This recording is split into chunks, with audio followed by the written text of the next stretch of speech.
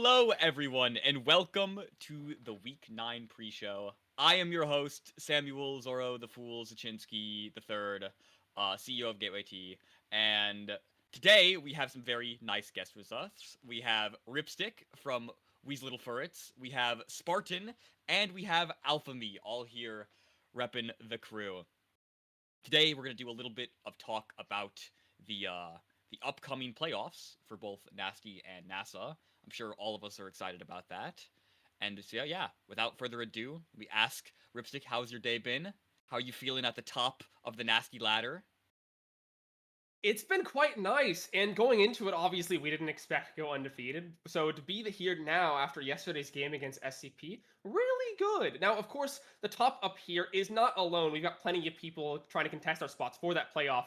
But regardless, I'm feeling great. I think Lemon and Ate, although not here, I love playing with them, and I'm looking forward to continue playing with them. I don't want to lose any games going into playoff. Sorry, I didn't lose any games going into the playoffs through this 9-week series, but I don't plan on losing any once we actually get into playoffs either, because I want to keep that undefeated title if possible. Very nice, very nice. Spartan, on to you. How is Final Destination feeling? You had a big game coming. Yeah, we have our last game today, and we're gonna be fighting for second seed. And honestly, I feel like our team has been underestimated compared to the others. I feel like there was like kind of at the beginning of the season a couple of teams that people expected to come up to the top, but I think we have proven that we belong in the top. And as the weeks go by, our synergy gets better and better. Very nice, very nice. And finally, to round things out, Alpha Me, you have an important match today as well, fighting against Overzealous. How are you feeling going into things? Hey, I'm feeling pretty good. Suplex is my son. I'm not losing that game. Very nice, very nice. I like that. I like that. All right. So to begin, we're gonna talk about Nasty and the season standings and the playoffs that could come. Again, Furret is locked number one. Very phenomenal job. 9-0, reminiscent of the Polar Cortex season 2 seasons ago. So very nicely done. I look forward to the playoffs there, and I hope for your continued success. Script Riders is locked top 3, so they are still in winner's side, and they can stay second, but only if Snack ends up beating Final Destination today. Otherwise, they're top 3. Final Destination, probably the most important game of the day. They're locked top 5, so they might end up in losers, but they get second if they beat Snack, which is very big. If they lose versus Snack, and then Pantheon beats out, I believe it's Boss. Yeah, there will be tiebreakers along with Pantheon and Pudad and Sons. If they lose versus Snack and Boss ends up beating Pantheon, they will be 4th. So hey, there's still chance, even if they lose today, to end up in the winner's side of bracket. Pudash Dynasty, they're locked in for top 5. But again, if Snack ends up beating Final Destination, that they can end up being 4th if Pantheon beats Boss. It's making sense to the people. It's just a lot of things. There are a lot of moving parts today. Pantheon, again, this like battle between Pantheon and Boss is occurring, where also if Snack beats FD, there can be tiebreakers. If they lose, they end up 5th. So that happens. And finally, Cutie Patooties is locked in the 6th seed. And so that is like the most interesting things happening in Nasty today. Spartan, let's talk to you a little bit about how you feel about your upcoming match day, considering the fact it is so important. Well, I mean, I think if we can beat SCP, anything is possible for us. And we've been playing a lot, and I think getting a lot better. And I have the utmost faith in my teammates and me that we can win this match. Confidence we like to hear going into a big match. Nicely done. All right, moving on to NASA. We have some other important games today. Mr. Potat. Don't worry. Yeah, don't worry. Take your time. MF Doom has been leading our NASA series as we've gone so far. Floppo casting and putting on a masterclass in his matches. They are locked top 2. But they will lock first seed if they win against, I believe it's Cosmic Paws. Yeah, Meow or whatever they're called. Yeah, so they need to beat their match today to get seed 1. And they're seeded to do that, but anything can happen. Those who strike after is also locked in top 2, but they get first if Cosmic Paws ends up beating MF Doom. So they're locked 1 and 2. People Supernova locked 3, and then Flying Blobos, the most important match of the day, against Overzealous. They are both top 6, but they get 4th seed if they beat the other one. And so whoever wins that match ends up on winner's side of their playoff brackets. Slime Mode Quality, that's locked 6th. And then Cosmic Paws can get 7th if they beat, but that doesn't matter all that much. Alpha Me, how are you feeling today going into your match against Overzealous? Pretty good. So for a bit of a lore drop, almost I checked my DMs today with Suplex. It's about a year ago. Chikara had a knowledge gap where I coached Suplex, Oh, yeah? and so I got some history with that guy. I know how he plays. I know how he likes to play. I've been a big fan of that guy ever since, and so I have a lot of respect for those guys. But I'm not losing. Master Shifu and Tai Lung on the field today. Get ready to watch as fate gets made. I look forward to these matches. I hope you all look forward to the matches. Let's talk about a bit about predictions today.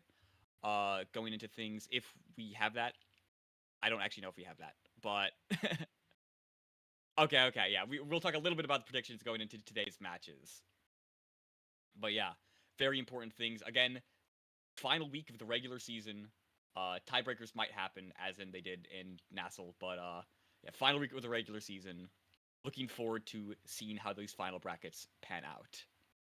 Anyways, going into our predictions of today, I can pull up this thing and actually read. Our first match of the day, if the ghost in my head can speak to me.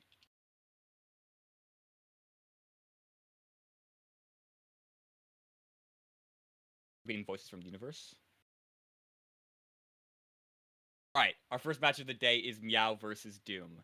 And so again, this match determines who gets first seed in NASA going into the playoffs. What are we thinking is going to happen?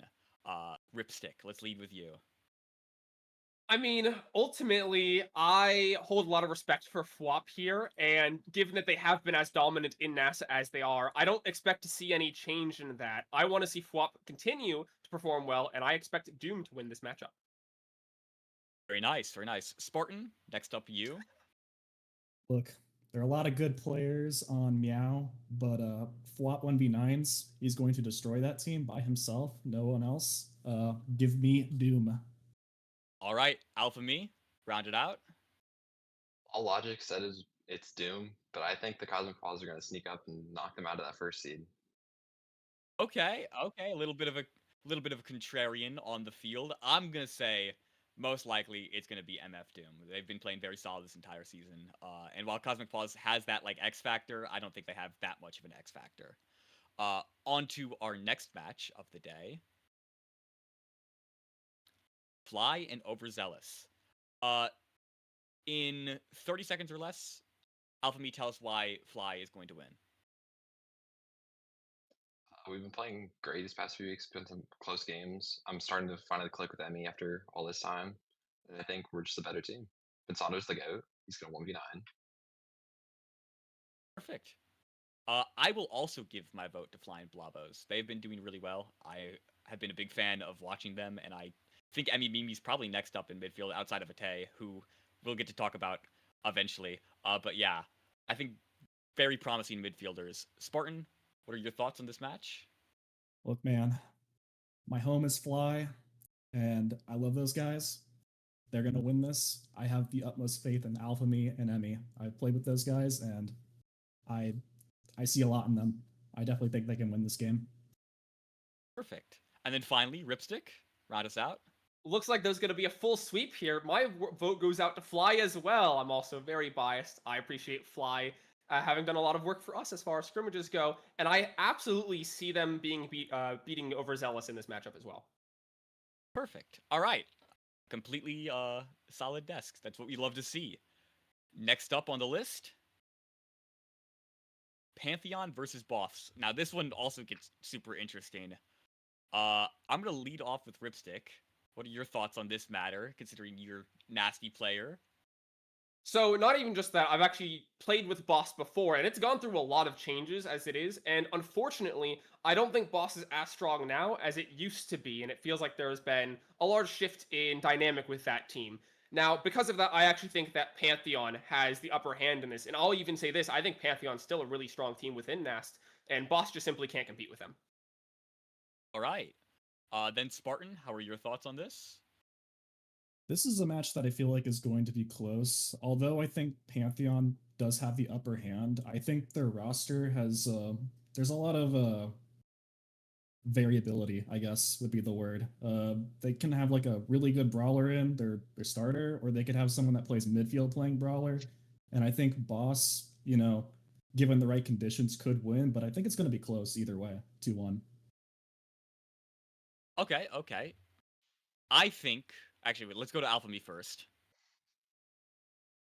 I'll be honest, I have not been keeping up with NAST too much with either of these teams. So my only reference is Fly has scrimmed Pantheon one time. But those guys look really good in that scrim, so I'm gonna go for them. All right. I also think Pantheon is going to win. I am a big fan of Strages. I think that guy does great work. I also like the back line on that team. I love it when melee goalie is locked. Storm does a great job back there. And so, yeah, I have a feeling Pantheon can pull through on this one. But anything could happen today. Our next match, FD versus Snack. Spartan, give us the spiel, 30 seconds or less while you're winning. All right, look, no items, final destination, Fox only. We're wave dashing on them. No one's beating us. We're winning this. Do you guys say more? Fair enough. Love the melee reference. Ripstick, what are your thoughts on the matter? I actually was going to say this. If there's any team that would, at this point, upset FD, that's not SCP because they won that matchup, it might be Snack. Snack, up to this point, has taken at least one game off of every team they've lost to, I think except for, like, Cute. So they absolutely can do it if they lock in. However, I absolutely want FD to win this, and I have faith that they will because they managed to take out SCP, and I want to see them snipe that second seed. Very nice. Alpha Me? I fear the goats. I've with these guys all the time. Spartan's a sub for Fly. Like I trust these guys to lock in and win. Very nice. Spartan's been around the block for a long time. I'm fairly certain that Final Destination can snipe that final spot and take a second place in going into playoffs here. All right. Is there one more match today or no? That is the last match of the day. Thank you, voices in my head. I appreciate that. Thank you very much for joining us on this pre-show today. We have a lot of great matches coming in. I hope you all enjoy. Again, week 9, big week, determines the final things of where people place in the playoffs, and so stay tuned, keep watching, make sure to bet some bestie bucks all along the line and lose them all like I did yesterday by betting on myself. Eek! But yeah, I hope you all enjoy. I can't wait to get into the playoffs. With that being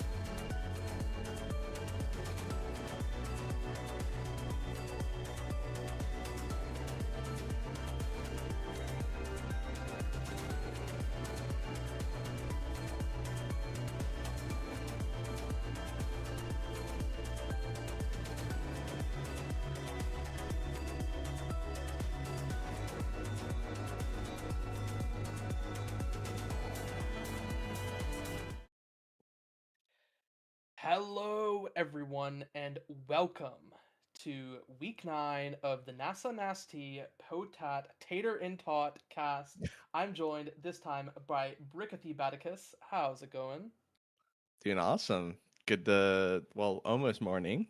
We're in the afternoon now. Doesn't feel like it, but we're here to we're here to watch some Omega Strikers. I'm curious to see. I know that Paws they've been doing a bit of roster trapeze acts, which might explain their score in the season. But all these guys are vets, but they are facing up against MF Doom.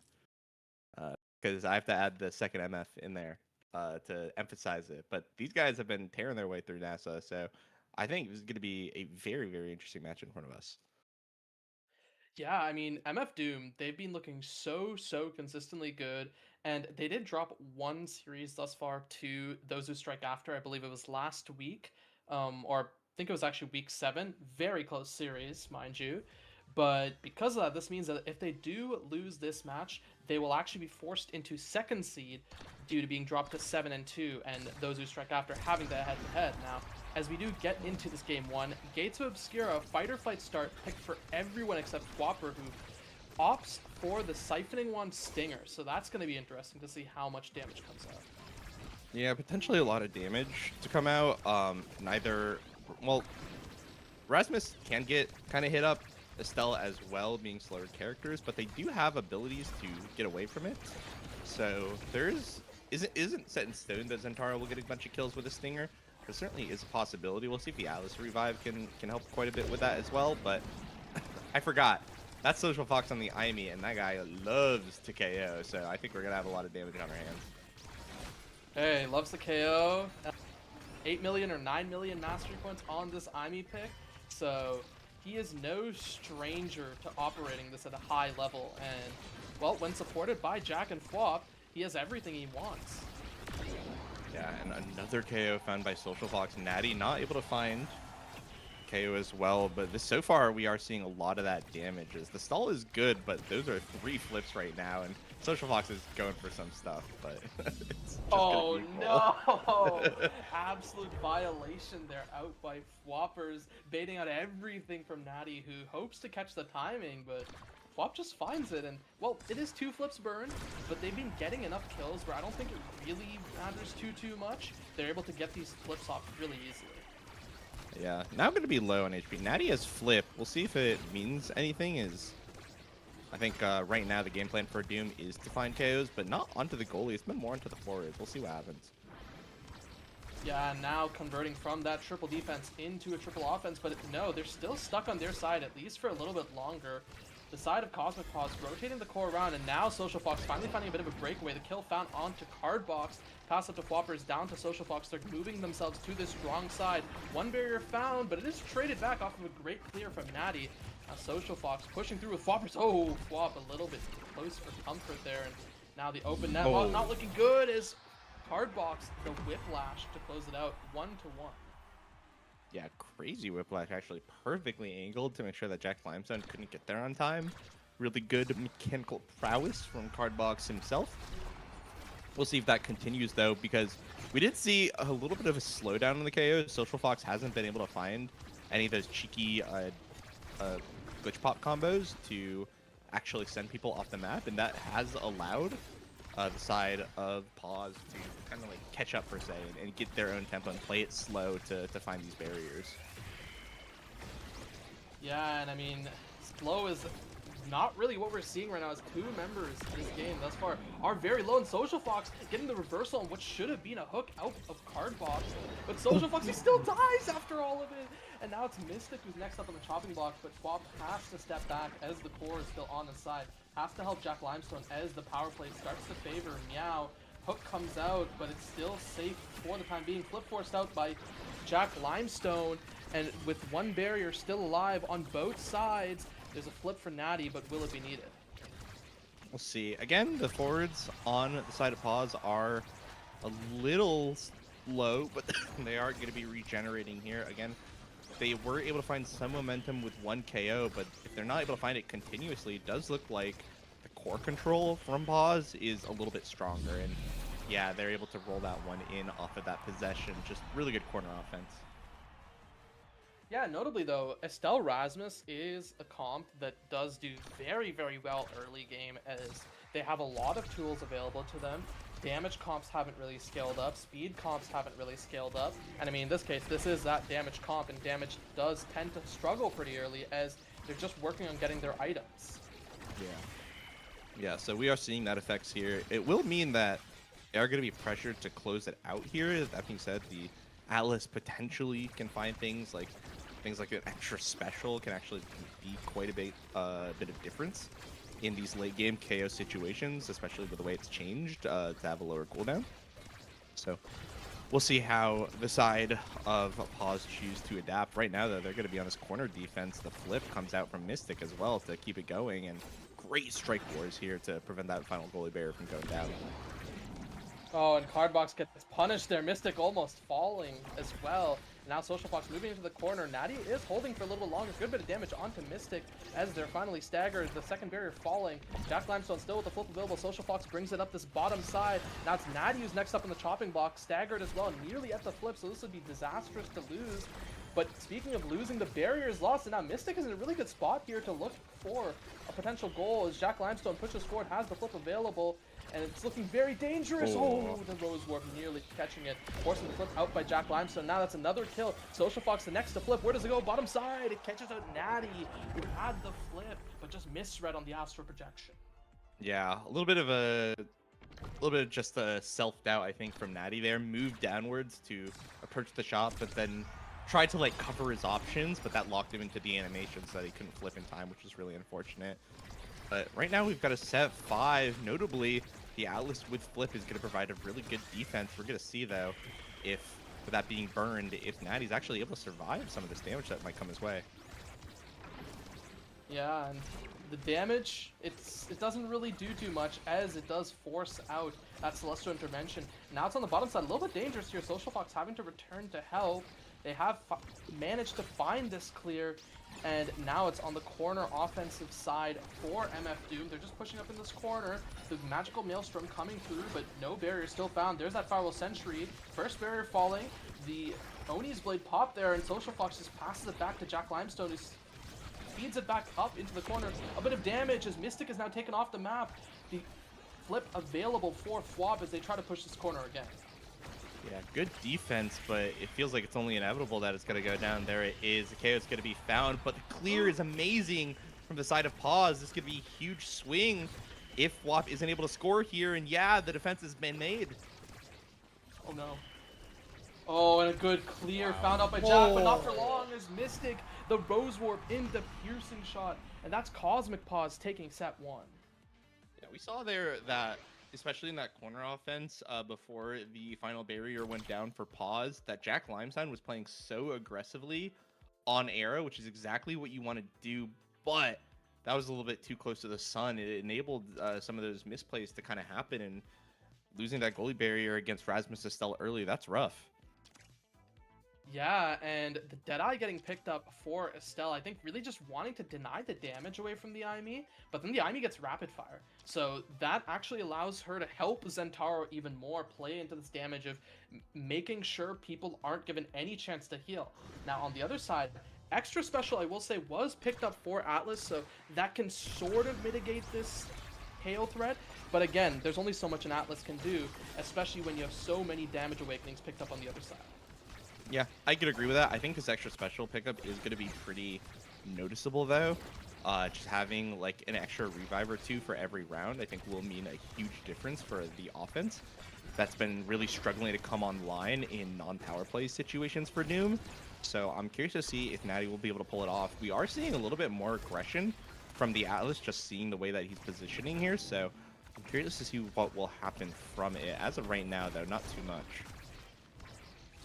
Yeah, now we do have Social Fox pushing up here. A good spot here for the flip. Wants to play it a little bit solo, but instead it does get fed out through a cooperative clear from Pause and Pause, and now it's on the opposite side. A bit dangerous. Good Rose Warp there to make sure Mystic stays alive, but not for long as the flip comes through from, I believe that's Jack Limestone, or maybe both of them, as Social Fox, they're just looking for an angle to get the core up to Flop. Now it's Jack Limestone. He's pushing up again. We called it out before. He was pushing up very aggressively, but this time not punished as Flop gets it through. I think that was a slash just as overtime came up, which I think gave a little bit of a jump scare core speed. Caught Natty off guard, didn't flip again. So just kind of a little bit of fortunate timing for Doom to get that one through. But they're still not out of the woods yet. They lost the previous set, which means that the snowball from Rasmus Estelle is very much a possibility. So they're going to have to really start to fight back, I think, in this set in order to have a chance in the mid to late game. Yeah, and they were looking for the chance, right? Now it's Social Fox who Whoa. has a little bit of damage onto them. Same thing as Cardbox, a bit of an interesting interaction there. And the kill is found onto Mystic again. We've seen a lot of those this game thus far. And Cardbox also looking a little worse for wear. Forced to flip there, but I don't think they realize they have the Celestial Intervention to back them up. A second flip burn there is now that's Natty's flip gone. But they're still keeping this barrier alive, and that's what matters. But not for long. The Firewall Sentry takes that there, and it may be one barrier answered, but no, MF Doom does such a great job holding. Yeah, but we're seeing a lot of that aggression from Jack Limestone again. That's going to cost them dearly. Again, a flip used defensively and a goalie barrier down. That's rough to see. And you're going to have to do that as the era, but this means that there's an opportunity now for the Paws. Yeah, the Paws looking for their breakaway chance. A good clear. They're outfound by Jack Limestone. The strike shot to make sure it gets cleared. Now it's Flop who gets a chance again. It's stopped by the Expanse, and Cardbox catches it just as it glides by the NATO. Those margins there. Yeah, Cardbox's positioning has been really, really good. I actually haven't been paying too much attention to it, but I've been getting the feeling that he's basically always been in the right place at the right time to have good whiplashes so far. So I've been very, very impressed with that. It feels like a lot of the offense is being done off the back of his Rasmus here. So a very, very strong showing. I've been very impressed by it. Yeah, definitely. But I think part of it is also due to Jack Limestone just getting a little punished for how he's been positioning as well. And, I mean, Cardbox has been doing a great job at making sure that the punish comes through. And on the other side, I think Natty does a great job here at actually making sure these defenses just stay held down. As I surely thought between the Firewall Sentry, between the Magical Maelstrom, that second barrier should have fallen. Right now the defense is continuing as well. It's just going to be found. It feels like it's just so back and forth, so volatile. Both teams are almost always getting the enemy's goalie barriers before the other scores. Just very, very even game so far. Oh, but Social Fox gets shut down there by Natty. That's the second flip forced out by Jack Limestone. And now Flop just trying to deny any sort of pass angles. A good beam to just send it through, but Jack Limestone just gets sent right around him. But now we're in a bit of an open situation as Cardbox in that 1v1. Firewall Sentry forced out for Social Fox, but doesn't get to set up in the corner. And a strike ward just lost out by Social Fox. Cardbox sending it through. And Cosmic Paws looking so dominant so far. Yeah, again, that KO pressure that we've seen, some of it has happened, but it's largely fallen to the wayside, and without that, it feels like MF Doom is really struggling to find any sort of actual goal conversions off of the advantages given to them. And when that happens, when you're not really finding a lot of those things to close out, that opens up even more opportunities for this era goalie to let things through, playing as aggressively as Jack Limestone has been. So this is a pretty unfortunate spot for MF Doom to be in. I'm actually very curious to see how they're going to get their way out of this.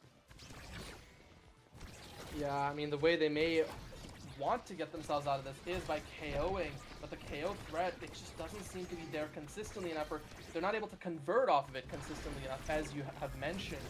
And now they're just trying to rotate it around into the strong side here, as it should be saved, but instead the one that's not saved is Swapper is taken off the map, and another 3v2 power play favoring Cosmic Paws. But Jack Limestone has the flip, a little flip out by Mystic, strike for one out by Cardbox there, and now the Firewall Sentry just defensively placed there.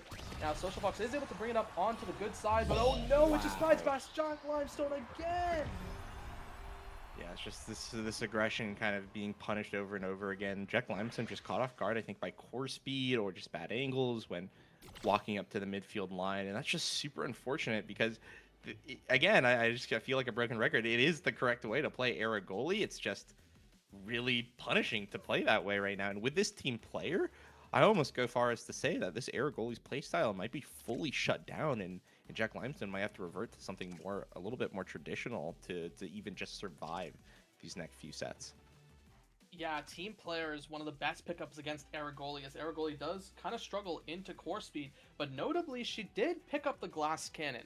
Now, I don't doubt that Cardbox is going to do a good job at making sure that glass cannon does not stay active that long, but it does allow her to play a little more in these risky situations where she can posture a little further up, and notably the explosive entrance also over for Social Fox, so more kills could come through that as well.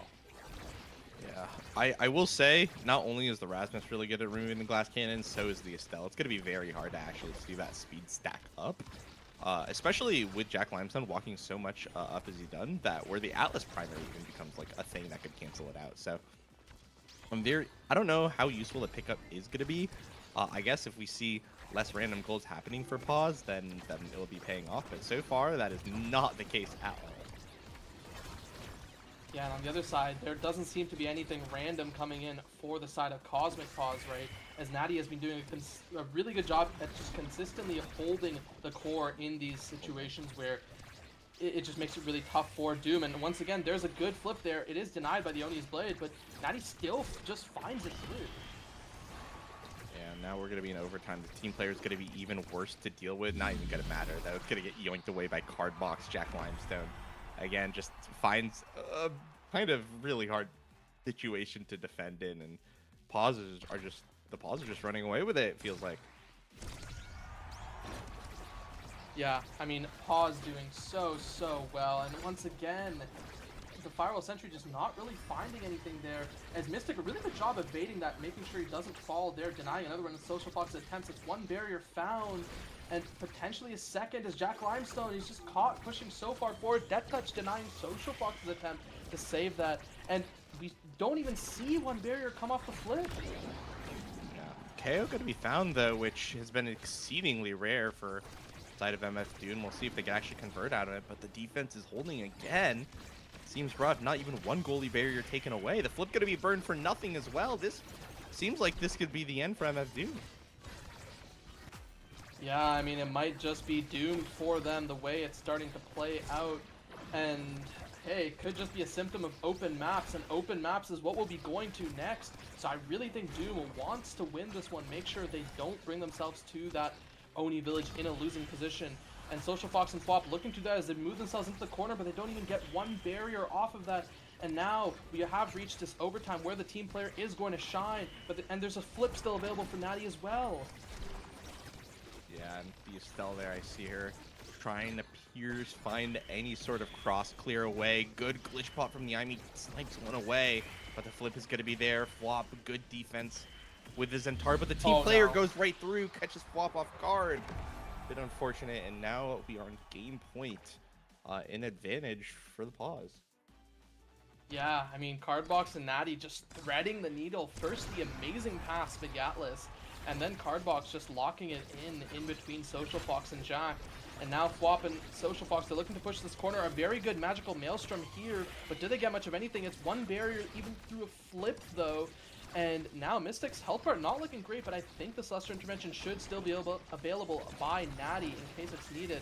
And the Firewall Sentry, it's pushed there, flip forced out by Natty. Jack Limestone just slowing down the play, making sure that Cardbox doesn't manage to get any breakouts. An opportunity here, though, maybe. We do see two flips, one going to be used. Finally, it feels like it's been forever since we've seen an open net from the pause. An opportunity is going to be there. They're going to lose one on the flip side, trying not to get doubled maybe, but this corner offense is looking a little scary.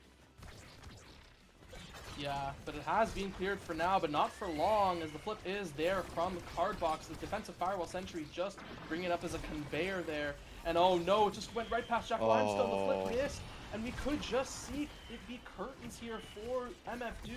And Oni's Blade finds the kill there, but it's just Cardbox, and Cardbox in the 1v3 just closes out the game for Cosmic Pause in crisp 3-0 fashion. Yeah, wow, what a performance from Cardbox on the Rasmus. I think definitely the MVP in this game in my eyes. Just found so many opportunities I felt like took advantage of Jack Limestone's over-aggression pretty consistently. And even a lot of the 1v1 situations, just winning outright in situations where maybe not, he might not necessarily have been advantaged. So yeah, I mean a 7+2 goal line with not complete assistance from his goalie and midfielder. I think that's very, very impressive against an arrow goalie that could, always debuff, always just look to shut down the brawler before they have their chance. So overall, very, very well played, and that means that's going to be, like you mentioned, a huge advantage coming into Oni Village. That was Doom's map pick, which means that hey, this Oni Village for the pause is going to be looking good. Yeah, I mean, Card Box, it just felt like a lot of offense was just off of his back. Mystic just kind of waiting to cover these outclears, but the outclears never really needed to happen.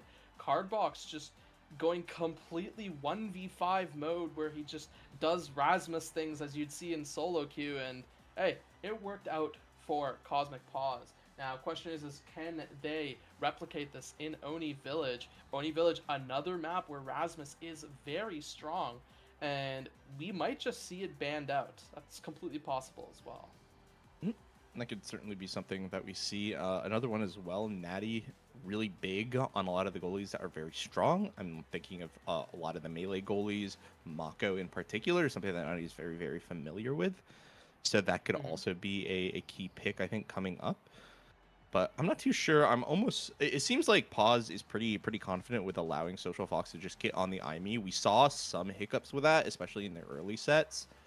This game where Social Fox was able to find a lot of just random KOs in the corner offenses, and when Social Fox does that, that's kind of their specialty on the character. That's their specialty as like a player in general. When they're able to find those, they could really take over a game. But it's gonna be harder to do on Oni Village. Not impossible, but definitely harder to do. So I'm almost of the mind that they're absolutely allowed to go.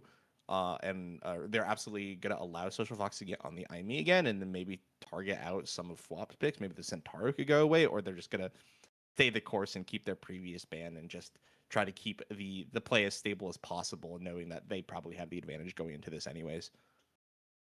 So I actually think that Social Fox, if given the opportunity, and Doom has elected to choose blue side, I actually think the Estelle is going to get first picked because Social Fox, I think while he does love the IME, has actually had way more success on the Estelle, and we may just see a repeat of that, especially considering it is a hot shot start. And Dubu has already been banned out by Doom. Meow may look to just ban out the Estelle, or okay, yeah, well, Meow might have been listening. Look at that. Meow banned the Estelle. What a prophet I am. And there it is. There's the Kai first pick. Makes a lot of sense. Yeah, definitely does. Kai really strong on this map. It's pretty much up there with Inkies as far as maps Yeah. where Kai you It's a just want flex to pick. yeah, you could go up and just slam the pick early on and just go with it. We'll see then. That means I feel like this draft has kind of been blown open a little bit by the cell ban that you mentioned. It feels like anything can happen right now, especially for MF Doom. I'm gonna see what Mia picks first though. Yeah, Mako Juno makes a lot of sense to me. I just kind of took a look at that. I'm like, wait, yeah, you mentioned the Mako. The Juno on the hotshot start makes a lot of sense as well. And I feel like we might see this answered either with like an Era Asher, or maybe Jack Limestone might just pick up the Asher and it could be like Asher Zentaro, something along those lines. Um, some picks that I think Doom is just letting the timer run out, and we do see the Juliet locked for Fwoppers, and that is one of his staple picks that he's picked with MF Doom and has looked so good on consistently. And that still leaves it open, right? This Kai could actually go to Jack Limestone. You may just see the IME for Social Fox. Yeah, I'm a little delayed, so I'm trying to figure out what it is. I'm worried, a little worried about this Juliet pick though, and the hotshot star. I'm thinking like, how Yeah. does the core actually get to her? And part of that is, well, MF Doom Ooh. has to barrage the Juno Whoa. slimes, but yeah, we'll see what Yeah, what you're a what little comes next. behind, but you're gonna Yep. see some fun stuff here locked in, right? The Atlas locked first for Jack Limestone, but we actually have an Octavia paired with the Juno for the side of Cosmic Paw, so that's Oh, probably that just makes gonna so be the much Mystic Juno, sense. and then Cardbox gets to pilot one of his signature picks, the Octavia. Yeah, so this makes a ton of sense because if you're looking at Cosmic's or sorry, MF Doom's comp, the answer is who actually damaged the Octavia. Julia is too slow. Atlas is not going to, and Kai ain't going to be using his abilities for damage when he has to focus on getting it through the Juno. So I'm pretty sure this Octavia is completely uncontested, especially um if Cardbox picks the Reptile Remedy. There's literally nothing in the game that will threaten him with damage, even after Awakening pickups unless Juliet gets something disturbing, like truly fundamentally disturbing. We will. Hey, rapid This fire card, Kai. I mean, yeah, that could happen too, but like it's very hard. What I'm saying is that it's Yeah. incredibly hard for Octavia to be contested if they pick up the Reptile Remedy, and even if they don't, the hot shot for extra cooldowns on the Sonic Boom just to continue the flow state more annoyingly. Like there's like both of those can happen because there is just not many innate damage threats coming from MF Doom. Yeah, and we do see that to be the case, right? The Reptile Remedy picked up for Cardbox and Floppers, everyone else opting for the Hot Shot, and Social Fox locking in the Slick Kicks compared to Mystic's Mag Souls. So that is going to be interesting to see how things play out as we go into map 2. One barrier already taken for each team, or never mind, MF Doom don't manage to take that first barrier. Yeah, and Mako is super comfortable, I think, in the 1v1 against Juliet. You have a lot of ways to knock her away. You have the secondary to outrange her dash punch. It is kind of a little bit annoying, especially if the Juliet is playing patiently. So there are situations where Flop can beat out Natty, but overall, the coherency of the pause game plan makes me really worry for MF Doom's chances in these situations. Yeah, definitely, especially with how good of a job they're doing with making sure floppers can't really play the game. This double midfield, very miserable to play against a lot of the time, and especially since we're slowly moving over to overtime, this hot shot is going to be so scary. And look, that was one of the few chances floppers had to play with the core, and it's just instantly interrupted by Natty and Cardbox. Yeah, I think Flop has a lot of waiting and a lot of time on his hands this game. There are going to be very few opportunities. We're already seeing, like, look at this Juliet, like, rotating back just to do something. And obviously not going to be doing too much. But again, just the composition that Meow has brought out, that Pazza brought out, is, I mean, it's a little messed up. It seems to be a pretty good counter to anything that Doom want to do. And I'm, again, just super scared. Wow, that's rough.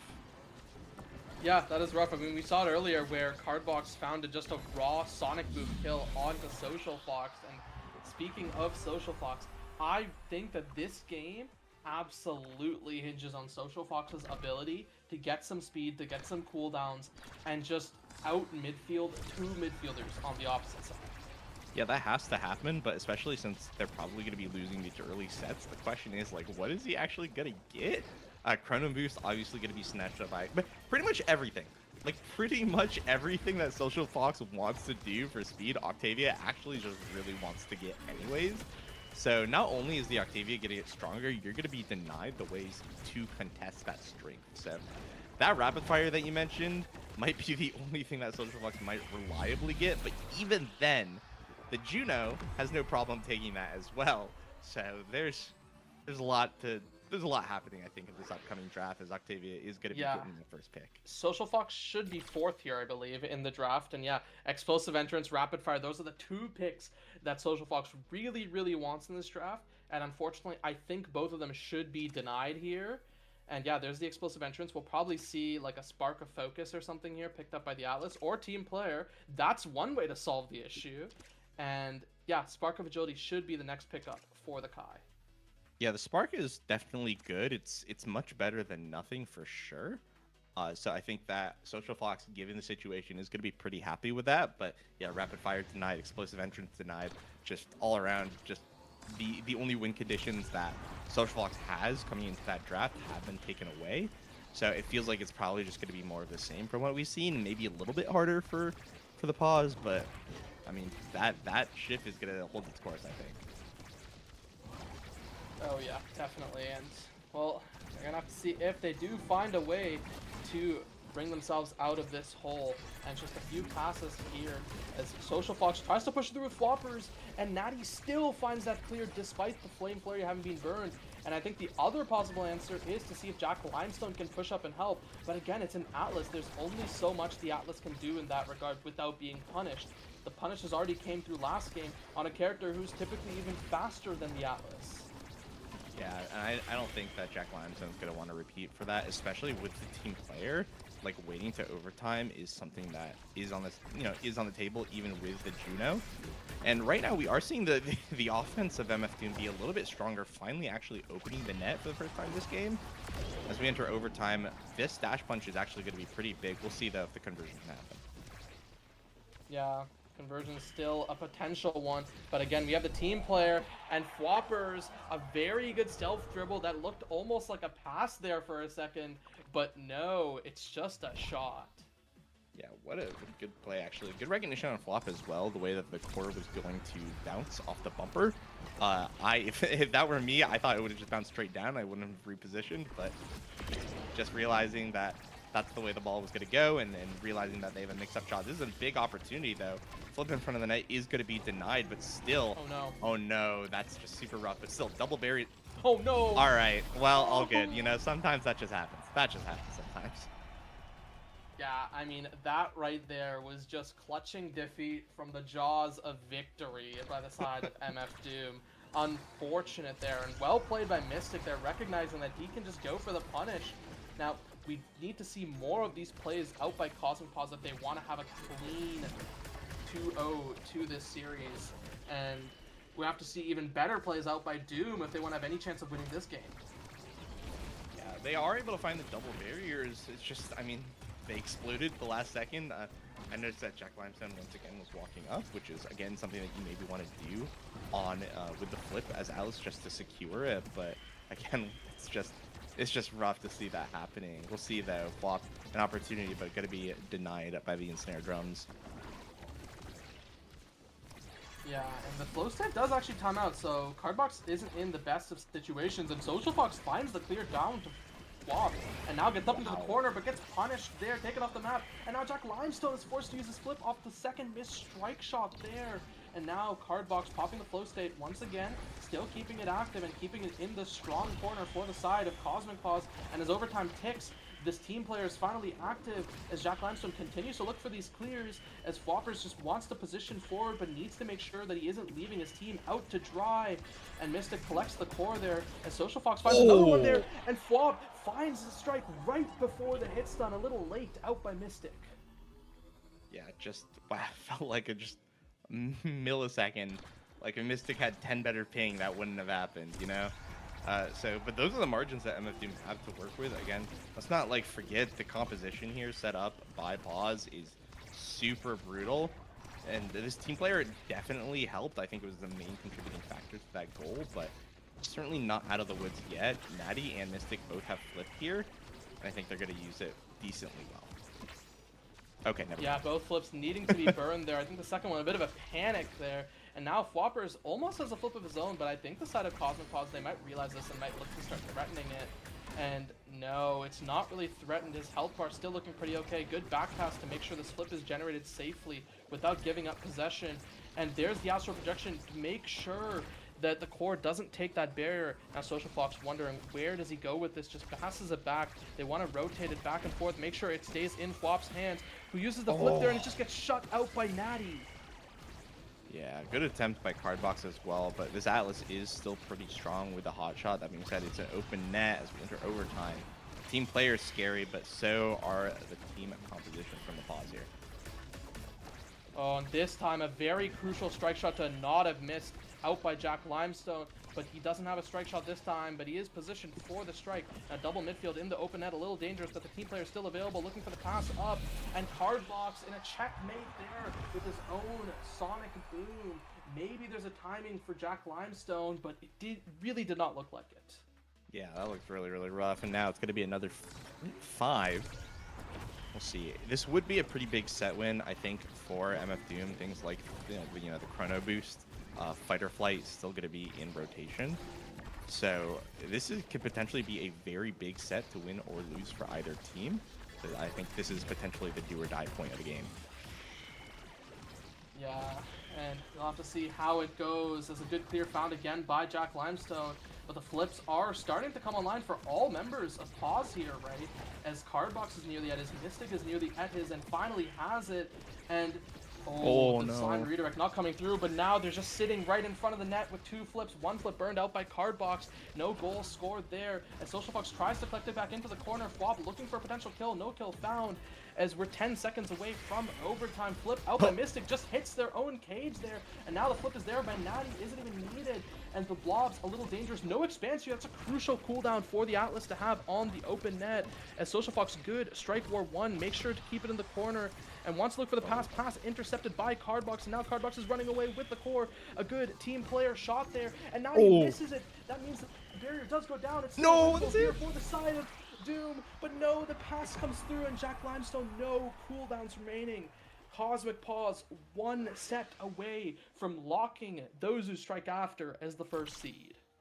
There it is, Chrono Boost, but the Octavia is very crucially not the MVP, which means that this can get denied away by the from her. But that's Chrono Boost Fight or Flight denied away, and Fight or Flight going on your Alice sucks. Though there's not too much for him to really pick up here, anyways. So not the biggest loss in the world, but that I think honestly, Doom dodged a massive bullet with the Juno getting MVP here. Yeah, I agree, and at least for Doom, I think the Chrono Boost also getting into the Kai, that is absolutely what the Doctor ordered for them. And yes, this Juno will have a little bit more core speed thanks to the Glass Cannon, but there are so many other tools that are helpful for the side of Doom. Yep, 100% agreed. Social Fox is now in a situation where they can actually contest the Octavia. And there's still going to be one more spark on the board in these next 2 drafts, should they actually bring it to a set 5. I'm very, very optimistic for the chances of MF Doom, but they still actually have to win this set, and that is a tall order. Yeah, very difficult indeed. And another cage, this extra special actually putting in a lot of work for Natty, as he is able to stop a lot of Whopper's attempts on the net there. And now Whopper's a good flame flurry there. Social Fox catching the rebound. Now it's open nets on both sides. Flip available for Whoppers. He just needs to get the corner. Good spot, and he does. Finds it through Natty and Mystic. Well played out by Doom. Yeah, good flip actually from Whop. Even though he had the shot, it mixed up the timing, I think, because Natty was really expecting just an instant non-flip strike. So I think he immediately just went to charge it up to get that instant perfect pitch to send the core away, but that just wasn't what happened. And Whop was able to, unfortunately, use his flip, but still get a goal, and the goal is still big. Yeah, and speaking of goals, another one potentially to come through for Meow as the barrier is taken there and Mystic's flip wasted, as now Social Fox looks to push up the bottom side as Natty gets a good flip of his own and allows Box to put himself into a breakaway position. Good barrage there to maintain control out by Social Fox. It is lost for a moment. And now with the speed out by Natty, it's a little dangerous here. Struck War lost there, and now one again out by Jack Limestone. There's a strike shot, and the barrier is taken out by MF Doom. They're just trying to stall out this flow state, and now Flop has the core. It's collected there, not by Social Fox, but by Jack Limestone. The pass comes through once again. The blob's a little bit dangerous as now Flop looks to continue this dribble.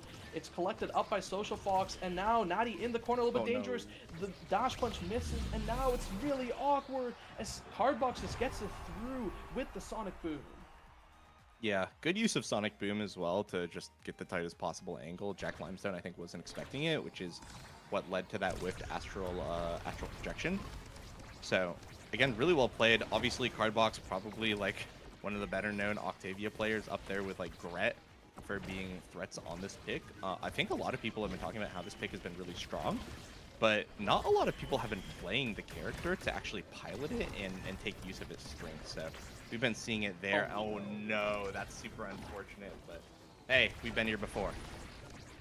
Yeah, we have been here before, many an unfortunate play, and this time it is actually one out on the defense by MF Doom. As Social Fox looks to get the core forward, they have the flip available, and nearly got comboed out by the members of Cosmic Pause, and now they're just trying to collect it for Whoppers. That's another missed flip, but Mystic nearly misses the jump.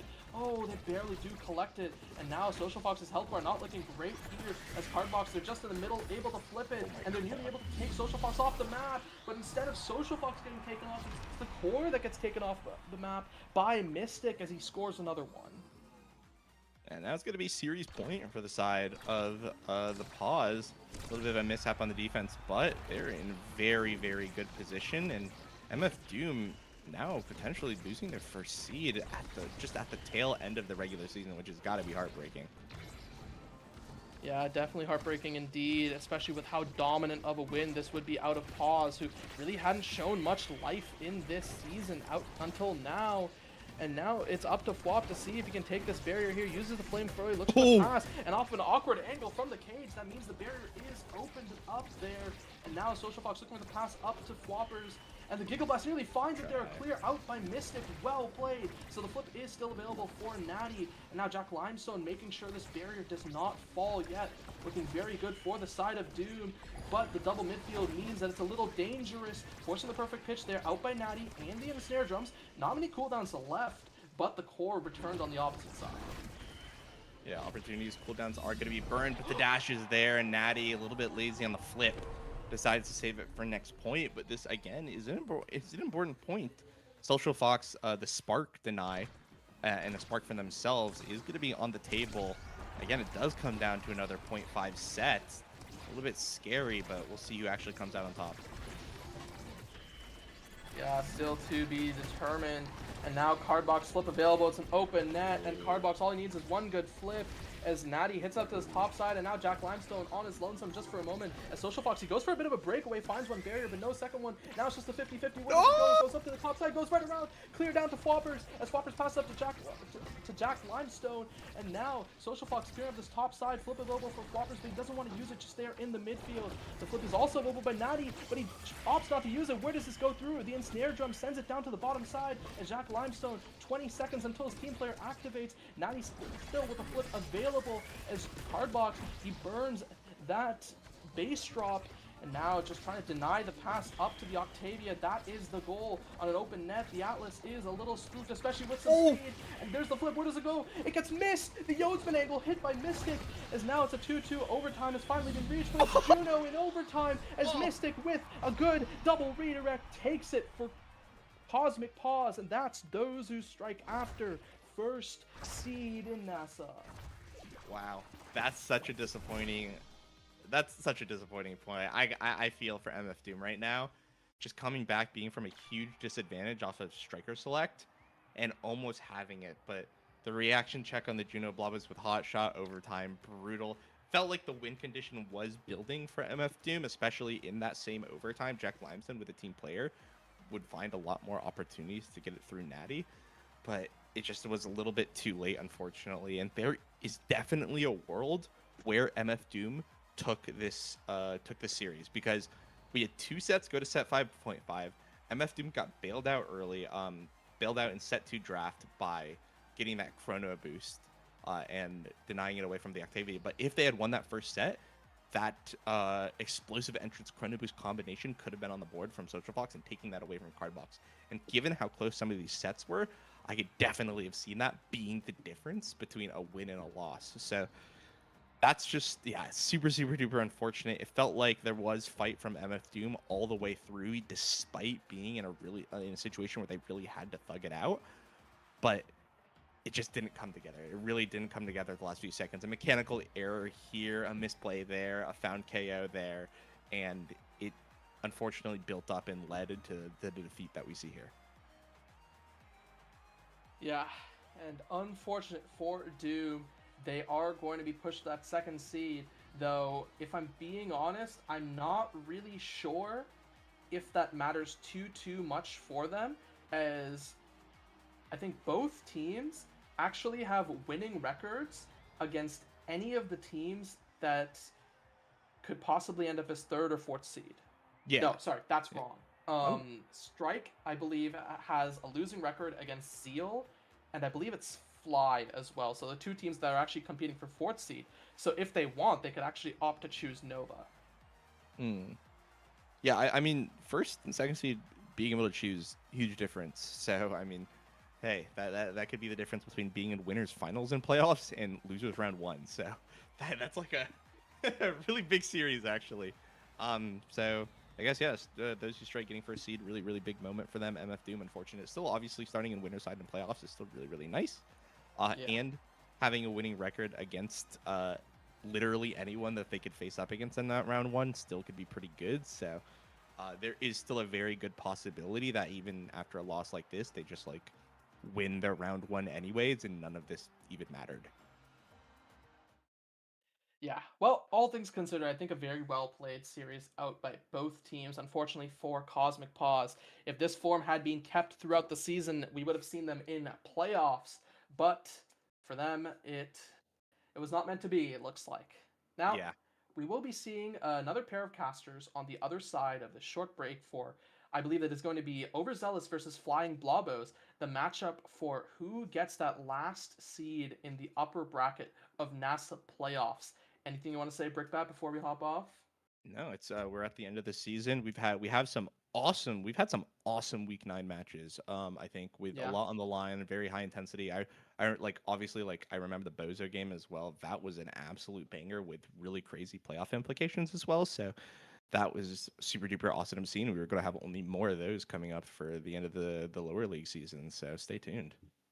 Yeah, I mean, Fly SCP, as Overgrown Lemon mentioned in Nasty yesterday, I think, or sorry, I meant Furt SCP, as SCP took that game 1, set 5.5, and then Furt kind of just stomped game 2 and game 3 against the side of SCP. And hey, we'll have to see if more of these games come through in playoffs. Now, everyone, don't go anywhere. Another set of casters, we'll see you on the other side of the break.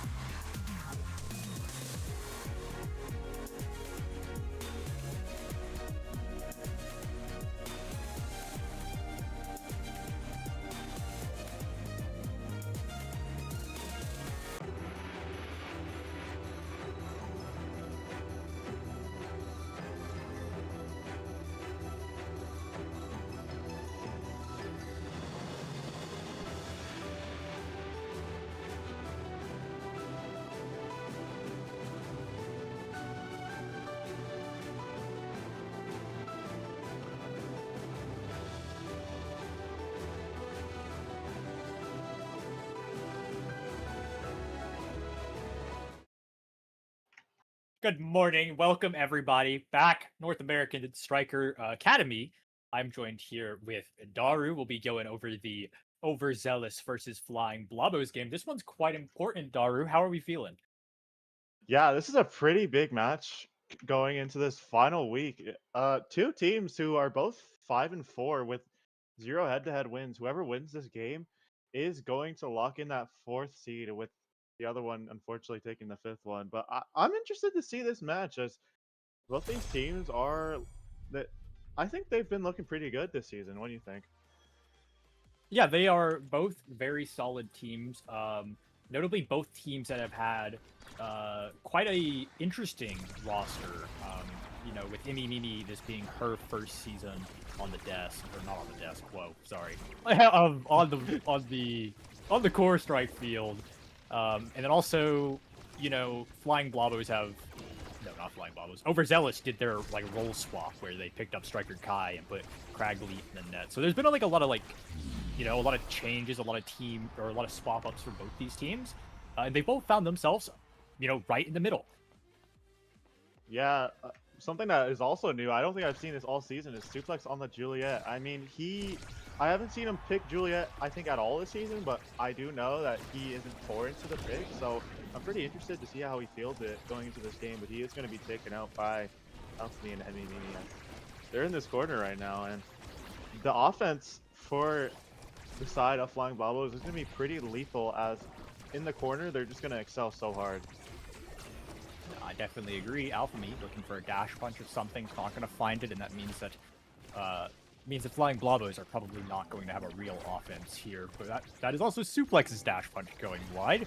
Neither brawler can hit what they need to hit today. It's okay. It happens to the best of us. Suplex will claim both barriers, open up this net, and take their free shot. Nothing quite yet, but Era's Striker Kai's beam will sink it in, and that is Overzealous 2 points up.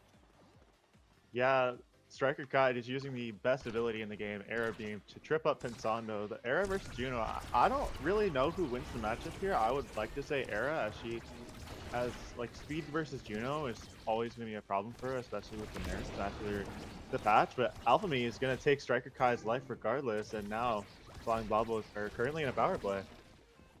Yeah, Pensando taking it to the top side, and Alchemy will try to figure out something. Imi Mimi has a core flip to work with if they want to use it. The big finish will clear it for now. Imi with the Rose Warp, the Blink, the Beam. That is the barrier gone at the cost of her life. And now Pensando and Alchemy must survive this offense. Barrier Beam saves it. Good strike war from Pensando means that their barrier is up. Suplex flip shut down by the pass splitter, and they've survived for now. They just need to get their offense going, and they'll be okay. You like being open net with, Juno Estelle. You're very happy with that. Alchemy, though, taken off the field. Yeah, Suplex being so precise with these Juliet plays in the corner right now is going to try to get it past Emi, Mimi, and Pensando. Not quite able to, but with the clean dash, the redirect, getting the goal and securing them this first set here. Yeah, and we'll see what they have in draft. There is a lot of damage potential here for the side of Overzealous should they decide. It's looking like Julie's got her options of Sparks or 1-2, and I don't think either is necessarily wrong. He is going to opt into that 1-2, which is a really, really important awakening for the Juliet. Yeah, 100%. Also to deny that Juno as well, but Juno's still going to have to pick the litter. She is going to deny the Chrono Boost, but I don't think Striker Kai was initially planning to pick up Chrono Boost anyways. Alchemy with the Spark is going to be pretty important as well, seeing if he can get higher into these drafts, he's going to be able to scale those Sparks up pretty well. And we'll see who decides. We'll see. Honestly, I could see this going either set, and either team really every team got pretty happy. As the slimes come down, the damage gets dumped on. Alchemy tries to catch a straight core. Unfortunate Rose Warp means Suplex will just go ahead and pick up the free goal. And it is looking like Overzealous are pretty comfortable today as they do a little celebratory dance.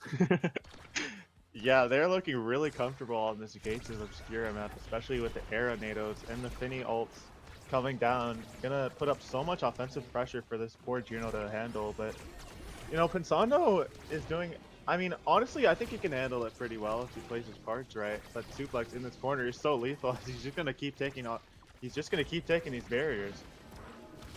Pensando jumping forward, trying to find something. The Rose or the Crystal Thorns will keep it forward, and the Beam will find the first barrier. Flying Blob Blows will have to find the second one, and with the big finish and a suplex flip dash punch. Not quite that order. Regardless, that does mean that the Overzealous are going to claim another point, and what is maybe starting to be a bit of a blowout. Yeah, Flying Bubbles are gonna have to answer quick. You know, I thought maybe this game would be a little more like slower pace, but no, because Overzealous is just making them work overtime. Like they're gonna have to work overtime if they want to, you know, have a chance at coming back. But Suplex is looking a little bit low. Craigley forced to use the flip, or else he's gonna get punished. But Suplex in this quarter just firing off all of his abilities, but he's gonna get sent through the portal though. And Alphamy is gonna try to get the kill. Yeah, I think if Flying Bubbles are gonna come up, like they're gonna have to come up with answers here, and Mimi is going to do just that as she puts in the first goal for them. Overzealous is having a bit of fun this game, it seems, as I feel like you can just kind of tell there's a little bit too much whimsy in their movement and their decision making. Regardless, though, into this next round, Alpha B will start off strong. Oh, Striker Kai will shut that down, actually. Goodbye, Alpha B. One core flip used for 1 KO. Suddenly, Overzealous have a power play, but it is flipped on the heads. The big finish is unfortunately too much to deal with. Not enough that can shut it down. Suplex has found the goalie. There is no core in the net for the moment being, though, but with the power play, and that guy is also dead. Overzealous will just sink it in 3v1. Yeah, Overzealous are looking absolutely dominant going into this third set. Striker Kai with the MVP here is going to have the pick of the litter. I'm thinking he's going to opt for the rapid fire, but one thing I want to point out as well is that Alphamy is now at the bottom of the draft, so Overzealous are going to have to deny that spark, or else Alphamy could turn into kind of a beast going into these next sets here. Yeah, if he does get that spark, he would have honestly, a little bit of everything build for Asher, and it is going to be Dokeshi who ends up stealing it away. There's a couple things that are looking really good, I gotta be honest. The Era getting that rapid fire, and your Juliet with some size. Overzealous are looking quite happy as Suplex is size-mogging everybody in the lobby. Yeah, Suplex getting really huge, and with that Era giving him all the buffs, I don't think that's going to be stopping anytime soon, but either way, that's a double barrier being taken on to Overzealous. Craigley looking a little bit low with the Finial, is not going to be able to save it, puts it in his own net. I've seen that one before, definitely. Yeah, but Flying Bubbles taking this first point, and we'll see if they'll be able to turn around. Yeah, happens to the best of us. Kickoff, strike shot, the barriers, beams. Sorry, no barrier beam. There's the barrier beam. It seems like Flying Blobbo has won, and they will be taking that first barrier to boot as the Aeronado comes out, tries to get it forward somehow. There's the Rose Warp, and immediately the Crystal Thorns, the beam, the barrier beam. It all comes through. Nothing is found, though. Good saves by Dokeshi and Striker Kai as some damage starts to be piled onto Alpha.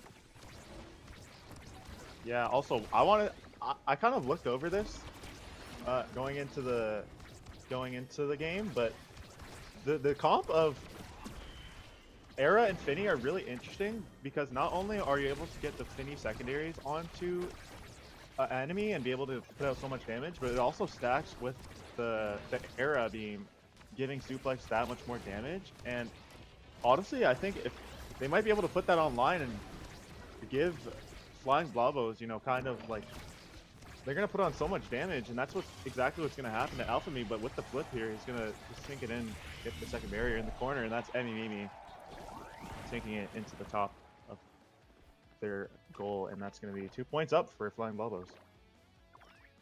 Yeah, and that is unfortunately for Flying Blobos. That was 2 flips committed, and the pass bigs come out from Overzealous. They're feeling it.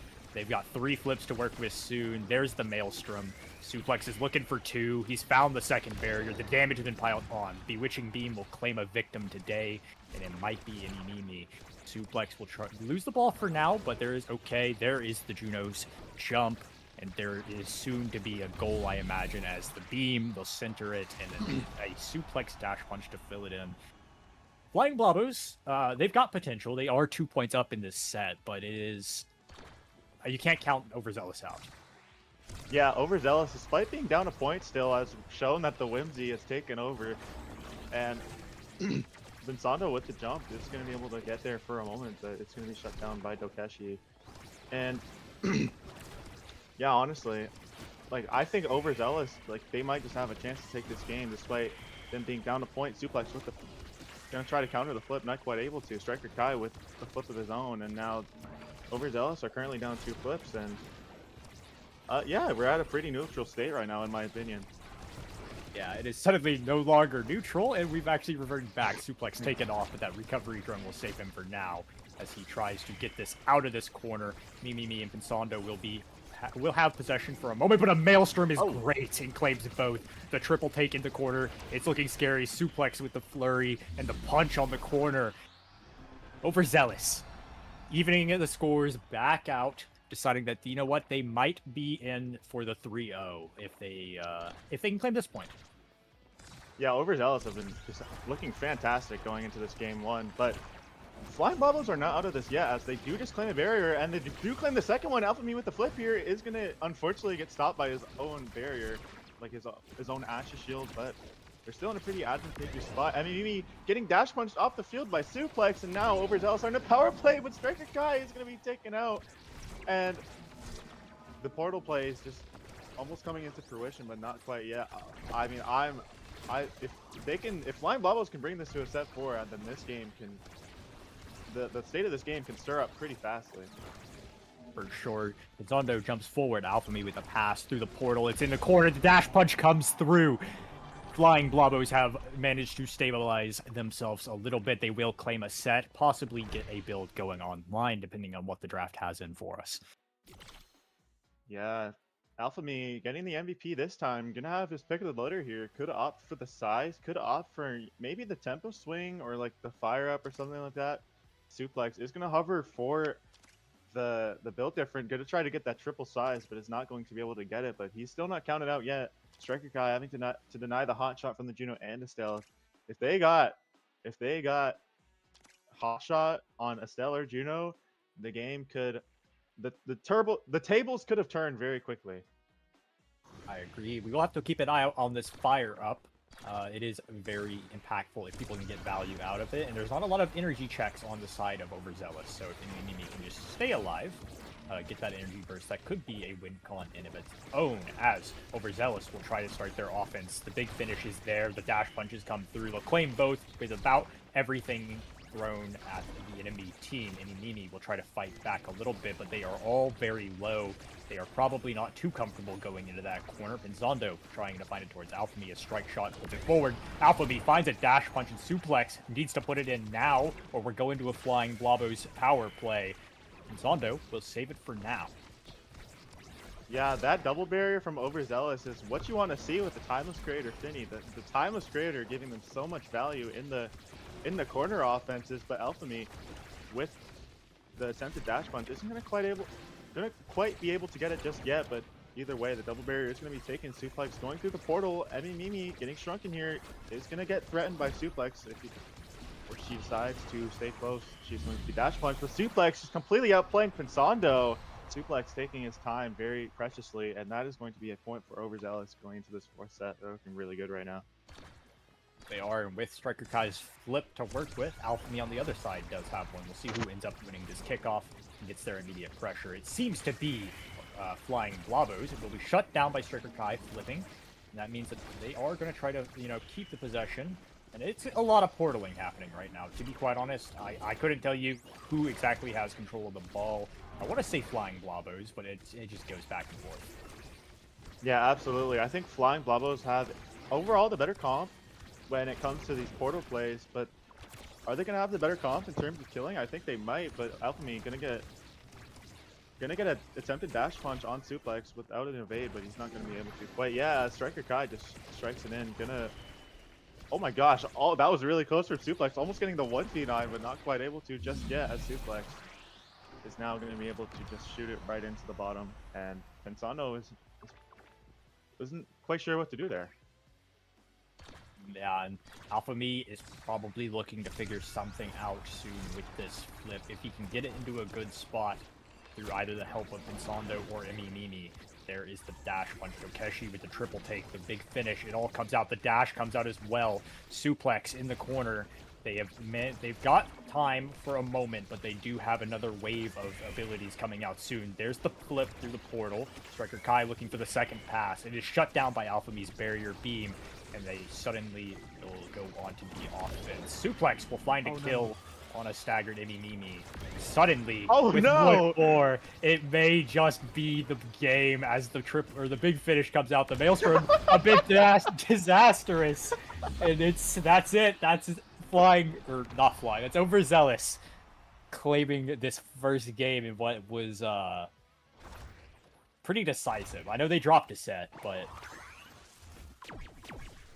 Oh man. Yeah, I don't know if Flying Bubbles were able to do anything about that. As soon as Suplex got to punching Emmy, Mimi, and Alphamy off of the maps, and then Sano just being taken out by the Arenado, like, that was such a destructive last point. That is not what you want to see if you're Flying Bubbles going into the next game. But yeah, honestly, like, I still think Flying Bubbles can find their footing if they're able to convert quicker than they did in the previous game, honestly.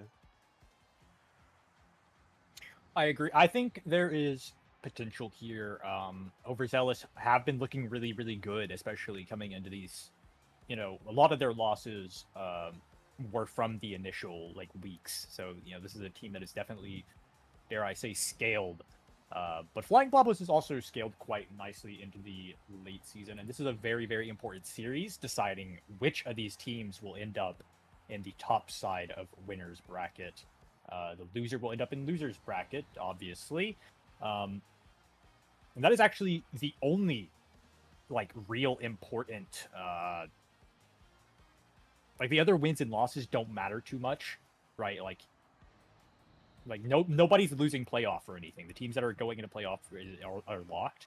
The only thing that really matters this week is this deciding match between who's ending up in losers and who's ending up in winners.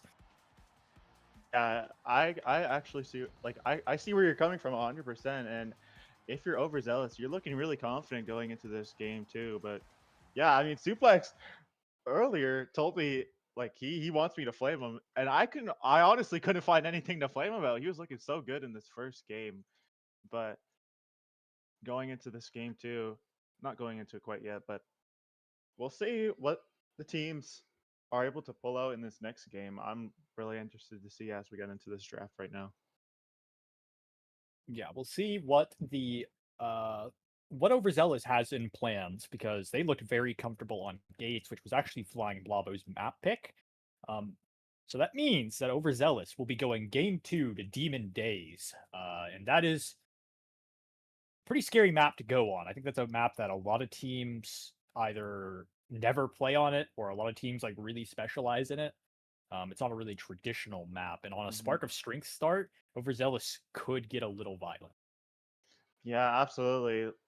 This start plus the map is pretty scary no matter what team you're on. And I'm pretty sure this was Flying Bobo's pick, right? For the map. They want to shut down the Rasmus Kai that Striker Kai and Suplex do opt to go for a lot of the time, but as we saw from the last game, they're finding other picks to play, and Overzealous do opt to pick the Imi first, and Flying Blobbles do opt to pick the Finny, could opt for the Timeless Creator. Finny, it's going to be pretty scary once she gets online and on the barrier, but Drakkar coming out from Overzealous, I think that's going to be a pickup from Suplex.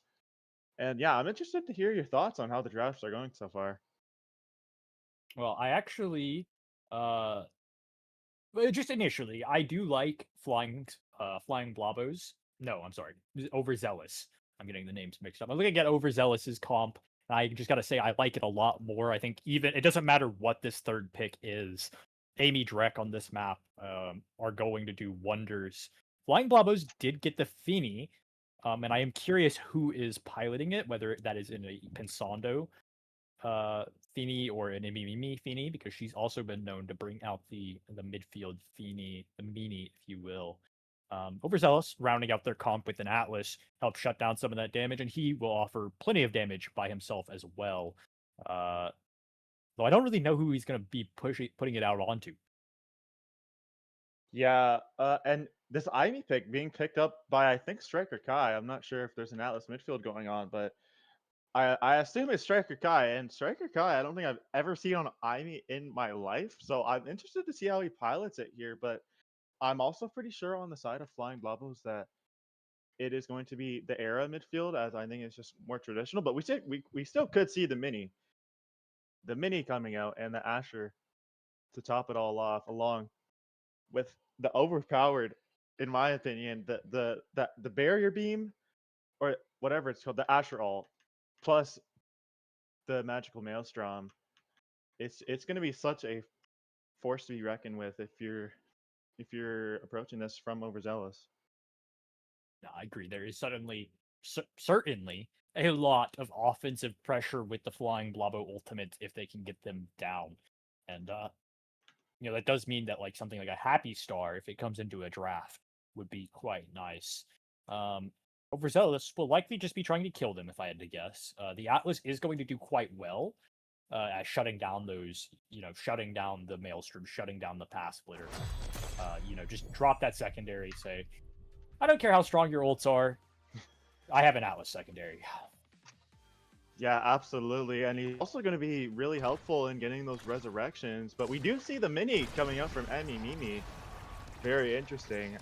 I'm excited to see how this comp comes into fruition, as they just have creation spam.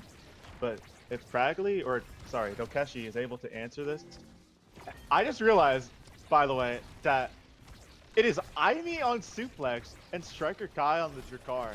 So I'm more interested to see how they pilot this than anything. Yeah, that's definitely a bit of a shakeup. Not necessarily the Striker Kai on Drakkar.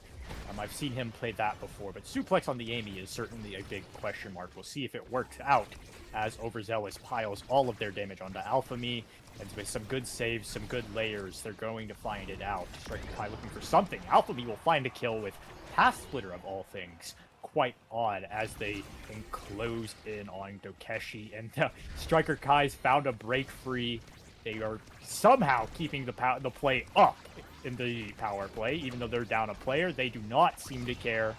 The big finish is not going to find anything. Alphamy will just burn that flip, try to take this barrier. Imi Mimi looking for one as well. Soon, I have to imagine.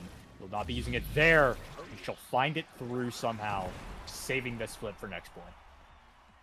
Yeah, that's a big flip to save if you're Emmy Mimi right now. And yeah, even in the first point, the damage seems to be coming on. Like, it seems to be coming online if you're Flying Blobos, being able to just spam those creations in the face of Overzealous, and specifically Dokeshi as well. But Alphamy trying to catch a kill on Suplex isn't going to be quite able to get it, but Suplex is looking kind of low. It's only one evade to spare. But Alphamy, he's also going to be taken pretty low. And that's 2 flips being taken down from Blobos. Big finish comes through. Maelstrom puts a lot of damage on the Striker Kai. The Celestial Intervention will heal him up for the moment as Suplex and Dokeshi look for anything to capitalize off this power play with the help of a triple take. They'll find it. Both goals are open. Both teams have the potential to score. Alphamy's dash punch not quite landing. Tons of damage being dished out, though, in the meantime. So Maelstrom's placed down, not going to find anything. Striker Kai brought low. Imi with nothing.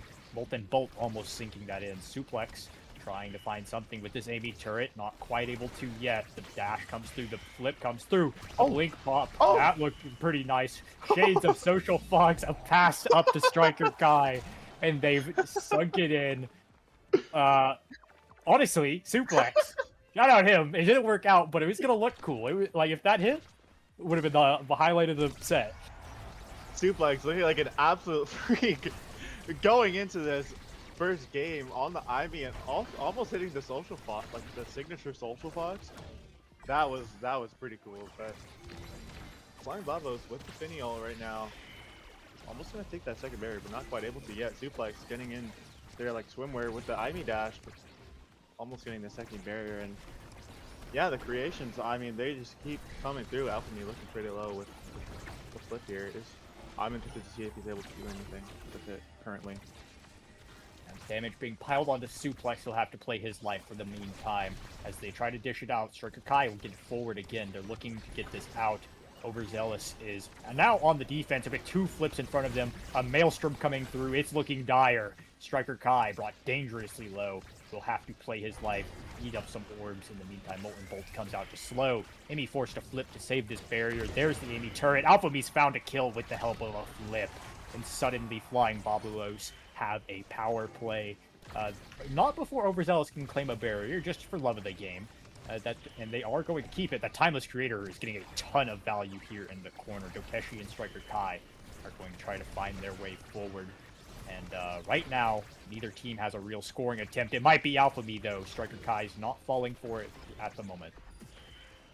Yeah, and also one thing I'm noticing right now between Mimi and Pensando is they're like role swapping. They're getting really comfortable with role swapping, like from one another, switching from the midfielder to kind of the goalie. As they're pretty good at like Era and Finny. Yeah, Era and Finny are like, I think they can do that pretty comfortably. But Suplex is going to put in the second point for them.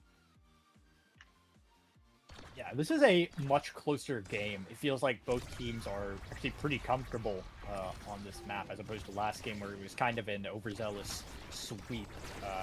Flying Blobos might have scaled, might have found their footing, warmed up a little bit, if you will. There comes the big finish. Will likely claim both. That is the power of this Feeny pick on this map. Yeah, absolutely. And also, the Spark being picked up from 3 of the players in this game. Suplex, Striker Kai, and Alpha Me all picking up the Spark of Strength. If any of them are able to get an MVP in this set, which it's going to look like they have pretty high XP right now, but if any of them are able to play an MVP for the set, I can see that, like, whichever team gets MVP might have the sales being put really like smoothly for them. If you know what I get what you're saying. The Spark scaling is certainly a threat. There comes the the Amy turret. Alpha Mimi forced to use that flip on the kill and is not going to find it. A glitch pop sets Striker Kai up to shoot it straight through Pensando. Overzealous have their first options in the draft. What could be really, really good for them if there are sparks, or it may just be a Drud. We don't know yet. Yeah, unfortunately for Suplex, no sparks can show up in this set, but there is a couple of interesting awakenings here. Could definitely make the game a little more interesting, as that was one of the awakenings I was looking at. You definitely want to get that out of Finny's hands, or else the extra special plus the timeless are going to come into full fruition, and it's going to make your life a lot harder. But Atlas denying the Chrono Boost away from the Era, that's pretty interesting, but I do completely understand, as, yeah, I mean, besides that, I think a lot of players got pretty comfortable awakenings in this next set. I agree, and we'll see if these teams can make use of them as they immediately, back to what we normally expected. There's the turret, there's the path splitter, there's the secondary, and there is, of course, the Maelstrom. Everything in the kitchen sink has come out, and neither team has managed to claim a barrier quite yet. Yeah, Suplex trying to get the dash plus the glitch pop is kind of stealing Social Fox's motto, if I do say so myself, but gonna displace Pensando and Mimi, almost gonna get the barrier, but not quite. But that's Dokeshi walking up, gonna get that barrier for himself, and now it's looking pretty interesting. Striker Kai going around to get it to Dokeshi, and these rotates are looking pretty strong for Overzealous right now.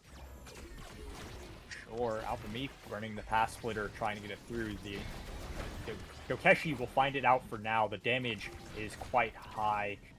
Everybody kind of retreats. Overzealous does need to find a way to deal with this damage threat. Celestial Intervention is quite a good one, as it goes around the world sneaks its way in. Nobody's there. Overzealous managing to squeak that one out somehow. It looked pretty bad for him at the start of the round. Yeah, that is not something you want to see if you are flying Blobos, especially if you're down a flip, as Pensando is currently right now. But Mimi with the NATO almost going to take Striker Kai's life despite that, and going to go around the Imi turret. It's looking pretty interesting. Striker Kai almost getting taken down by Alpha Me's dash punch plus the flip. He's looking really, like, super low right now. Is going to probably get one-tapped by something, and he's going to be taken out, but Dokeshi playing pretty patiently right now, and Alpha Me's going to take the barrier for his own. And yeah, it's looking like Flying Blobos have the offense right now. Suplex's dash punch will not find anything at the moment. It goes around and around. Flying Blobos have claimed they opened up the net for themselves. Suplex has a flip to work with, but it is not super threatening, in the same way that like a traditional brawler is. Dash Punch shut down, it will not find anything. They will find the first barrier. Overzealous looking to fight back a little bit. There comes the pass splitter thing. Get it forward, it's scary. No big finish to be found. He spawns right at the nick of time.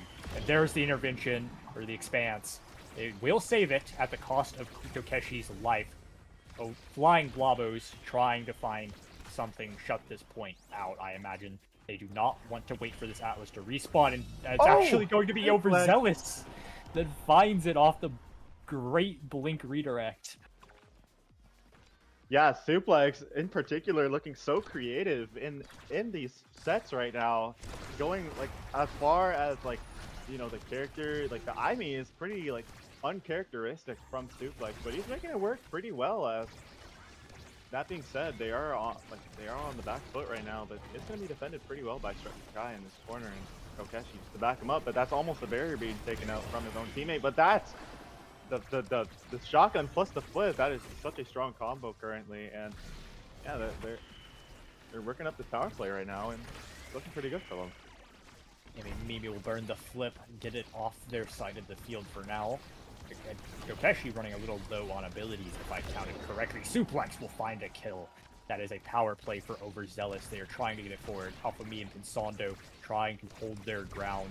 The Molten Bolt is going to claim the barrier, open up the goal for Overzealous. If they can find one more, it'll be the point and the set.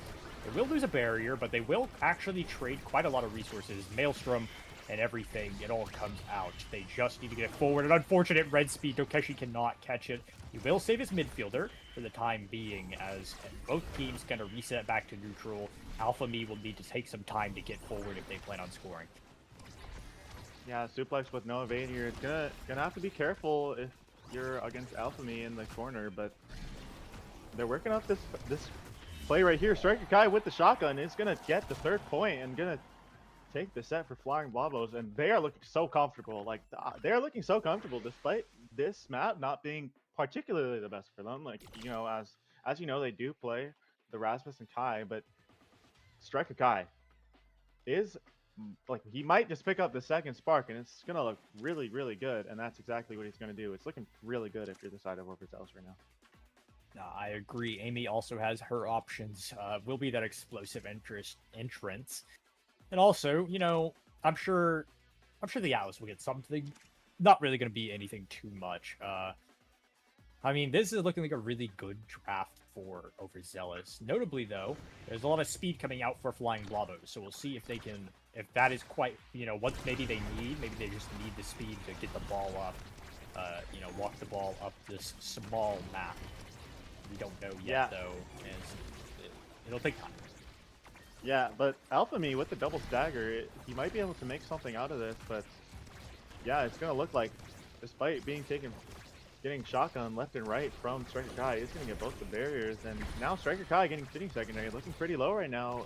He's trying to make a play for himself, but it's not quite able to just yet, and yeah, honestly.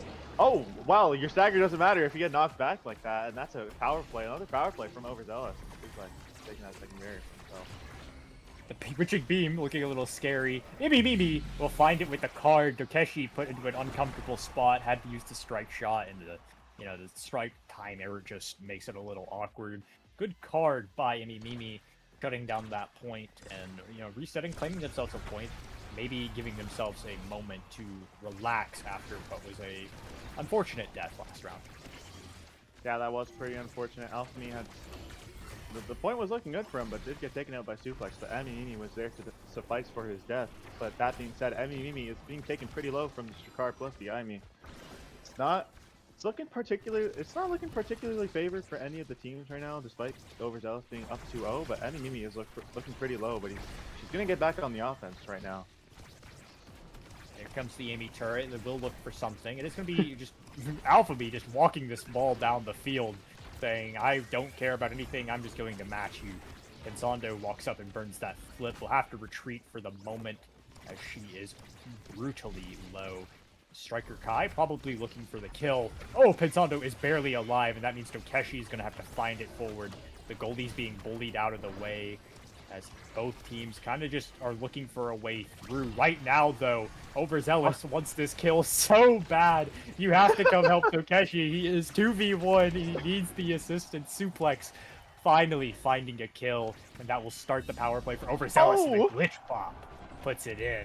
What was looking like a little bit of, you know, KO greediness. You know, we saw a lot of commitment for that kill. They ended up making it work.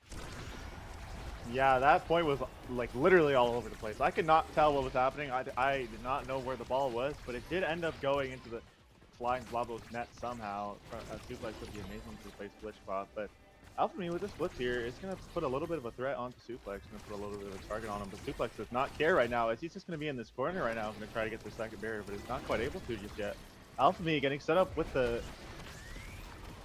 big finish right now, but he's not going to be able to get anything out of that flip, unfortunately. And yeah, honestly, this game, like my final verdict, if this game gets finished in this current set, like this game has been all over the place. I'm getting so confused. No, I agree. It's quite a dizzying match as Flying Blabbos try and find something off their damage. They will find the KO. Alpha Me, the big finish, trying to look for something to card his stuns, even if Tokeshi has that save. Mimi's gonna walk it up with the flip. It's a bit of a brutal corner to be in. Yeah, absolutely. And Flying Blabbo is looking pretty good going into this point 4. As we can see, as they almost have 3 flips, Alpha Me getting that the energy back from just playing the Asher character, but Suplex with the attempted dash plus the glitch pop is almost going to take out both of the lives of Flying Blabos, but is not going to be quite able to, as yeah, they're set up with this big finish right now, but it's unfortunately not going to be able to get anything done with it. As Mimi is looking a little bit low right now, but Striker High almost getting taken out, and the damage is going in both places right now. Yeah, tons of damage for a little bit for everybody. It'll go around and around. Amy Turret puts in a bit of an awkward spot. Alpha Me has the flip to work with. Shut down and it's parried by Alpha Me. That was a bit of a jumble. I thought Alpha Me lost, and I thought he flipped first, but good patience means that Flying Blabbos have, once again, just like last time, stabilized themselves for a moment. This time, though, they will need to do more than just stabilize. They will need to win. Yeah, and if you're Alpha Me, you're looking at potentially the power, as that's going to be what he picks up, but I was initially thinking about the size. He could have taken the size away, but Suplex is going to deny that. Monumentalists don't want to make this Finial even bigger and stronger, but still going to get the missile prop. Not a bad awakening, especially for denying that Atlas, but the Atlas is going to get that Siege Machine still. And Pensando, the era, going to be left with recovery Jonas. Striker Guy gets that glass cannon, and I'm not sure how much value the glass cannon is really going to get, but if he's able to get the glass cannon procs online, then yeah, honestly, he's going to be really fast going into this next step. Yeah, the triple take comes out, and then it's followed up with an AB turret. We see Alpha Me use that pass splitter defensively. That is one less resource for the offense. As Nukeshi, Striker Kai, Suplex all look for something. Around it goes behind the barrier. Alpha Me will claim it. Go ahead and pick that up and claim a free one. Molten Bolt comes out, sending it forward. Suplex trying to find something. The projection pushes it forward. Suddenly, Overzealous are up and forward with this ball as Alpha Me looks for a dash punch. Not going to find anything. Suplex burning that turret, and that will not be anything to follow up at the moment. Neither team has a real offense, but Alpha Me has proven to be wrong, as he will find it right by Dokeshi. Yeah, that was a pretty unfortunate strike shot. And it looks like Flying Blabbos have kind of found their footing going into this next set. It's not going to be reminiscent of the first game where they took one set, but you know, Overzealous were able to just clap right back. We're so easily going to take those barriers, but we're seeing that kind of come into fruition right now, as both the barriers from Flying Blabbos are going to be taken down, but they're on the offense right now. And I mean, Mimi going to be taken out by the dash pop plus the flip. It's looking kind of dire. I was going to say they found their footing, but Overzealous, like they come rolling right back. It's looking pretty. It's looking pretty interesting. Yeah, Alpha Me has managed to save themselves a flip. We've been in this situation a lot, I feel like. It's always... I don't know. I feel like I feel like I've said it like 5 times this series. Like, oh yeah, Alpha Me has saved their flip somehow, but that doesn't really matter at the moment. Mimi taken off the field. Overzealous just need to get it through, and they will. 2 flips to get through for the goal, but there is time to do so. Striker Kai with the Xeno Cloak. Pensando just not quite ready. That puts Overzealous up on series point for what could be the deciding game for who will end up in winner's side or who will end up in loser's side. Yeah, Suplex being so precise with these dash pops, but that's a lot of damage going on to Striker Kai with the flip especially. You don't want to be taken out just yet, but that's the turret coming up from Suplex. Is not going to be able to get the barrier just yet, but Alphamy looking around mid stagger without a flip, but Alphamy clapping right back. Striker Kai being taken out is not going to be able to belong to this world much longer, but Alphamy getting the second barrier, and with the fast splitter almost able to get that goal. But Flying Bubbles are looking pretty good, and if they're able to like truly find their footing in this game, I could see it going to a set 5, and maybe they could even potentially take a win here. Yeah, what a beautiful series of saves from Dokeshi, and I believe it was Suplex up there. Unfortunately, they will not work out as they, lose that point, but it was still good nonetheless. Coming into this one, Mimi was going to say she has a flip to work with, but she had to use that as to avoid not getting nuked, as Overzealous finds the first barrier and the second. Alphamy claps back with a dash punch. Now they have a power play. Could possibly be the deciding power play if Alphamy can claim these barriers, but he's got to get through this. Atlas Suplex will find a kill, and with Striker Kai coming up, they're going to walk it up the field. There's the Molten Bolt, and they are just going to rotate, play this slow, play it certain, but the sound waves throw a bit of a damper in the play for the moment, and now the power play shut down. They will keep it forward. Striker Kai is actually there with the Xeno Cloak. That's the buffs coming through. They will go ahead. Overzealous is going to winner's side of the playoffs. What a great showing from Overzealous. I honestly, I don't know, Suplex was looking so precise with the dash plus the glitch pop, and they were able to throw so much damage onto Flying Bubbles. There wasn't much they were able to do, honestly, but they were looking so good, so consistent with the kills. Suplex getting 7 KOs. That is also not going to count Alphamy out, as he is able to get 6 KOs of his own with a really powerful Asher build. And yeah, honestly, that was a really great series from both teams, but Overzealous is going to get the better end of it. Yeah, and with that, it is. Well, why I sound so like somber and depressing, like somebody was getting eliminated? No, both these teams are still going to playoffs. Overall, pretty good showing. I am pretty coming around to the idea that Overzealous are looking very comfortable for their playoffs run. What started off as kind of a middling, average middle of the pack team is suddenly kind of skyrocketed, I feel. And Dokeshi and Striker Kai looking great in the backline. Suplex also getting a little creative with the brawler picks. Was he brawler? I don't even know. Regardless. Yeah.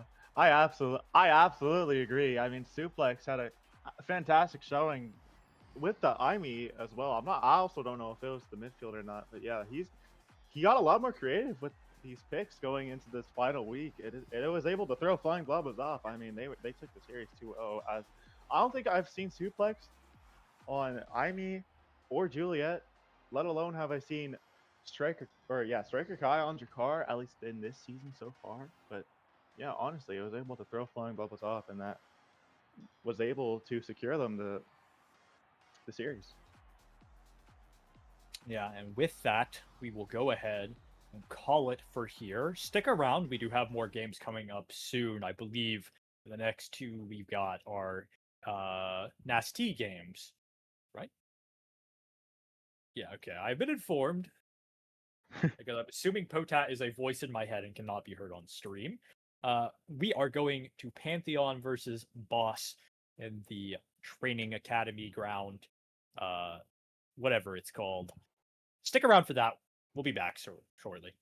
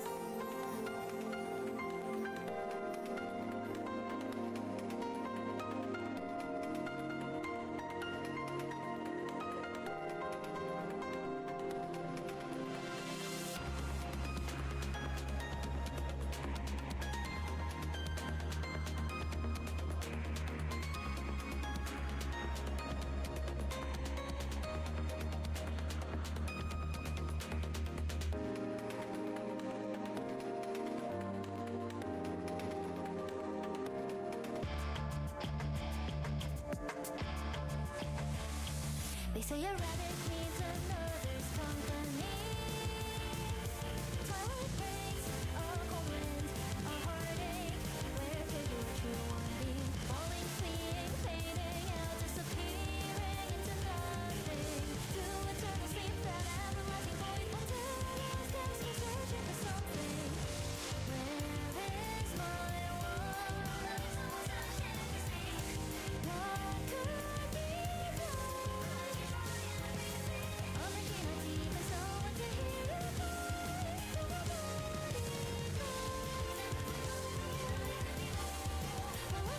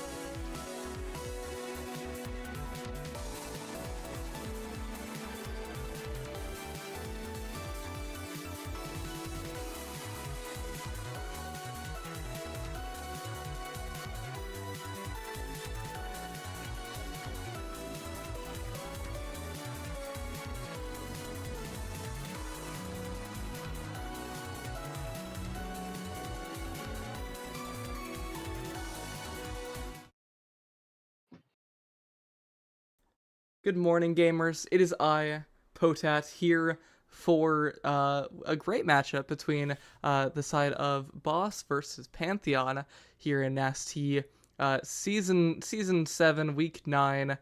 We got some great matches left over today. 2 more to go. But NASA, as of about 20 minutes ago, is all complete. Our playoffs are locked, and now we are here getting ready to figure out who is going to be locked in for those final little spots and placements in NAST.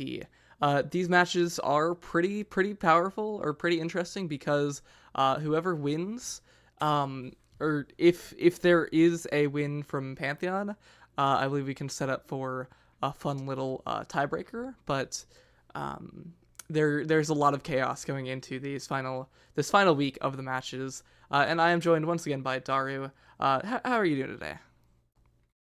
I'm doing pretty good, and I'm also pretty interested to see how this game goes, as we have a lot of damage going into this game. For the side of Boss, we have Luna, Estelle, and Drakkar, all pretty known for their damage. Drakkar getting the recent changes that gave him the less knockback, but a bunch more power, in my opinion. And Pantheon opting for the Vice, the X, and the Imi on the Hotshot and Deadeye start. So X isn't going to see as much value. It's not really the ideal brawler start that you wanna have going into this in this Demon Days game here. Yeah, and looking at the draft, we have it finally kind of finished up here. Of course, it's Demon Days, so you're gonna get that Finny ban away from Boss, and you got that Ruin ban away with the Hot Shot from Pantheon.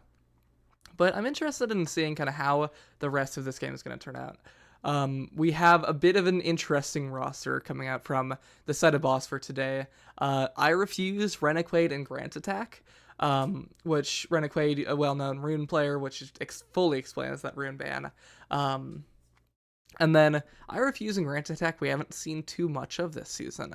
So I'm very curious to see how it's going to end up changing the game for us, and kind of what all we're going to see.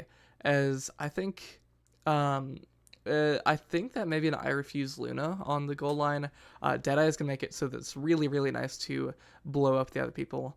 And yeah, I think also Pantheon with the Vice. Vice Imi X should be pretty nice. You get a lot of damage on this map.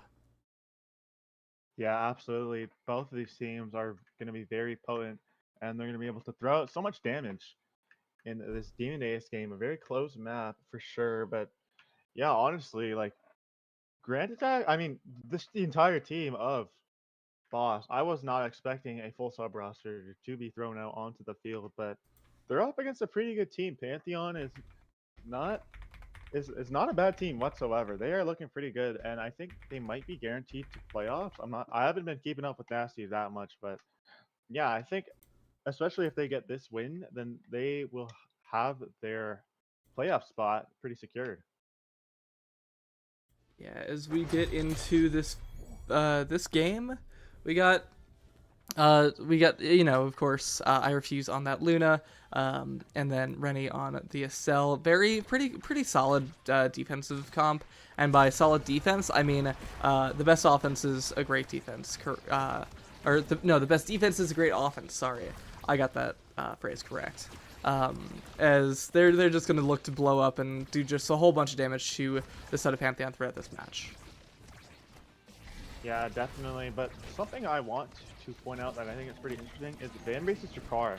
You know, usually on most brawlers it would be pretty good, but on Drakkar he's just all he's doing is really throwing out shotguns, and he technically doesn't even have a secondary that does damage. I mean, off the secondary it does give you additional damage, but it's not going to matter when you're fighting both barriers. Grand Attack was, pretty good on the Drakkar right now, and with that being said, he's going to be taken out even with the Van Braces. Renegade not looking long for this world either, but Cows is going to try to get the kill, not quite able to yet as Renegade gets the orb. I Refuse in this corner, holding down the fort for a little bit. The offense coming into kind of a fruition right now, but that's going to be both barriers for both teams being taken out, as that's Cows with the simple strike up to get them the first point in this game. Yeah, and now we're looking at Pantheon, powerful as usual. They have a 5-3 record right now. Perhaps not the best season, but they've looked very consistent throughout the whole season. I personally know that I thought of them as one of the top teams coming into the season, and they've been able to kind of perform. Three players that haven't really been able to get too solid of a footing outside of Cows in PLX, but even then, Cows hasn't had a whole lot of that time recently in recent months to get his name out there. So I think Strage's Storm, pretty consistent on the back line. Two players that have learned a lot and gotten a lot of practice in through this season, and Cows on the offense, midfielding in PLX and now kind of doing the brawling for the side of Pantheon. So we'll see how it kind of turns out, but they're already sitting up at a nice and pretty 2-0 on the set here. One thing that you will see with 3 subs from the side of Boss is that they may not have much time practicing together. So while they are maybe individually pretty good, pretty solid, it is a little scary to see going up against a team that has been playing with each other for practically the entire season at this point, is that's going to be floating on in. Yeah, that was pretty unfortunate if you're the side of Boss. Both members of Pantheon looking pretty low, but unfortunately the ball just sinks in to Boss's net, and that is the first big IME MVP coming out. Having a lot of options here, could opt for the explosive or the heavy impact to get that overall much more consistent and much more lethal damage. And IME is already a pretty good character that does a lot of that damage.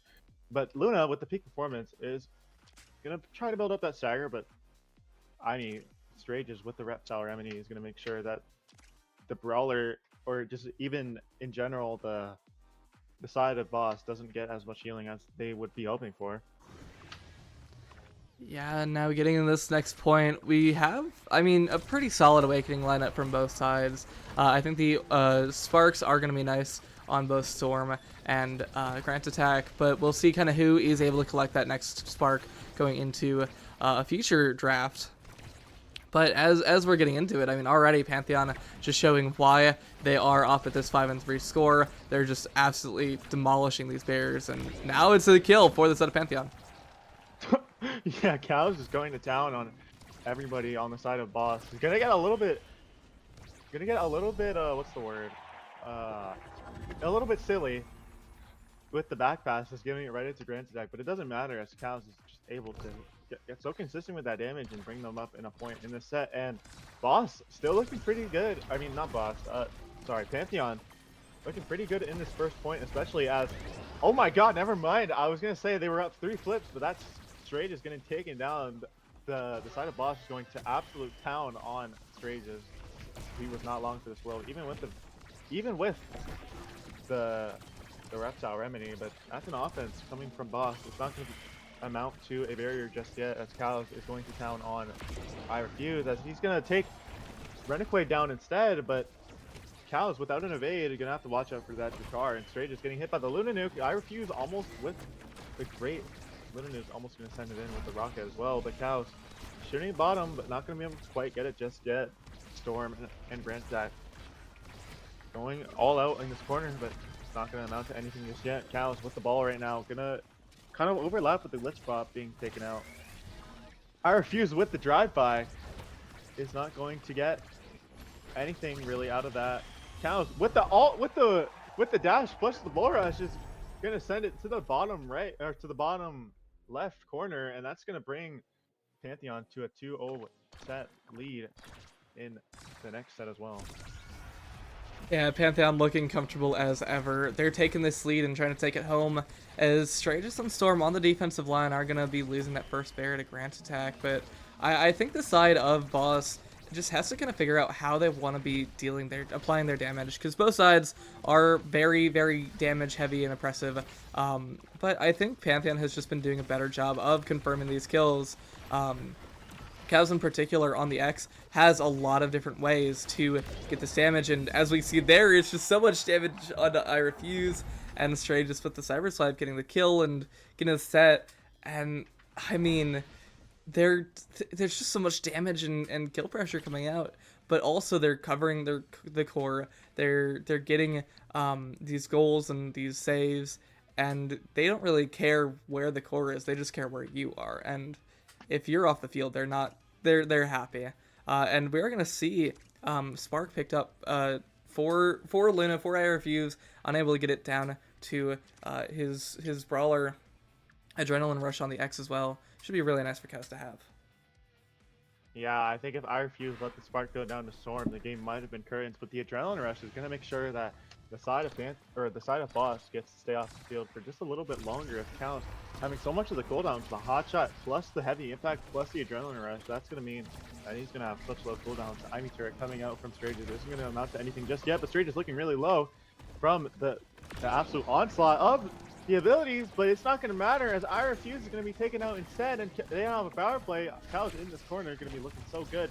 Bowering are going to display so many players, but fortunately for this Boss team, they do get the barrier. Actually, I was going to say that it wasn't looking in a very great spot, but they do get the barrier. But it's looking like it's not going to matter. As Storm with the Vice ultimate is going to almost get the barrier or the goal, but it's not going to quite be able to get it just yet. As you see, Cal's looking pretty low right now. Storm taking the ball up for himself, but it's gonna go a little bit wide as Cal's getting the open net. Renegade with the unfortunate whiff on the flip, and that's gonna put Pantheon in a great spot. Yeah, the side of Pantheon in a very comfortable 2-0, 1-0 lead on the sets and goals. Now they just gotta find a way to close this out. Here they have a lot of damage, but no damage really being applied yet so far in this point. And that is now an opportunity for Boss to get something flowing here, as some great defense is going to prevent it for now. But, you know, there's a lot of damage that the side of Pantheon can apply, but no, it's Grant's attack. Catching the goal, and I think that's their first point of the game.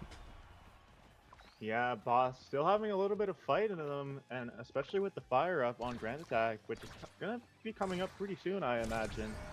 They're able to get the proc on this fire up, then they're going to be really fast, but Counts' stagger bar is going to be taken out pretty fast as well. As Grand Attack with the ult plus the flip is going to get the fire up proc. We're fired up right now as Grand Attack trying to get the barrier, but not quite going to be able to get it just yet. But Renegade is going to be able to suffice for the mistake, and now they are in a power play, which is pretty good in this corner. But Renegade and Grand Attack just collapsing completely onto Storm with the blink plus the shotgun is going to bring them to a point advantage. We see a little bit of fight left in this game. Yeah, Boss finally maybe getting some of that footing in this match here.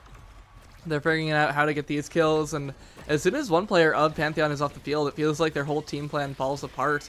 As great defense is going to prevent that barrier, only the first barrier now going down for Boss, and Rennie with the flip is looking very solid on the offensive line here.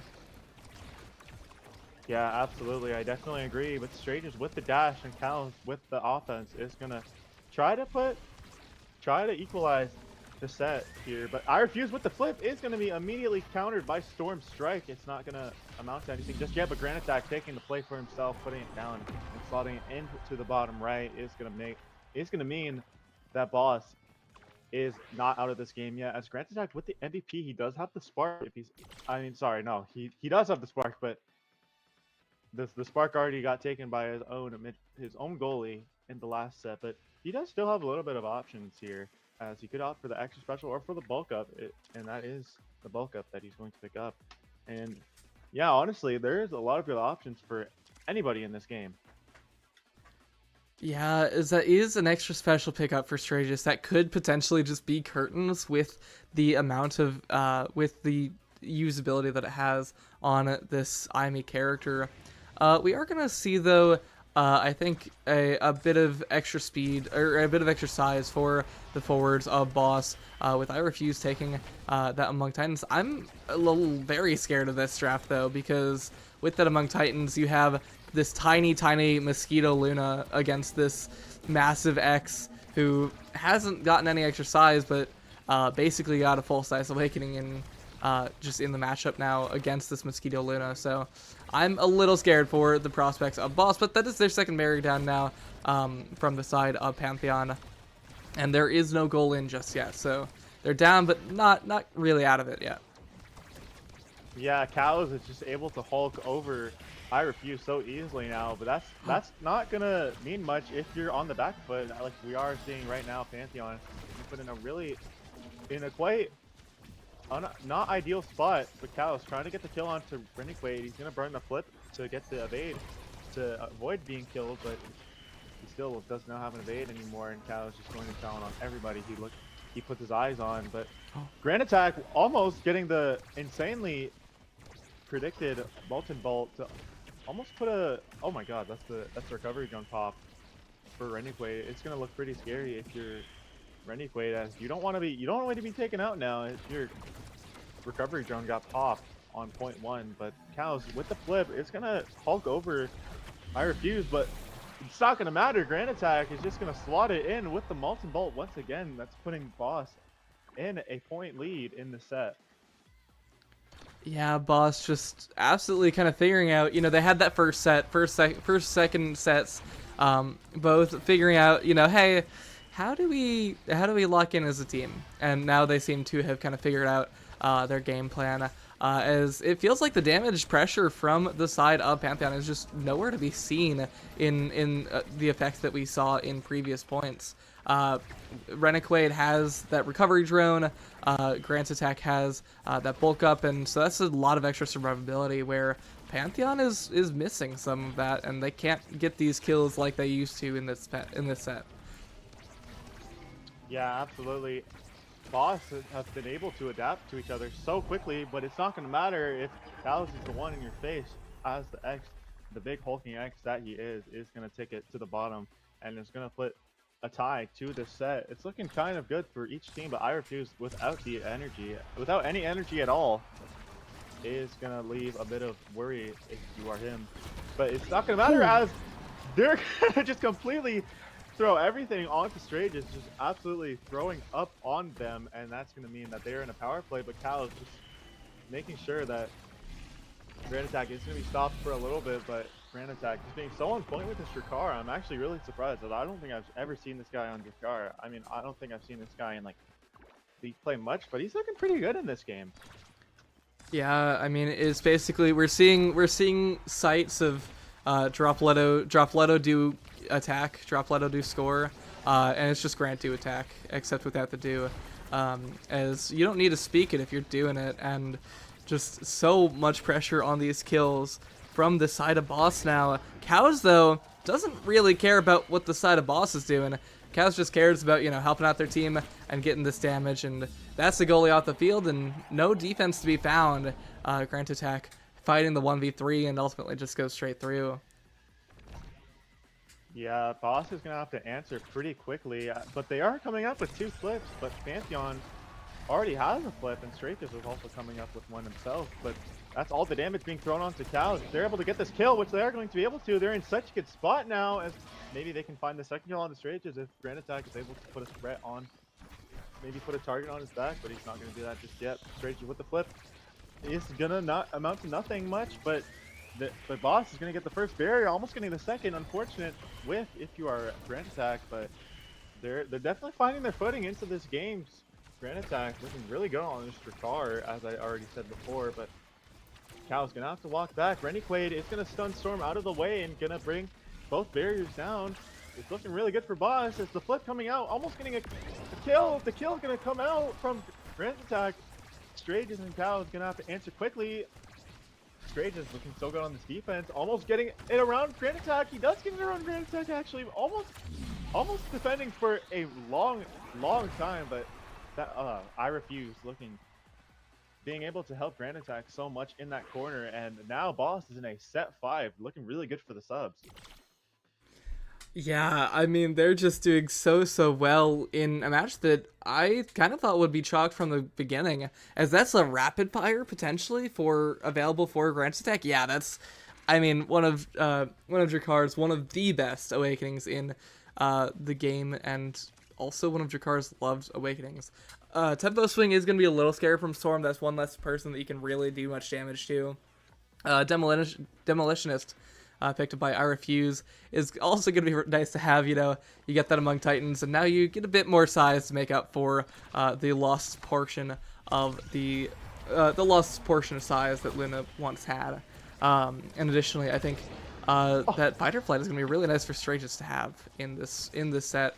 But I mean, I refuse off the map, and that's going to be Straigist now off the map. Kills flying revenge from the side of Boss as they're trying to find their way back. They're trying to find their way to just close out this game here.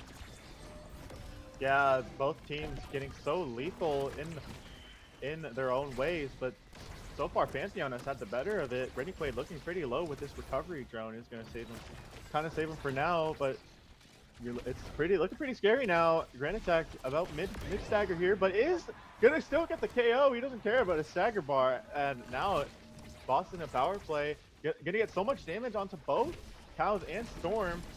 Boss is looking pretty good right now, but Storm's gonna take the ball for himself. It's gonna get the evade on Cows via the Luna nuke.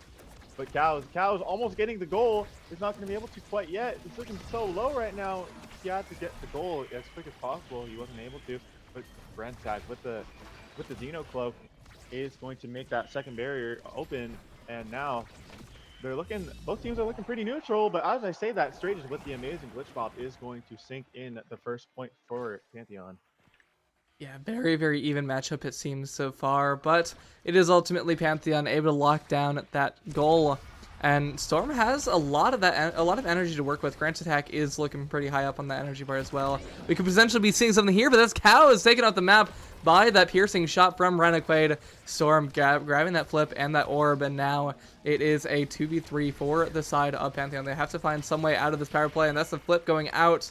Now it's a very scary spot for the side of Boss, or Pantheon, is they really don't have a whole lot left over after this power play from Boss. And I mean, it's a very scary spot to be in, as Straigist maybe force burn flip here soon, but that is Renegade off the map. Adrenaline rush for Cows is going to be really nice to have. Yeah, you're going to have to answer quick if you are Boss. Going to be taking a low. I refuse, looking really low right now. That's not a situation you want to be in, but Cows isn't going to be able to get the kill quite yet. Grand Attack does have the ball in the side of Pantheon, is going to take the ball for himself, and he's going to be able to just 1v2 Storm and Straigist. Grand Attack is looking so good despite being low stagger, and now they have tied the set up. And now, like, I mean, Grand Attack just, I don't know, I sound like a broken record, but he's playing so well. I'm so surprised to see how well he's doing right now. Yeah, really great job from Grand Attack and the whole side of Boss to just keep this game competitive. And now Boss is looking at this at this tied game to potentially get this goal scored, as Cows is forced to use the flip. And I think we've seen a lot of really good energy economy from the side of Boss that I'm not really seeing a whole lot of from the side of Pantheon, because we have a lot more, we have flips up a lot more often for Boss, with both Catalyst and Fire Up being really, really useful awakenings to have. But ultimately, we're not seeing as great usage from Pantheon, and I think that is a very crucial aspect of this game, with Grand Attack using that flip. But oh my gosh, its entire team going into getting the kill right there even. Oh, the fire are getting so much value. I'm sure if they didn't have the fire value there, they wouldn't have been able to save that ball. But Grand Attack being so, the entire team of Boss is being so lethal right now. Straigist is looking pretty low himself. He's going to set up the Ivy turret for Cows while he's on the other side, and Cows is going to be able to slot in the second goal. They are now in a point lead. But yeah, in the middle of that point, around the middle of that point, Pantheon were looking really, really low. All three of the members, like, that was pretty scary. I'm surprised they were able to get it out of that alive. Yeah, just like their logo, they're now Sisyphus that is slowly pushing its way up, pushing it in the core, up the hill. They're almost at the top though, potentially, with just one more point to go until they can lock in this game. They've been at this 2-set lead for most of the game here, and they just gotta close it out before the side of Boss can really scale anything, because as soon as they start feeling even a little bit hesitant, we could see just here Boss finding their footing, and potentially getting this game in their hands, as Rediquade still has the flip available. Cows take it. Oh no! Almost taken off the field. But, oh, it's a very scary spot for Boss now. You have to find something here. And it is an open net for the side of Pantheon, but now Boss open net too. Yeah, Boss has to answer really quickly as we see Rennequade in this corner. Cow's looking pretty low, so they're going to be able to jump damage on them, and they are going to be able to. Grand Attack with the ball is going to strike for the Visal. What a well-placed shot from Grand Attack, putting it in. Set 5.5 heater coming out. Grand Attack just the MVP of this game, in my opinion, as we see both teams, I think, with a pretty equal amount of energy. It's just looking so like equal, but that being said, Pantheon is going to take the first barrier. That it's going to be leading them in a pretty good spot. Counts with the strike ward. The Imi turret being thrown out, not going to amount to anything, but Storm with the flip in this corner. They're going to jump damage onto Storm. The Drakkar, Molten Bolt, and the Estelle Pearson shot is going to put so much damage onto Storm, but he's able to eject out of there in time. Iron Fuse with the amazing strike ward against Cow's Exalt is going to mean that Grand Attack now has this ball in their corner, and that's looking pretty scary. But Rennequade being taken out by the Visal. Iron Fuse in this 1v2 looking pretty low, is not going to be able to get killed, but Cows with the flip is able to answer so quickly. Grand Attack with the unfortunate misstrike like shotgun, and now Pantheon has taken the first game. Yeah, I mean, what a banger there. Set 5.5 banger.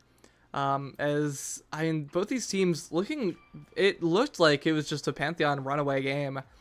And then they dropped the first set, and then they got to a 0.5 and they dropped the second set. And then they got to a 0.5 and it was looking super, super scary for the side of Pantheon. And it's scary when you get to that point. But ultimately, the side of Pantheon was able to lock it down, gather themselves their goals that they needed, and close out this game 1. And now they're up at the game advantage. They really cannot afford to lose this game, because if they do, then their playoff opportunities become not nearly as solidified as they want it to be. Because these, I believe, let me double check, but I believe if they lose this one, then they get into a spot where they're like they have to do tiebreakers. Let's see. Okay, so if Pantheon loses to Boss, they are going to stick to they're going to be stuck in 5th, and if they win this, they have the opportunity to make their way into this final kind of situation in order to get themselves in a higher seeding. So they need to win this here, and if they don't, they're stuck in that loser's bracket, which some may say is really good for future season or like future playoff opportunities. I believe we've had a couple seasons where teams won based off of like even through losers of finals, but at the same time, not great. If you are Pantheon, you really got to win this here. Yeah, and with that heavy impact and Among Titans start, it's looking like a pretty polarizing start, and it's going to make you wonder, do you want the damage or do you want the immediate speed? And each team here is going to have to answer pretty quickly, as the Vice being banned from Boss is going to make sure that Storm does not bring the same lethality as he did in the last game, but the Ruin being banned again from Pantheon is going to mean that Rennequade is going to be off of his, signature pick, with the Drakkar being picked again by Boss. I'm assuming that's Grand Attack, maybe not on the Van Braces this time, and it's going to, instead of opt to like Slick Kicks or, maybe Magnetize Souls. I'm not too sure, but yeah, Heavy Impact start as well is really good for Drakkar. If he wants to pick Heavy Impact, then it'll be pretty interesting. But yeah, I mean, I'm interested. I'm very interested, as I see the IME coming out as well. Yeah, looking at draft, I think it's where I'm not too sure how to feel about this. I think when IME IME pick of Pantheon, I think that that's probably gonna be the strangest IME, like we saw in the last game, and the IME can perform quite effectively. Strangest with the most redirects in that game one. Additionally had a lot of had 2 kills and 34k damage to work with, and also a lot of saves. Helped out all over the map pretty much. as I am excited to see how that's going to work out. Cows as well is going to be picking up that Zentaro. Going to be very, very nice to have if you are, using this, maybe a heavy impact pickup for the character is going to have a lot to work with.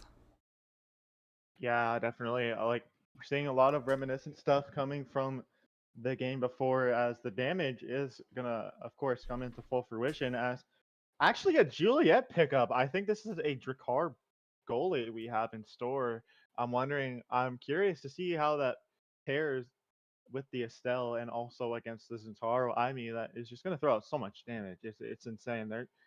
I'm pretty sure that at least one person in this lobby is going to pick up heavy impact, as all these picks have a lot of benefit if you are willing to pick up heavy impact. But the Luna, I think it's going to pick up among Titans, because Luna with heavy impact isn't really the best. I think it might just be six among Titans, honestly. Like I'm just kind of theory crafting right now, but yeah, honestly, like all these picks are pretty good with heavy impact. Like I don't know. It's just I'm really interested to see what happens in this game. Yeah, we're looking at a very, very fun game two on our hands here. A lot of fight coming out from a roster that a lot of people didn't really expect much coming into this series, and I think they're gonna look to continue this pressure and continue this game going into this week or this game two. Atlas's lab is also really, really nice map to be on. If you are the side of Pantheon, Demon Days is fun for that damage. But at lab, probably one of the next best maps, excluding, App and certain places on Clarion. But I definitely think that both sides have a lot of chances for damage. I'd imagine it's going to be the Storm Luna, which has just a ton of delusion, but also murder potential. So we'll kind of see what happens, but very, very damage heavy comp coming out from the side of Pantheon. Yeah, with the black hole as well, it's going to mean that so much more damage will be coming out to either team. But yeah, I mean, the Among Titans is going to mean that the damage might be like a little bit harder to completely throw out on one person. I still think it's going to be a relevant problem no matter what team you're on. Damage is going to be really impactful this game still, but it might not be as relevant on an open map with immediately starting off with speed than if it's a closed map and you don't have any speed, unless you have like magnetized souls or something. Yeah, definitely. Well, it's one of those maps that kind of you have half and half in terms of open and closed, because once that black hole comes in the center, it becomes a sort of game of how well can we play around this black hole and use its hope for ourselves. And I'm interested in seeing how they're going to perform in that way and what all they're going to do to make this game happen for them. As we're seeing our picks, I refuse on the Drakkar goalie. Should be an interesting matchup here. Yeah, definitely. I'm interested to see how the damage comes out, as that is 3 Among Titans coming out from the side of Pantheon. However, we do see Grant Attack and I Refuse picking up the heavy impact, and I'm not sure how I really feel about it on Drakkar goalie specifically, as Drakkar goalie isn't really known to like pick up that much damage. Like he's not really as lethal, not nearly as much as he is on goalie or on brawler, sorry. But yeah, I mean, he can still put it to good use, and Grant Attack with the heavy impact definitely is going to put it to good use, and he's also going to put the punch into good use as well, as he does pick the first barrier in this game. And we see Grant Attack with the great dash punch is going to put Storm out of place to take the second barrier. Piercing shot coming out from Rennie Quaid, and Grant Attack with the well-placed punch is going to give them the first point. I Refuse brawling out against Cows in the back as well. Yeah, great job. Really aggressive start from the side of Boss. Going to be able to pick up that first goal for themselves, and we're looking at pretty high on the energy stocks for the side of Boss. you have, that tiny Estelle, but you also have two characters that are a whole lot bigger, like Grant's attack, with so much more pressure on that kill, and also, heavy impact, a really great awakening for both Drakkar and Estelle. It gives you a lot more pressure on the offensive line, and can help you kind of get these kills where the Among Titans from the side of Pantheon may not be able to get them. But Pantheon does have that overwhelming speed advantage here, so we'll see how they can kind of play this out, as they also have very, very damaging characters, and you're seeing that there with a double kill now for the side of Pantheon. Yeah, one thing you gotta worry about if you're Grand Stack and Ira Q is that despite having a lot more damage with the heavy impact and stuff like that, you will be a lot more vulnerable as you're not quite quick enough to get the damage, but that's a kill. All the abilities being thrown out. Being absolutely wasted onto Cow is gonna get that kill, and Grand Stack with the Fiery Fury, it's gonna get that second mirror along with the needles from Estelle. Fire Fuse with the Molten Bolt is not gonna really amount to anything right now, but Stray just sending the ball up, almost gonna get that really clean Imi dash, but it's not going to be able to get it just yet as Grand Attack with nearly the great dash punch play. And something I also literally just realized is that Storm is on momentum boost instead of the usual eject button, so I'm interested to see how that plays out. As it's looking pretty decent right now as he's scaling up that speed a lot, and if he doesn't miss his Luna dashes a lot, then it's gonna work wonders for him, I think. Yeah, definitely. I think that it depends on how they use their abilities and their awakenings to get this game in their hands, but something I like to highlight is the Storm Luna. You don't see it too often, but when you see it, it is always a treat. And also, Storm picked up the momentum boots, so having that ability, or having that extra speed, is going to let you do a lot of stuff, but that also means that you can't object back in time to get out of that flip from Grant attack. And now it's the power play for the side of Boss.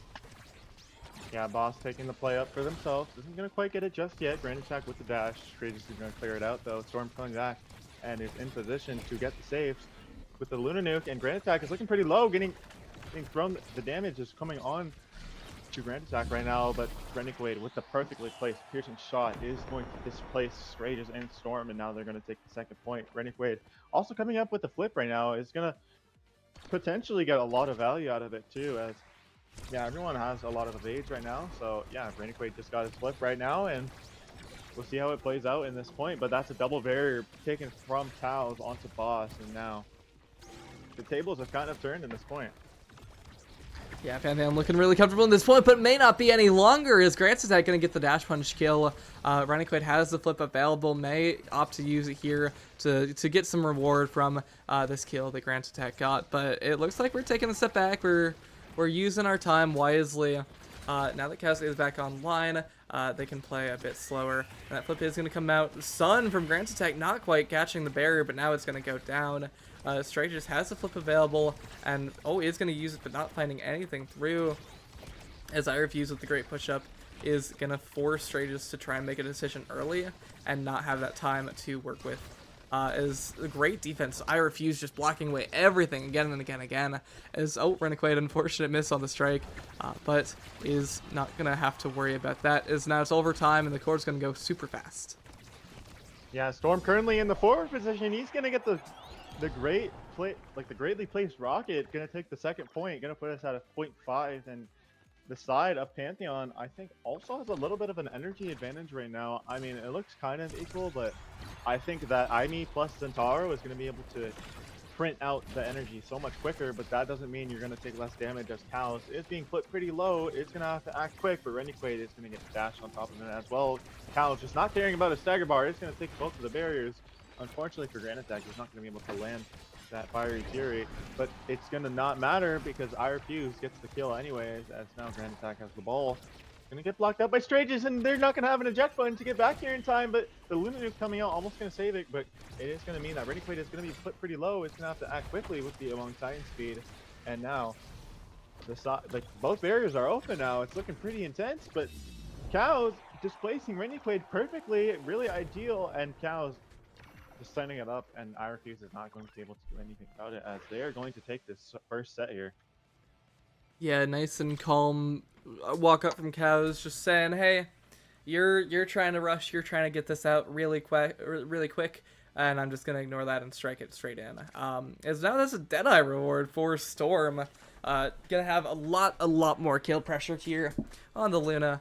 Spark of Agility pickup for Renegade though should be very nice to have, and a lot of speed. And then our I Refuse with the Adrenaline Rush. You know, Drakkar isn't gonna be getting all the kills in this game. Mostly gonna be Juliet, but there are gonna be opportunities for I Refuse to get these kills. On the other side though, that is a Cows with a 1-2 punch, and I mean Storm with Luna, Deadeye, as I already mentioned. So you got a whole lot, and of course you can't forget the Hotshot Aimee, which isn't necessarily going to help the damage, but it totally is because she has a whole lot more cooldowns to work with, assuming she hits the first one. And so Stray is unfortunately going to take that barrier, but I think the Awakenings are really good for the side of Pantheon, and perhaps not as good from the side of Boss, but it depends on how they use it. Yeah, this game just got everyone in this game just got a lot more powerful from this set. Grand Attack almost being taken out by the Luna Nuke, but isn't going to be able to quite yet, as he's going to try to get the kill onto Cows, and that's a Adrenaline Rush proc into power play coming out from Boss, almost getting that with the Piercing Shot plus the punch, but it's not going to be able to just yet. And interestingly enough, I saw Grand Attack taking Orb Dancer over Berserker, which I think would have played a pretty significant role in like a win condition. Like he's gonna get damaged a lot, which means he's able to proc it a lot. But you know, it's still I think the Orb Dancer will still be pretty good, but the ball just slipping right in. I didn't even notice until just now as Renegade it worked up a flip, and now the entire side, almost everyone on the field except for Cows, who just got KO'd, is going to be near a energy burst or gonna have one already. Yeah, this could be a little scary if you are the side of Pantheon. You know, Boss has the flips and energy to work with, but Cows really doesn't have any health bar to work with, as that's going to be the kill. And Straight to the Storm, you know, they have the energy to weather the storm. There's no Hamburger Land, but they don't really have it any longer. Straight does have flip available, but that is going to be Storm out of position. Straight just having to burn that flip, and Grant Attack, you know, with a nice ripe blue bar of his own, is going to be able to get, perhaps get one of these kills or get the goal in, as Boss is looking really comfortable. That is going to be barely down though. Yeah, Grand Attack looking pretty comfortable, especially with this core flip, but is going to be taken out by Cows, and the Luna Nuke from Storm. Now Pantheon is in a power play, not something you want to see if you're Boss.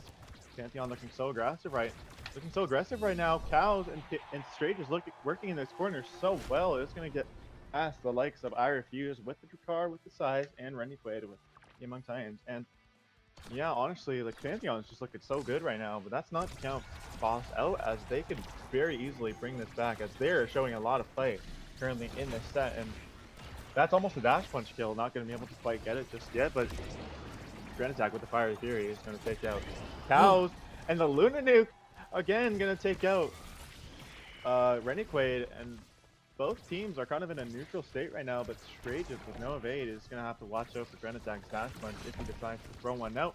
But he's going to almost get it, but not quite. And now we're in a pretty neutral state, which, yeah, honestly, like, the ball is kind of all over the place, and this game is kind of all over the place. I'm pretty interested to see how the rest of this game will play out. Yeah, I mean, Cows was able to get that goal down, but one thing that you don't see much in this game is Cows being on the field. I think if Boss are able to just keep Cows off the field and keep themselves on the field, not get hit by any of these stray abilities or flips or ults from the side of Pantheon, they're going to be sitting very comfortable in for these next points. As that is going to be flip burned out from Storm, and that is Luna looking very low. If they can keep the power play almost perpetual, then that'll be really nice for them. But I mean, that Storm now basically able to get back to half health and heal up a little bit, and Grant Attack, no energy to his name. So now it's kind of the tides have shifted, as Pantheon Once they get the kill, they're looking comfortable. But now is the reverse power play in 3 seconds here for the side of Boss. Whoever gets the kill is looking very happy and comfortable, but it is a little scary. Oh, and that's the core flip from Cows. Perfectly placed. Gonna catch iRefuse completely off guard. He wasn't expecting it, as Cows did just get the flip. Pretty unfortunate. You don't want to see that if you are Boss. But now Pantheon are looking amazing going into this next set. We see Strangers with the MVP here. Gonna have his pick of the litter. Could go for the explosive entrance, although that is gonna mean that Zendaro isn't gonna be able to get it. But yeah, we'll see what he picks, and he does end up picking that explosive entrance. Now, you see Jakar and Estelle hovering for a little bit. Gonna see what they pick up. Car with the team player. Never a bad pick on goalie. I will say. Centauro with the Catalyst, also something I want to point out, is really, really good, especially on Centauro. It's gonna be pretty lethal, as Cows has been always like kind of low with the evades, I think thus far, but with the Catalyst, it's definitely gonna help like a punch, and I mean a punch. But also, I want to point out that Grand Attack has Orb Dancer plus Fire Up, and he's gonna have so much speed picking up the orbs and with the flips as well. I think that it pairs pretty well in my opinion. Yeah, as that is going to be the goal found for Cows. I think Pantheon may just be trying to run it away with this potentially final set of the game. Only 2 more to go, or only 2 more points, and the set of Pantheon can potentially lock in this goal, or this game and series. But we'll see. Here's very scary spot for both sides, but ultimately Cows with the flip is gonna be able to get it through 2 players, and Grant Attack maybe a little laggy or something. I don't know. Yeah, the side of Boss is going to have to answer really, really quick, or else they will be destined to lose this series, and that's one barrier being taken down. But Storm with the missed dash is going to mean that the barrier is completely open for Grand Attack to get the dash punch on, and now they're up 1 barrier. But Pantheon with the offense is going to get the barrier, and now both barriers are completely opened up. It's anyone's game in this last points. Renegade being taken a little bit low. Grand Attack with the dash punch is going to get that kill. Now suddenly Boss could be in a very good spot, but Renegade going to send it right to Grand Attack, and now Grand Attack gets this first point. Still showing some signs of life. Look, Grand Attack and Renegade look pretty good in that point. Yeah, and now we're looking at only 1 more point to go for Pantheon, but only 2 more to go for Boss to potentially make their comeback. And we saw in the last game, it was a 2-0 lead for the side of Pantheon, and the side of Boss were able to make the comeback and almost take us to a win for Boss. And now it's still it's a very scary spot for Pantheon, as that's one of your teammates down. Flips available for 2 players on the side of Boss, and they didn't even need that flip to get it in, and it's a little scary for Pantheon now. You gotta lock in, you gotta find some way to close this out here and now, and you do not want a repeat of last game. Absolutely. As we do come into this point 5, one thing I want to point out is that if Boss is able to get this first set, then that means Renegade is going to have potentially a spark scaling coming out, but I refuse getting the damage all thrown onto him, but he's going to have a little bit of fight left in him, as Straight is being taken so low, as Grand Attack is going to get the kill. Storm with the dash is going to be able to save it for now, but not quite being able to save it for the time being, as Grand Attack in this corner. Pantheon being able to layer despite the Brawler being in there and not, the midfielder plus the goalie. I refuse being taken so low, he might be able to survive for now, but might not be long for this world. Grand Attack and Renegade sending it down to Grand Attack, but it's not going to be able to get anything just yet, as they're in the corner right now. The turret being coming out from Strange is going to take the final barrier for Pantheon, and now Pantheon with the corner offense almost taking the Drakkar down, but not quite yet, as I refuse in the corner. Storm with the missed dash. It's going to be pretty unfortunate if you're Pantheon. Grand Attack with the Fiery Fury isn't going to get the set just yet. Now we're in a pretty neutral spot. Cows with the Oni's Blade isn't going to be able to send it in quite yet. Grand Attack. Storm giving it right to Grand Attack, putting it right in his hands. That was so unfortunate if you're Storms. And now Boss has shown that they have a lot more fight in them, but that's Grand Attack with the MVP. And forget about what I just said. Now Grand Attack has the pick of the litter here, but there is 2 sparks. There's still 2 sparks here.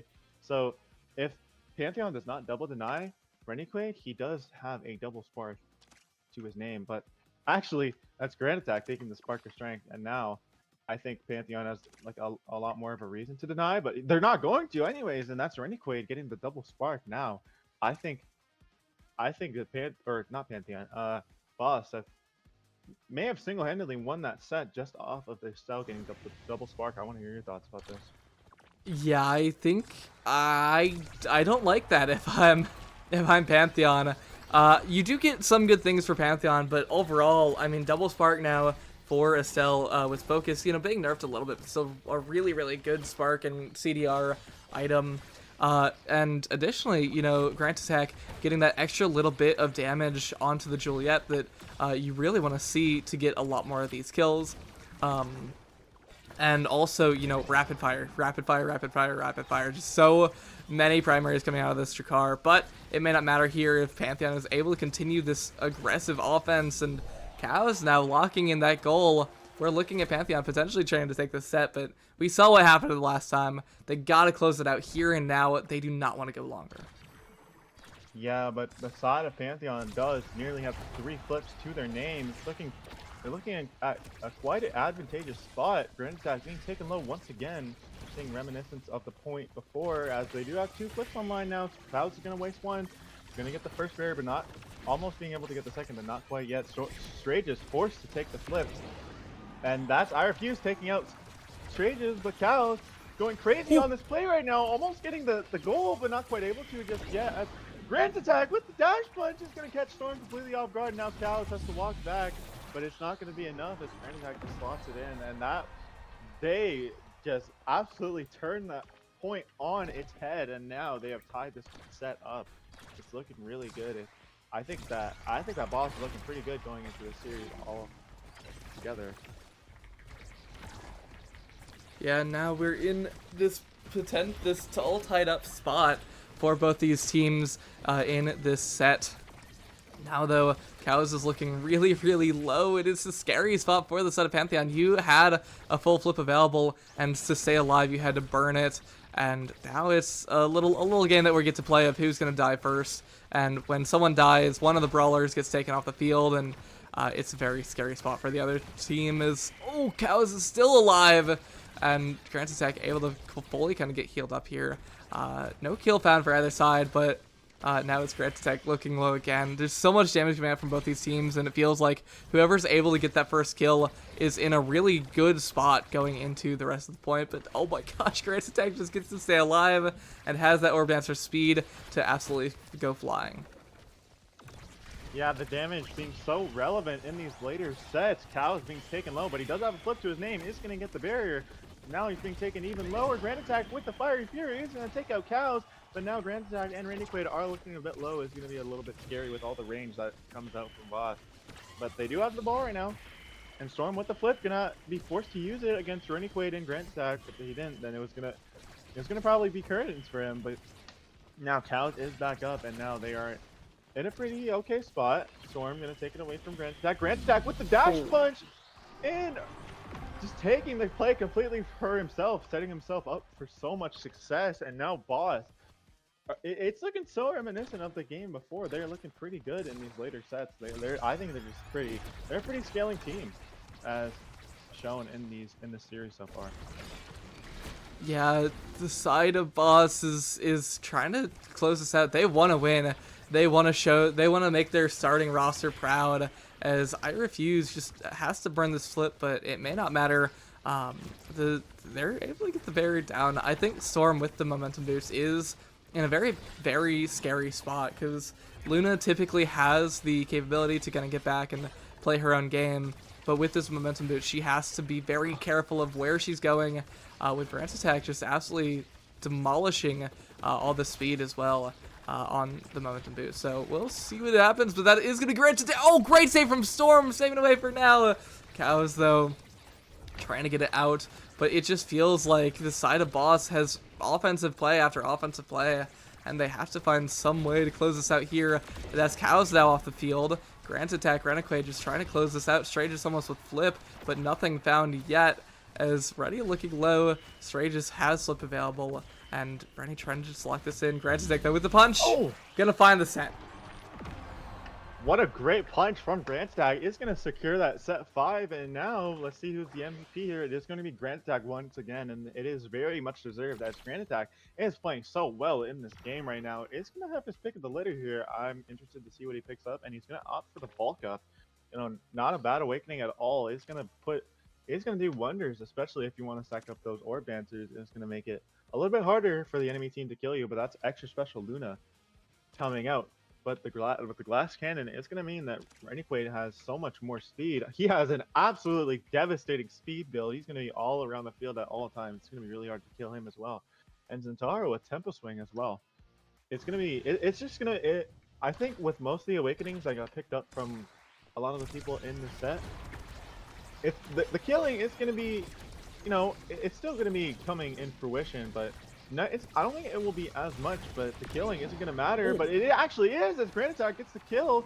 But also, there's both barriers being taken out now. Granitak almost getting the goal, but not quite able to just yet. Black Hole not going to be topped for now. Granitak going to try and collapse onto Storm. Isn't going to be quite able to just yet. And Strage is taking the ball up. Cows going to collapse onto Irefuse as well. Not going to be quite able to just yet. Strage is with the unfortunate, the not very well placed turret, but it's okay as the dash is coming out and Storm with the unfortunate dash. Storm is going to have to lock in a little bit on these dashes or else this game is going to be in the favor of Boss. Yeah, Boss just needs 2 more points to bring us to a game 3, and this will be really, really fun to see. Grantitech getting that second barrier down is, I mean, oh my gosh, oh my gosh, oh my gosh. Oh no. Boss taking this game in stride, potentially 1 more point, and they can potentially lock it in. Yeah, the game was looking really bleak in the first 2 sets. We thought that Pantheon was going to take the series all for their own and going to bring them in a 6-3 fashion, but they might do it just now as Irefuse is going to be taken out, and Rennequaid with no evade to his name is going to mean that Pantheon is going to take the set with 2 flips to their name. Cal is not going to be having one though, and now it's looking pretty heated in the second game right now.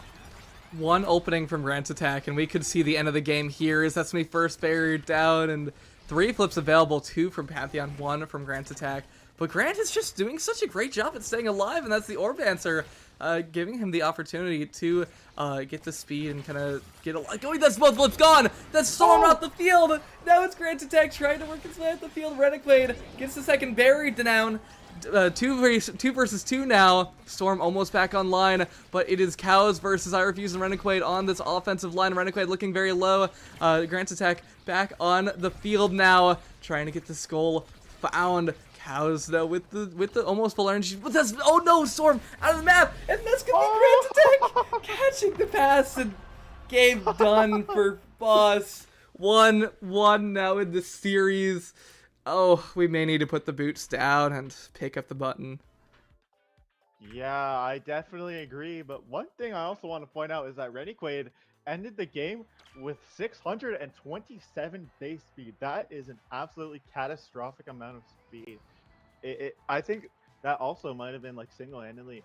I didn't notice it that much, but that could have played a big part in how they took this game. As we see that, honestly, I thought the side of Pantheon would have a lot more KOs, but it's actually going to be way more favored in Boss actually getting 10 KOs onto Grandstack and an additional 9 onto Irefuse and Rennequaid. I mean, Irefuse with the adrenaline rush, we thought it wasn't going to get much value, but turns out it actually did, as he's also going to be dropping most redirects in the game. A great showing from the entire side of Boss. Yeah, I mean, we saw we saw Boss learn from history, and they took it in stride. You know, they lost the first 2 sets of the first and second games, and then they just said, "Hey, stop it. We want it now." And Grantitech, Rennequaid, Irefuse said, "Hey, we're going to game 3 with this final set as Boss sub roster, bringing us to a game 3 against Pantheon, a team that has been looking really confident all season is a little bit scared now. They want to be able to close this out, but they've unfortunately lost it for themselves 2 or 3 times now, just not able to lock in the games. And you gotta be able to lock in those games so that you don't go to the sit 5, so you don't let the other team scale. And Boss just became too much of a power, of an unstoppable force versus a slightly movable object, and the movable object ended up losing out. I definitely do agree. And with the next map being Imizap, you do not want to let Grand Attack on that Juliet. I think he will pose so much of a threat on that map. I mean, we saw him drop 10 KOs on Atlas Lab in a very open map. Well, not a very open map, but it's still an open map in my opinion. If he's dropping 10 kills on Atlas Lab, then I can't imagine how many kills he is going to drop on Imizap if they do decide to give him the Juliet. But Spark Focus and Monumentalist are a very interesting start. I'm interested to hear your thoughts on how this draft will go. Yeah, I mean, looking at these character pickups, or not the character pickups, but more the Awakening pickups, we got Monumentalist, Spark of Focus, as you said. Imi's app should be very, very interesting to be playing on here, because you have a lot of that kill pressure, and we've seen these teams absolutely battering each other the entirety of the series. 19 kills from Boss in that last game, and 8 from the side of Pantheon in game 2, and Imi's app is even more KO heavy of a map. These teams, Demon Deus, Atlas's Lab, and Imi's app, the triple banger of just demolishing each other. As Juliet is going to be the first pickup for Pantheon. Cow is locking it in, saying, "Hey, Grant Attack, I saw you pick that up. I don't want you on that anymore at all, ever." But we do in turn have that Drakkar. Yeah, Cal's just clapping back at Grant Attack, gonna make sure he isn't very. He's gonna make sure that he's not as lethal, not nearly as lethal as he was in that previous game. But Grant Attack still on the Drakkar, pretty good pick on this map, and Pantheon banning Rasmus literally frame 1. I'm not sure if Grand Attack or like the side of Boss has a Rasmus in the pockets, but either way, still pretty good comp from both teams, as we do see Drakkar and Estelle. Pretty vanilla comp going into Imi's app, especially for the side of Boss, as Renegade has been running Estelle every game. But I'm interested to see the draft of how Pantheon decides to answer with the picks coming out, as we do have 10 seconds to see what the next pick will be. Yeah, I mean, Boss, Drakkar, and Estelle. We've seen Renegade on Estelle all 3 games, and if they're able to just keep it going, they've been looking really confident. Perhaps in sets 3 and 4 on the picks. Set 1, that's their time to warm up and have a little bit of fun. But we've seen Drakkar or Estelle, I think all 3 games from the side of Boss, and it's looked good both times. And it's hopefully going to look good a third time, as we're about to get ready for this banger of match. We see Dubu and Kai picked up for the side of Pantheon. Finally, a not murdery character set up, as we're still probably going to see a few kills here and there from Juliet. But, I mean, Storm on the Dubu, maybe not taking flight as much as he did in the last game. And straight just, core control, Kai having a lot of that speed and opportunity to get this damage going. And I'm interested in seeing the I Refuse rune.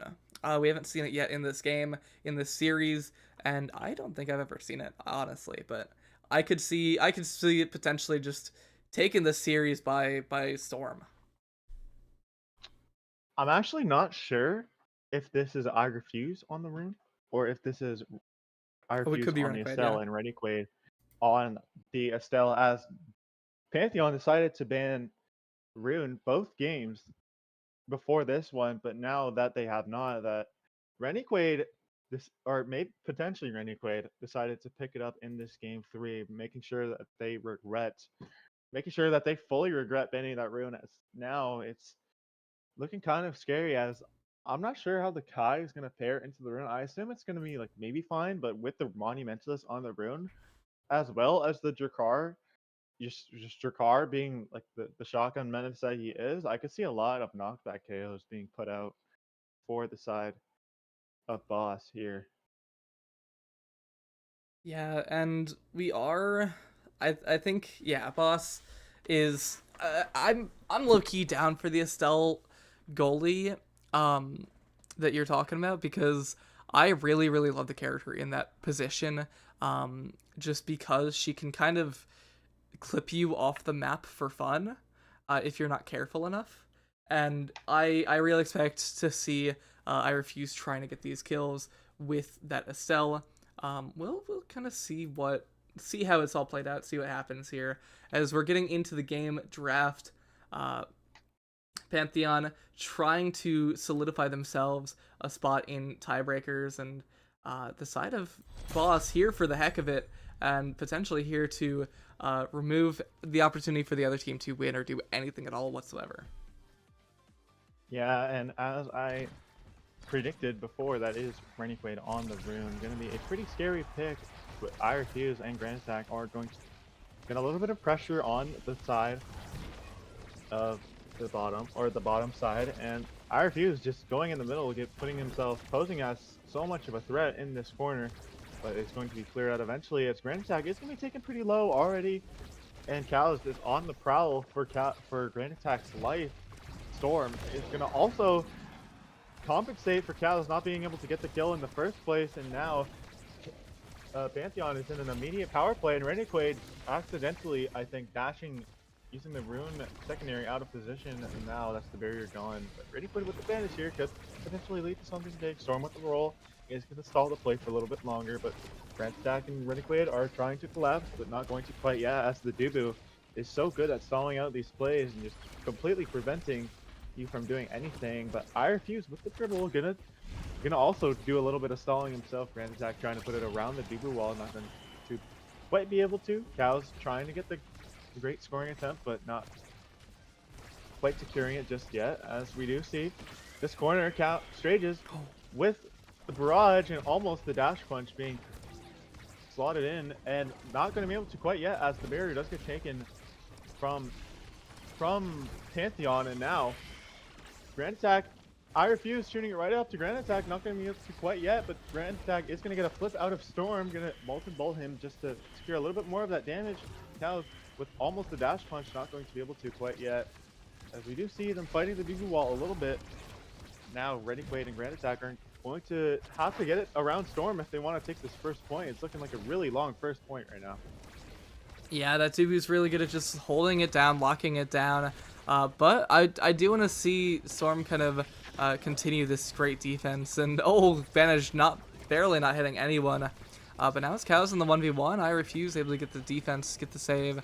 I think I want to see a few, like, once we're in the closed points, as Cavs are going to score, now we have, barriers back up. I want to see how these teams are playing their offense, and looking for these kills and this damage, because we're not really seeing a whole lot of it yet, and that is a lot of what Boss has drafted to do. I think the rune is going to be nice to have simply to stay alive and control this core, but there is a lot of chip damage that the other team is going to be taking, and I want to see how they're able to get these kills. But that is going to be Renegade off the field from Cows. Grand Attack, though, in the 1v3 is going to be able to catch the barrier down, as I Refuse trying to get behind the barrier, and unfortunately hits his own barrier in the meantime. Cows just, in the power play has so much speed for the pummelers, and not much you can do there if you're Boss. Yeah, Renegade being caught without the evade. What can you do if you're against a Juliet with ult dash punch? But yeah, I mean, I Refuse with the flip here could make something big happen, but almost like the entire side of Pantheon almost does have 3 flips to the name. But that is Cows being banished, and a lot of the stagger bar being taken out. But that's also Grand Attack's stagger bar being taken out and getting blasted into the black hole. Cows is almost staggered though, and he's looking to fight back against I Refuse, as he thinks that I Refuse is gonna Pearson shot him, as he's going to try. He's going to try to, not able to just yet, but he strike shot to put a little bit more damage on him, and it's going to make him unable to be healing just yet. As he's going to walk back to this orb, Renegade is on the hunt for him with the rune pillar, not going to be able to quite get it. And let's see what Stratus can pick up here in this corner. Is gonna get the Giga Blast out, as that is a short cooldown on the Giga Blast, but he's gonna be able to 1v3 that barrier, and now getting banished from the rune is gonna put a pillar on him, as I thought he would, to get that combo with the rune plus the car. Storm with the flip here is gonna send it straight down. I refuse, putting it into Cow's hands.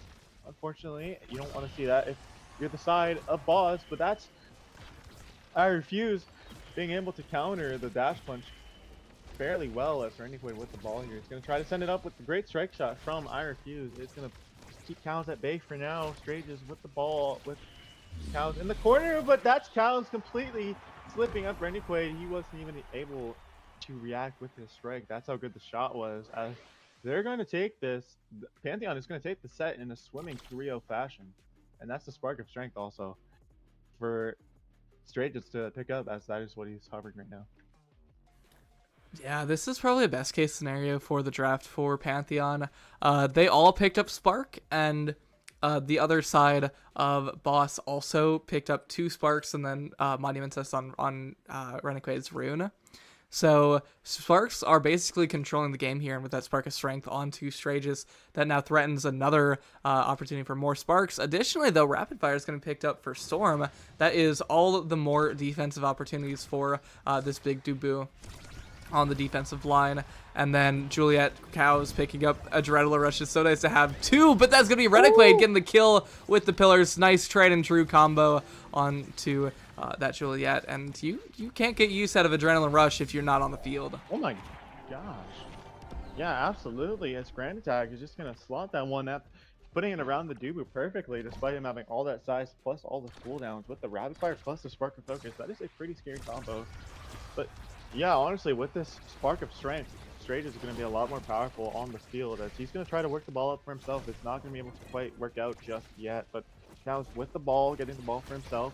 All 3 of the members of Boss collapsing on the Cows, and that's a kill. That's a power play for Boss, and now Grand Attack with the corner in the corner play against the Dubu isn't going to be quite able to get the barrier just yet, as he's going to try and strike around him, but he's not going to be able to find the barrier, as he has to flip to his name now, and Cows is looking to hover someone here, and he is going to get the kill, plus the Adrenaline Rush proc, fighting the demons against Drakkar. Drakkar having to flip if he wants to save his life, but Pantheon looking so good. Storm with that unfortunately missed strike. Cow's going to try to get Grand Attack while he's invisible, not going to be able to quite catch him lacking just yet, but Grand Attack with the ball is going to put it around Storm for now, and that is Grand Attack being put pretty low, but he's going to find a kill for himself, and now Boss is back on his power play, looking so good. Grand Attack just completely flipping the tables, as that's going to be the Dubu Wall being thrown out to try and put Grand Attack at bay. Renegade with the great banish is almost going to catch him, but Cows is going to find the kill onto Grand Attack, and that is going to put now Pantheon in the power play. But let's see what Stratus can do, working the ball up for himself, and that's going to be the pass to Cows, and that is the point secured. Pantheon is looking like they have a lot of fight, and they're taking all these points with the Adrenaline Rush procs, and they're taking it in pretty good fashion. Yeah, as the side of Boss has to find some sort of footing in this game. We've seen it again and again where they're down 2 sets and are able to lock in and get this next set, but I don't want to have that heart attack anymore. I want them to just find their footing earlier on in the game and kind of learn what they need to do. Is that is 2 double banish from Rennie, not going to find anything off of it though. But I Refuse and Grand Attack kind of swapping a little bit, letting themselves heal up. Getting a little bit more of this pressure, but I mean, Storm with that flip is going to be really scary if you are just trying to generally play that defense or offense. You're not going to be able to find any, but that is a clear though with the flip. Now it is the side of Boss with the energy economy looking very strong, and great defense from I Refuse is going to mean no barriers found.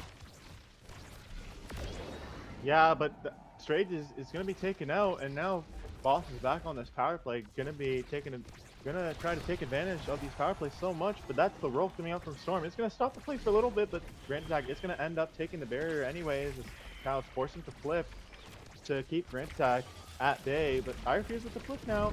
It's gonna amount to the kill on to Cows, and now they're in another power play, getting these power plays so often. I'm just honestly, like, I sound like a broken record, but they're honestly getting these kills so often as well with the rune plus the Drakkar banish into shotgun combo, like the banish into like the pillar.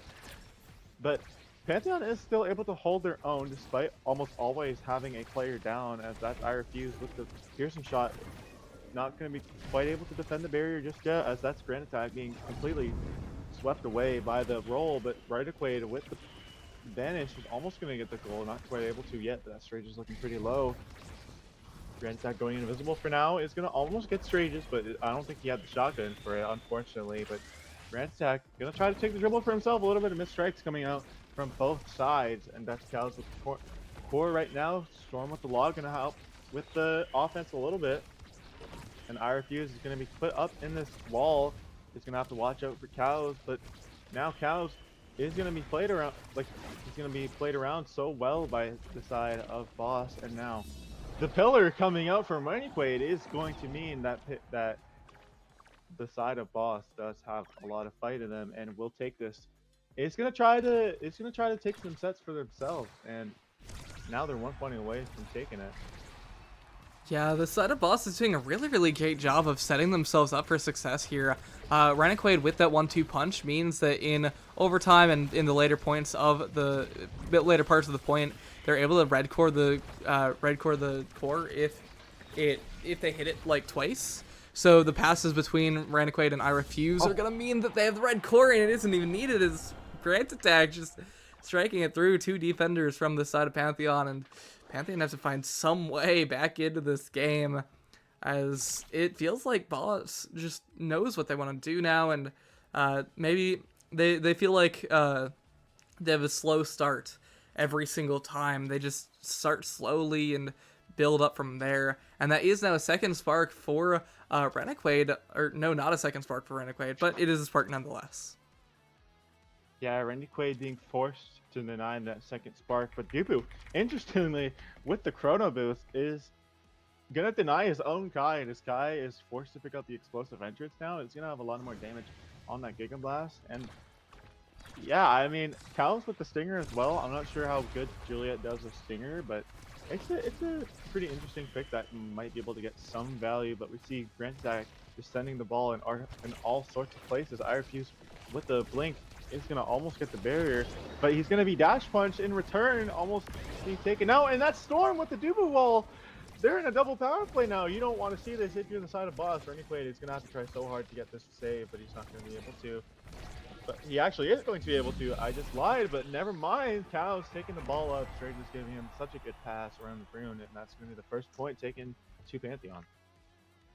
Yeah, great job from the side of Pantheon.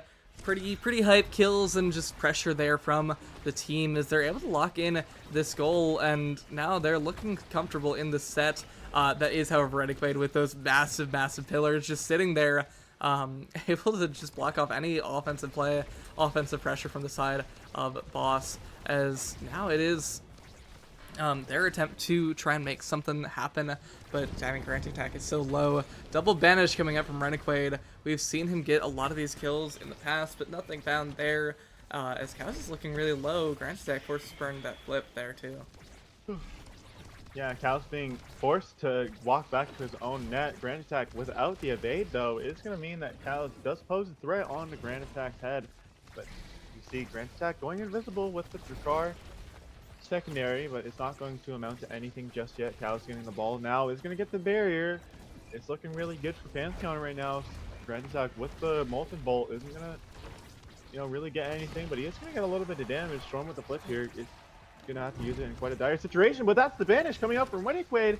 Storm popping the flip, and now the game, the state of this set has completely flipped on its head, and that's Ritiquade with the 1-2 punch proc with the Monumentalist is going to completely clutch up that set. What a great play from Ritiquade. Yeah, Ritiquade locking that goal down and getting a very good attempt on that goal to be able to lock themselves in as 1-1 in the set. They want to just keep this going, Ritiquade with some very good pillars to block it away, but unfortunately both flips now burned out is going to be really scary if you are Boss. You got to be able to lock in on this set, and these goals, as Cows gets killed by Grand Attack now. It's power play for the side of Boss, as the side of Pantheon just letting the core stall out with the Summer Assault from Dubu, and this pillar is just not quite finding anything from Rennie. As now straight as the flip on the 1v1 is going to be able to try and find something. Oh, great save though from I Refuse with the Crystal Thorns, preventing anything from being found just yet. But now Cows with the pressure, not finding anything, still again and again saved away by these folks from Boss, but not enough, as Cows going to be able to get the stun on Renegade, who doesn't have an evade, doesn't have anything to get that save going. Yeah, the layers for the abilities on the side of Pantheon were placed so well there, and now I think the side, like both sides now have almost completely equal energy, but they don't have completely equal lives almost, and that's Cow's being taken so low from the Banish combo. Grand attack with the Molten Bolt is going to nearly take Cow's life, but Cow's is playing a dangerous game right now, getting in there with the dash points. Unfortunately, it's going around the barrier. And Storm picking the ball up for himself. It's going to completely finesse that Jakar shotgun. Cows not having an evade anymore. Grand attack with the flip does have a lot of options to be able to kill him. And that's nearly going to be the kill, but not found just yet. Never mind, Renegade is going to get that kill with the Rune Pillar, and that's Molten Bolt being thrown onto Stratus.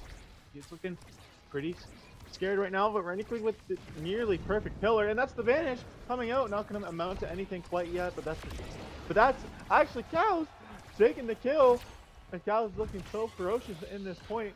Cows is going to take the ball up for himself. It's going to be in this corner right now. Isn't going to get the barrier just yet, but now Grand Attack is going to have the ball. And now Renegade with the pillar, plus I Refuse, going to layer the abilities nearly perfectly, but that's not going to mean that Pantheon doesn't get the barrier, but it doesn't matter because Grand Attack was on point with that shot. Now it is a 0.5. This game is looking so intense right now. Yeah, only set 3, but it's still 0.5. Whoever wins this set here is going to be looking very, very comfortable going into this final set. I want to see Boss potentially just figure out what they need to do to lock it home. They have a bit of the energy priority once Storm uses this burst, and I think Cows is going to be a very scary spot once Grand Attack gets this flip, and that's going to be Cows just taking off the field. Renegade, bread and butter rune combo, but that is barrier down now. Storm has the flip available, may opt to use it here soon as Grand Attack using that Xeno Cloak, not finding anything just yet. As this would be Storm with the flip, finding the way to Cows and finding out of Stratus. But still nothing yet as Grand Attack on the offensive line tries to get it through, but the goal gate is not open just yet, and that is going to be saved by Renegade! Incredible defense, and now Stratus Cows trying to find this goal, just lock it in, but it's nothing found yet. It's going to be a manage on both those forwards now, Renegade and Grand Attack in the 1v1 against Storm, and it's going to go floating by. Oh my god. Oh my god. Boss solidifies this point, solidifies the set, and now they're up 2-1 against Pantheon. Renegade looking absolutely fantastic in these coming sets. He is on point with these banishes, being able to put the side of Pantheon at bay so often. Estelle with the pick of the litter here is going to opt for the hot shot, but Juliet does get the build different, getting the size plus the little bit of power that build different does grant you. Now, Rune with the Deadeye is going to be even more impactful with those ults, with those banishes, and those pillars, and Jakar with the Tempo Swing getting a little bit of damage as well. But that's Kai also with the Fighter Flight. Going to be paired really well with the Slick Kicks, and honestly, I think both teams have really decent awakenings going into this next set. Yeah, I mean, pretty good awakes from both sides. That is gonna be straight just taken off the field though, and I mean, hot shot on Estelle on I Refuse is gonna be really, really nice to have. You get so much more core speed, and I think that's how they're gonna kind of take this game, because you have the core speed, you get it up to Renegade, who also has the core speed, and then all of a sudden, cores in the other team is net. As I mean, Grand Attack just has been looking so comfortable here, and with the Tempo Swing is going to be even harder to get much out of it at all, as he's just going to be able to heal up so much and get a lot of this defense. But that is going to be flipped from coming out from Cows to lock in that goal. Yeah, Cows solidifying that goal right in between Renegade and I Refuse. Just starting the needle, but the energy advantage, I think, is going to be favored in the side of Boss, but that's Renegade with the amazing Banish combo. We're seeing that being taken into fruition all game. Boss getting so many power plays because of it, and that's Grand Attack in the corner. being almost nearly being able to get the barrier, but not quite just yet. As Strages is taking the ball up for himself, isn't going to get the barrier either. But Strages or Storm with the flip, almost going to be countered by Grant Attack, but not quite just yet. Storm sending it right down to Strages, now playing so well in this corner right now against Grand Attack. Grand Attack is being such a menace, but now he's going to take the ball so fast, and now that's the barrier being taken away. And that's Cows getting the dash plunge onto Reniquade, clapping back as we have seen before, as the insta flip coming up from Iron Fuse, and Cows getting, I think, the accidental kill, but he's going to take that so well, and now they're in a power play once again. Yes, Reniquade, Grant Attack trying to find their way through this defensive line of Pantheon, and Cal is just taking out the backline of Boss constantly, again and again and again. Now, Grant Attack with flip, not going to find anything. Cal's with flip as well, trying to get the flip through, but that's going to be Reniquade and I Refuse saving it away. Now Strages trying to get it up to this Juliet, but can't find anything just yet. Grant Attack has so much speed from the Xeno Cloak, and is going to use a flip, saved away by Storm now. Cows on the offensive line, doesn't have anything to get it through, as that's going to be the save found again by I Refuse. Cows looking staggered, make it taken out soon here by Grant Attack. I can tell that Drakkar is sharking, as that is going to be banished. Caught on Stratus. Was that the Dubu that took out his... What?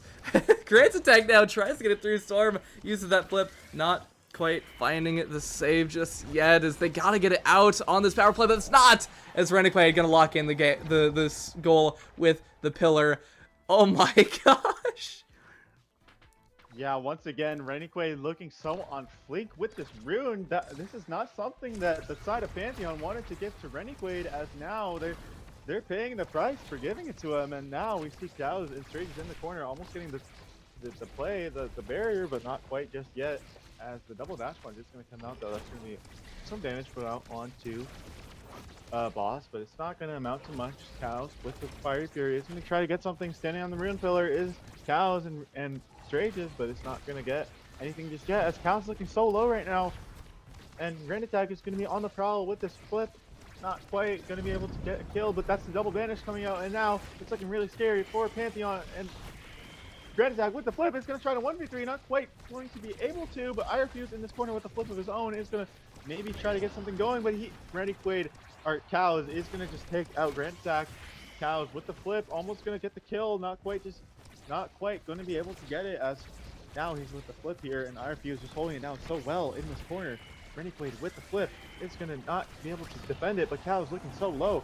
Reniquade with the pillar, gonna try to kill Cows, but he's gonna clap back with a dash punch of his own, and now the side of Pantheon is now in a power play. Cows gonna be able to walk up for I Refuse and just punch it into the net.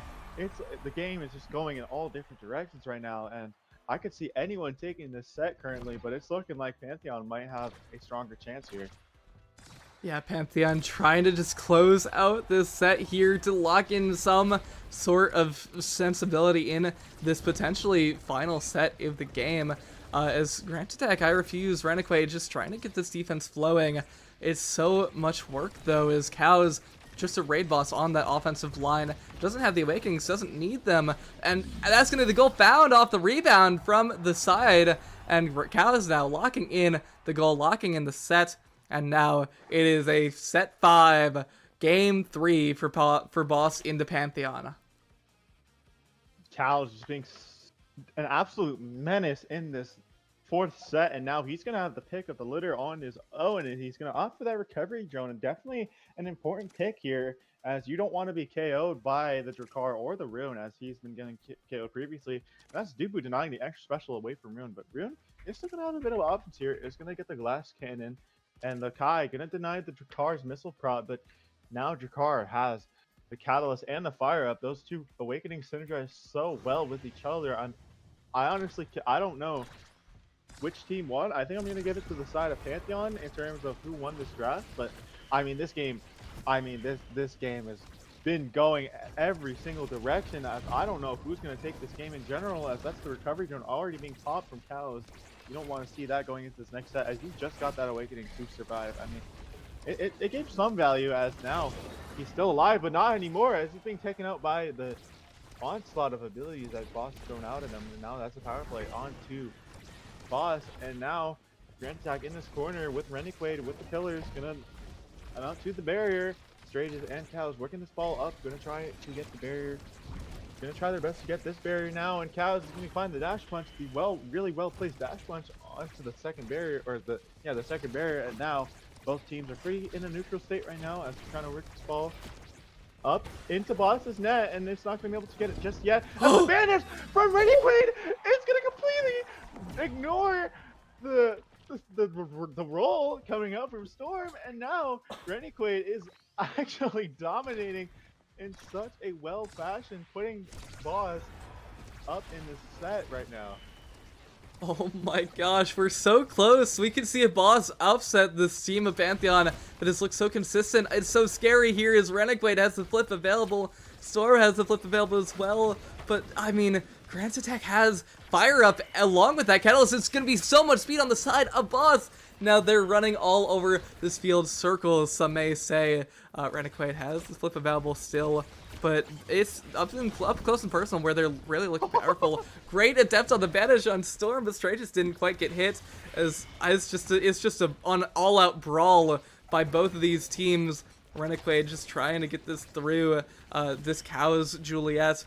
And that's going to be the strike core almost taken though, and barrier from the side of Pantheon is so much defense from the side of Boss. Locking down that save. Cows has flip available, could be scary here, but Storm just trying to get through. No, strike core won by Grand's attack, and now Cows with the flip, blocked away by iRefuse. Pillar coming out, not quite able to get the save, but that's a pass from Renegade. Oh no, saved away by Stage Traders and Storm. Now iRefuse trying to get this defense going, and that's going to be Cows locking in the strike right past iRefuse. Oh my gosh. 2 more points for both teams. Whatever one gets these 2 team goals is going to be locking the series, but oh my gosh, it's so close for both of these sides.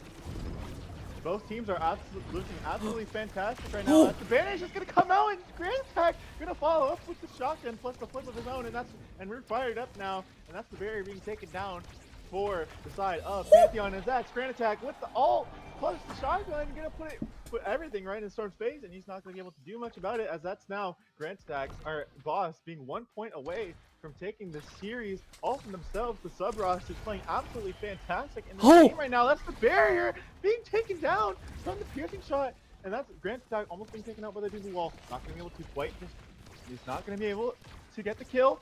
Grand Attack with the shotgun is gonna make Storm pray a little bit. That's the pillar coming out from Renegade. So much pressure being Storm is able to keep his composure so well, as that's the advantage coming out from Renegade. Isn't gonna get much. With the flip, and that's Storm with the missed roll. Grand Attack getting in the way of Storm's roll. And that's gonna be the side of Boss, the sub roster, actually taking the series. What an upset from Boss. They played absolutely stellar in this last game, and also just in general. Oh my goodness. Oh my god. What in the world was that? That was, oh my gosh, that was such a great game to watch and cast. And Boss ultimately locking in the game, locking in the series. The sub roster has taken over. Oh my gosh. Great attempt from the side of Pantheon, but ultimately iRefuse just too powerful on that defensive line. 300 redirects for that Estelle. 216 from Renegade, and ultimately just iRefuse just didn't let that core through. Yeah, I honestly, like, I'm such at a loss for words right now.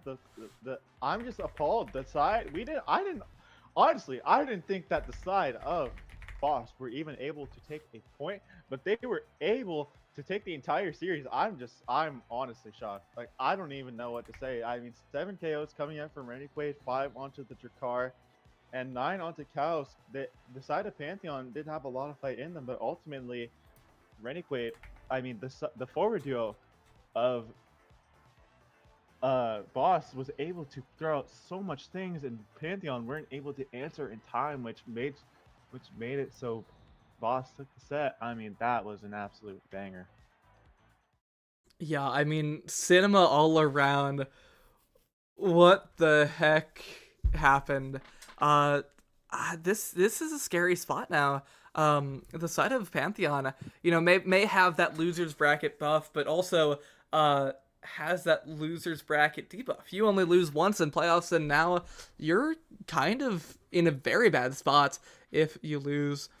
Really, I mean, Boss just doing it for the fun of the game, locking in the series, locking in just everything here. I think perhaps one could argue that Pantheon wasn't expecting anything of the sort coming out from these teams, and it shows as, I mean, what the heck? We're looking at such a massive upset. The substitutes of a 3-5 roster locking in a victory, and they that could have been such a great match to qualify for playoffs, but unfortunately the world will not work out that way. Boss is still unable to make it to playoffs here, and Pantheon locking themselves in that 5th place spot going into playoffs. I believe starting them in losers bracket, and it is a little rough, but hey, they still have the chance to lock in for the next few weeks, lock in for playoffs, and lock in just throughout the rest of the playoffs. Yeah, but also we still do have one more series coming up. I think Final Destination versus Snack Time. I think that will be a very interesting matchup, as I do think of these players, all these players, like around relatively the same. But I'll be watching from the sidelines, as I don't know who could take the series. But stay tuned for that, as we'll be back with more bangers. I mean.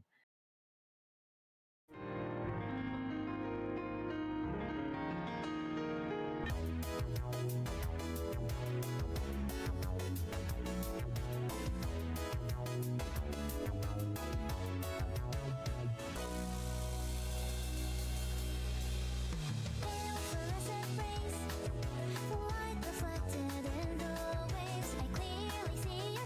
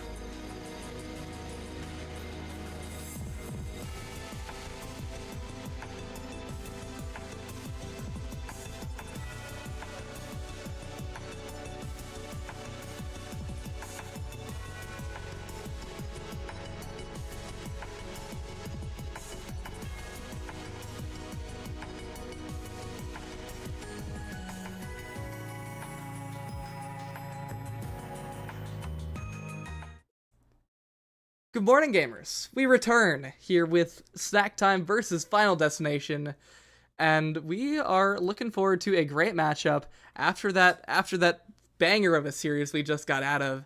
We have another full sub roster coming out from Snack Time this time. But it's going to be Final Destination on the main roster, trying to lock it down, solidify a score of 7-2, and lock in that third place. If they lose this match, though, they kind of get absolutely demonetized. Like, if they lose this, I don't know what exactly it is, because I'm not gonna lie, the stats team was not expecting the previous result. But if they are able to, if they do end up losing this, I believe that they do go down to 4th or something, and it's not super big, but it'd be cool if they could end out the season with a 7-2 score. So we'll see what happens. Snack Time out of qualification chances all in all, but we'll kind of see what happens here, as we already have our map draft, and our characters drafted as well, going into this set. We got Atlas's Lab Rapid Fire Catalyst start with our Awakening. Our characters already drafted. For Snack Time, it's going to be Atlas, Kai, X, and for Final Destination, it's going to be Era, Estelle, Juliet. So I'm joined by Breakson. I think I've been yapping for the past 3 minutes straight. Breakson, welcome in. How are you doing? Hey, I'm doing pretty good today, and I'm honestly still coming off of the high that was that last series. I'm in the same boat as you were with that one, and I'm definitely looking forward to what we got here. It seems like we got a lot of subs going in the snack roster, but to be fair, I think they usually do, so that's no big surprise. But once again, we kind of have another rune specialist here.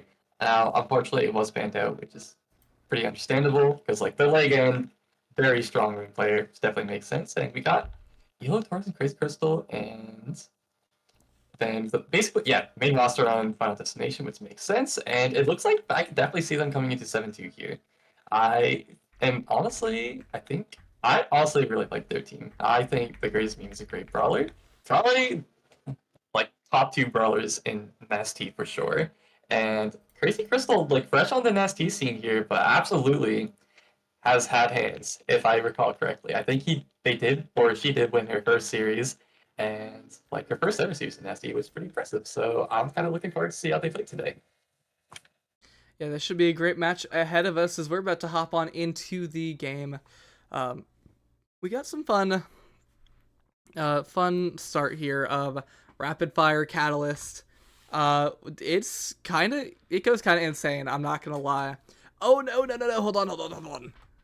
Yeah, for me. Okay, all good. And yeah, that rapid fire on that Lab, there's definitely going to be a lot of damage coming out here. And with Black Velvet, it's just in the middle of that lab too. Oh wait, hold on, it got terminated. What happens?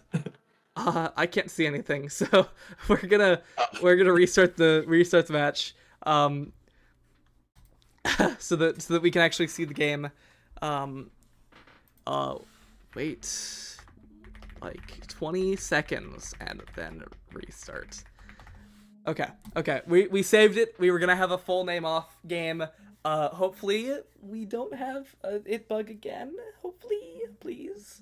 But yeah, great. We should be good to go now, I think, hopefully. Something like that. I saw Temple's, someone said in the chat that it showed up as a stat screen. Did you just see the stat screen at the start of the game? Is that what happened? Or did you just not see anything there?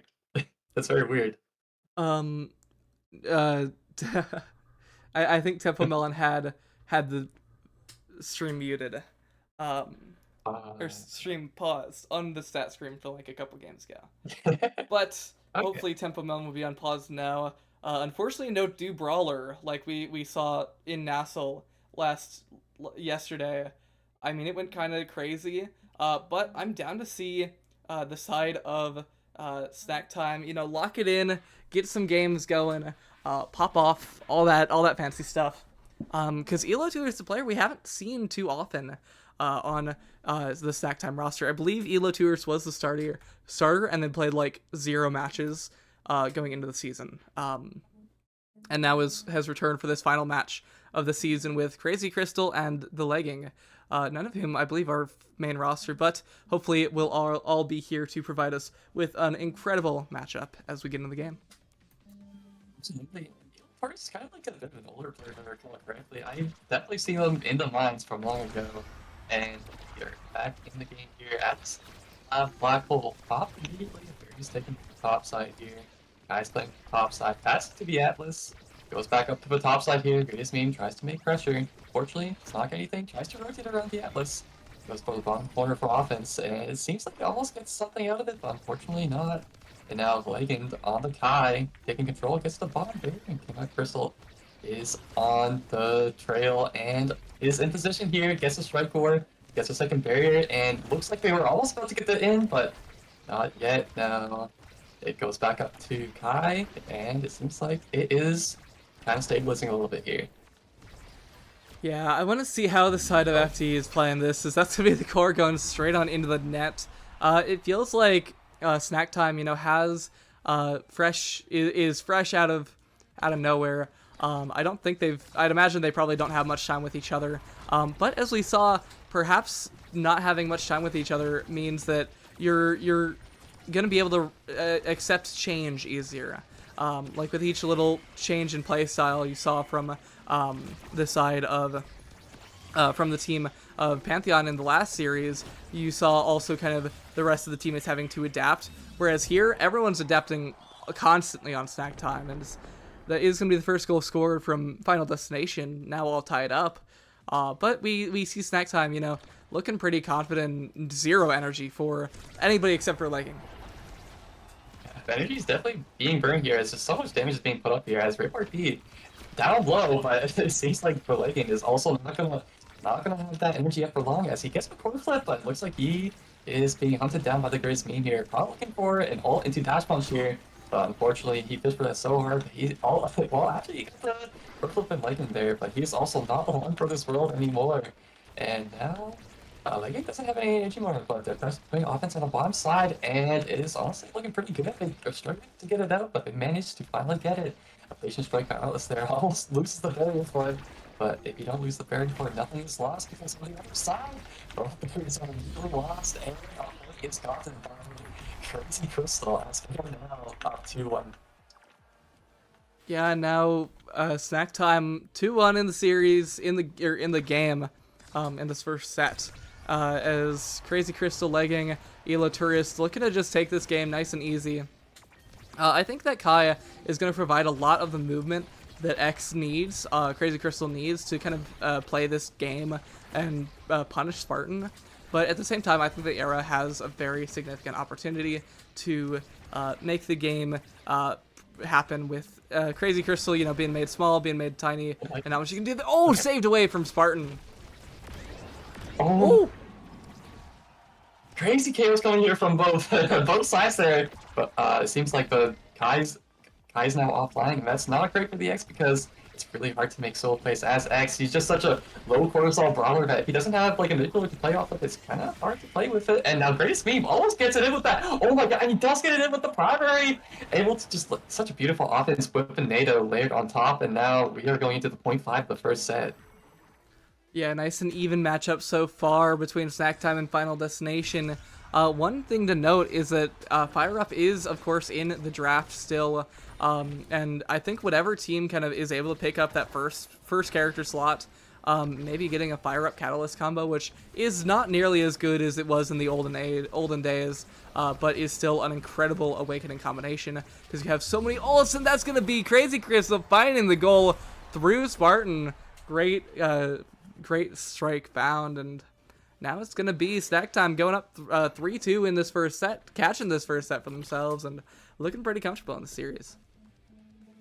Absolutely. Crazy Crystal is indeed going a little bit crazy in the enemy's net right now, and on top of that, he's getting the ad rush, which is honestly pretty scary to have on the X.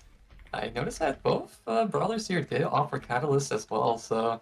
And honestly, that kind of makes sense. Like, both the backlines and are just kind of chipping out the enemies, and then they opt to go for the damage. And brawlers typically tend to be the focus for the damage. But Catalyst is good, but now they got the ad rush as well. So if they're able to capitalize off that game plan, they can be getting a lot of KOs here as honestly really good pickups across the board for everybody here. Yeah, I think the Chrono Boost onto Era onto Spartan is going to be really nice to have, and I'm a little interested in seeing why Legging didn't choose to take it, simply because the explosive entrance is good, but at the same time, Chrono Boost is even better on Era.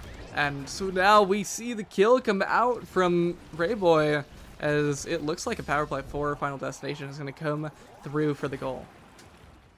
Absolutely, but like the plays there were clinical. Like Rayboy AP got the kill, then right afterwards, the greatest meme got the point, and that's kind of exactly how you want to play this game.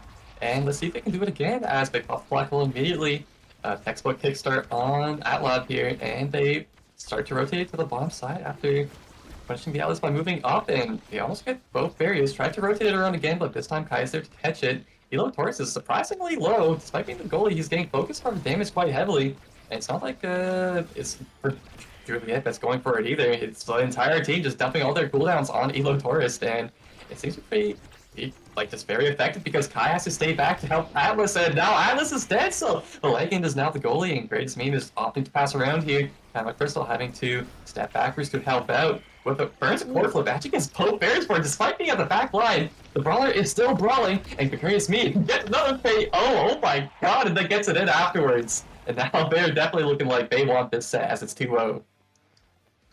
Yeah, the side of Final Destination looking comfortable going into this potential final point of the set, as I think they've just kind of figured out what they need to do, and what that is play to their strengths. They have a lot of pressure onto the other team, with the Estelle and Juliet having a lot of chip damage if you get a hit or two.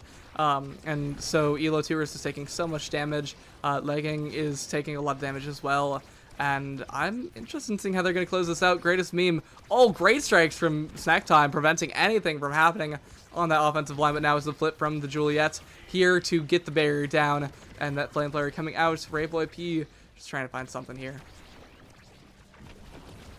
It's looking really good, and that Crazy Crystal and Megan is actually looking low. They have to go under control, just kind of like play with the defense so he can get his HP back.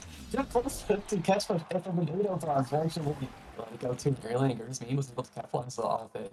And that was a very, very swift 3-0 on behalf of Snack Time here. Or Final Destination, I mean, actually. Yeah, is going to be Final Destination picking up this second set, tying the game up real quick for us, as Fire Up is opted for by that Juliet by Greatest Meme, and that may just potentially be lights out now for the side of Snack Time, as Fire Up is going to be strong, and you're going to see a lot of those flips, just giving their entire team aggressive speed for the entire rest of the point. As now, or I mean, I'm just lying, but a lot of Great Awakenings picked up here. 2 sparks now threatened by the side of Snack Time, but that's also 1 spark that can potentially mean that you lose out on all the benefits if the other team takes it. So we'll see. Crazy Crystal taking down both those barriers, and it may just be a quick point. No, saved away for the time being. Seriously, they take the real seriously. Now they have 2 national games, so there could be a lot of agency from Lightning here right now. It's over Spartan. Spartan brings it over to the top side, looking to pull the offense, sets up the arrow NATO. Both spent by first time. Misty actually almost got a really good knock points. It was really scary, but Rainbow was able to catch him. And now it goes to the bottom side here. Greatest Meme walks into the bottom corner, which is a little bit punishable because like they have corner flip and never stand him, and they won't be dying here. But okay, no, they do stay alive. Honestly, on the bottom side. Greatest Meme's not able to contribute to it, or at least to the top side. Unfortunately, I think they might have kicked him out of the start.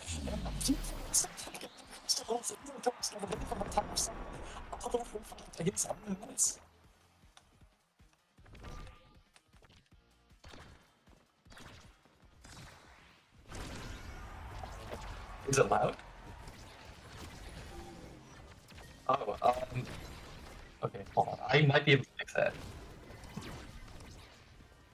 All right. Okay, hold on. Does that make it better? Question? A little better. Okay. Does that make it better? Because it seems like it's fine on my end. I have another idea if this doesn't work. One sec.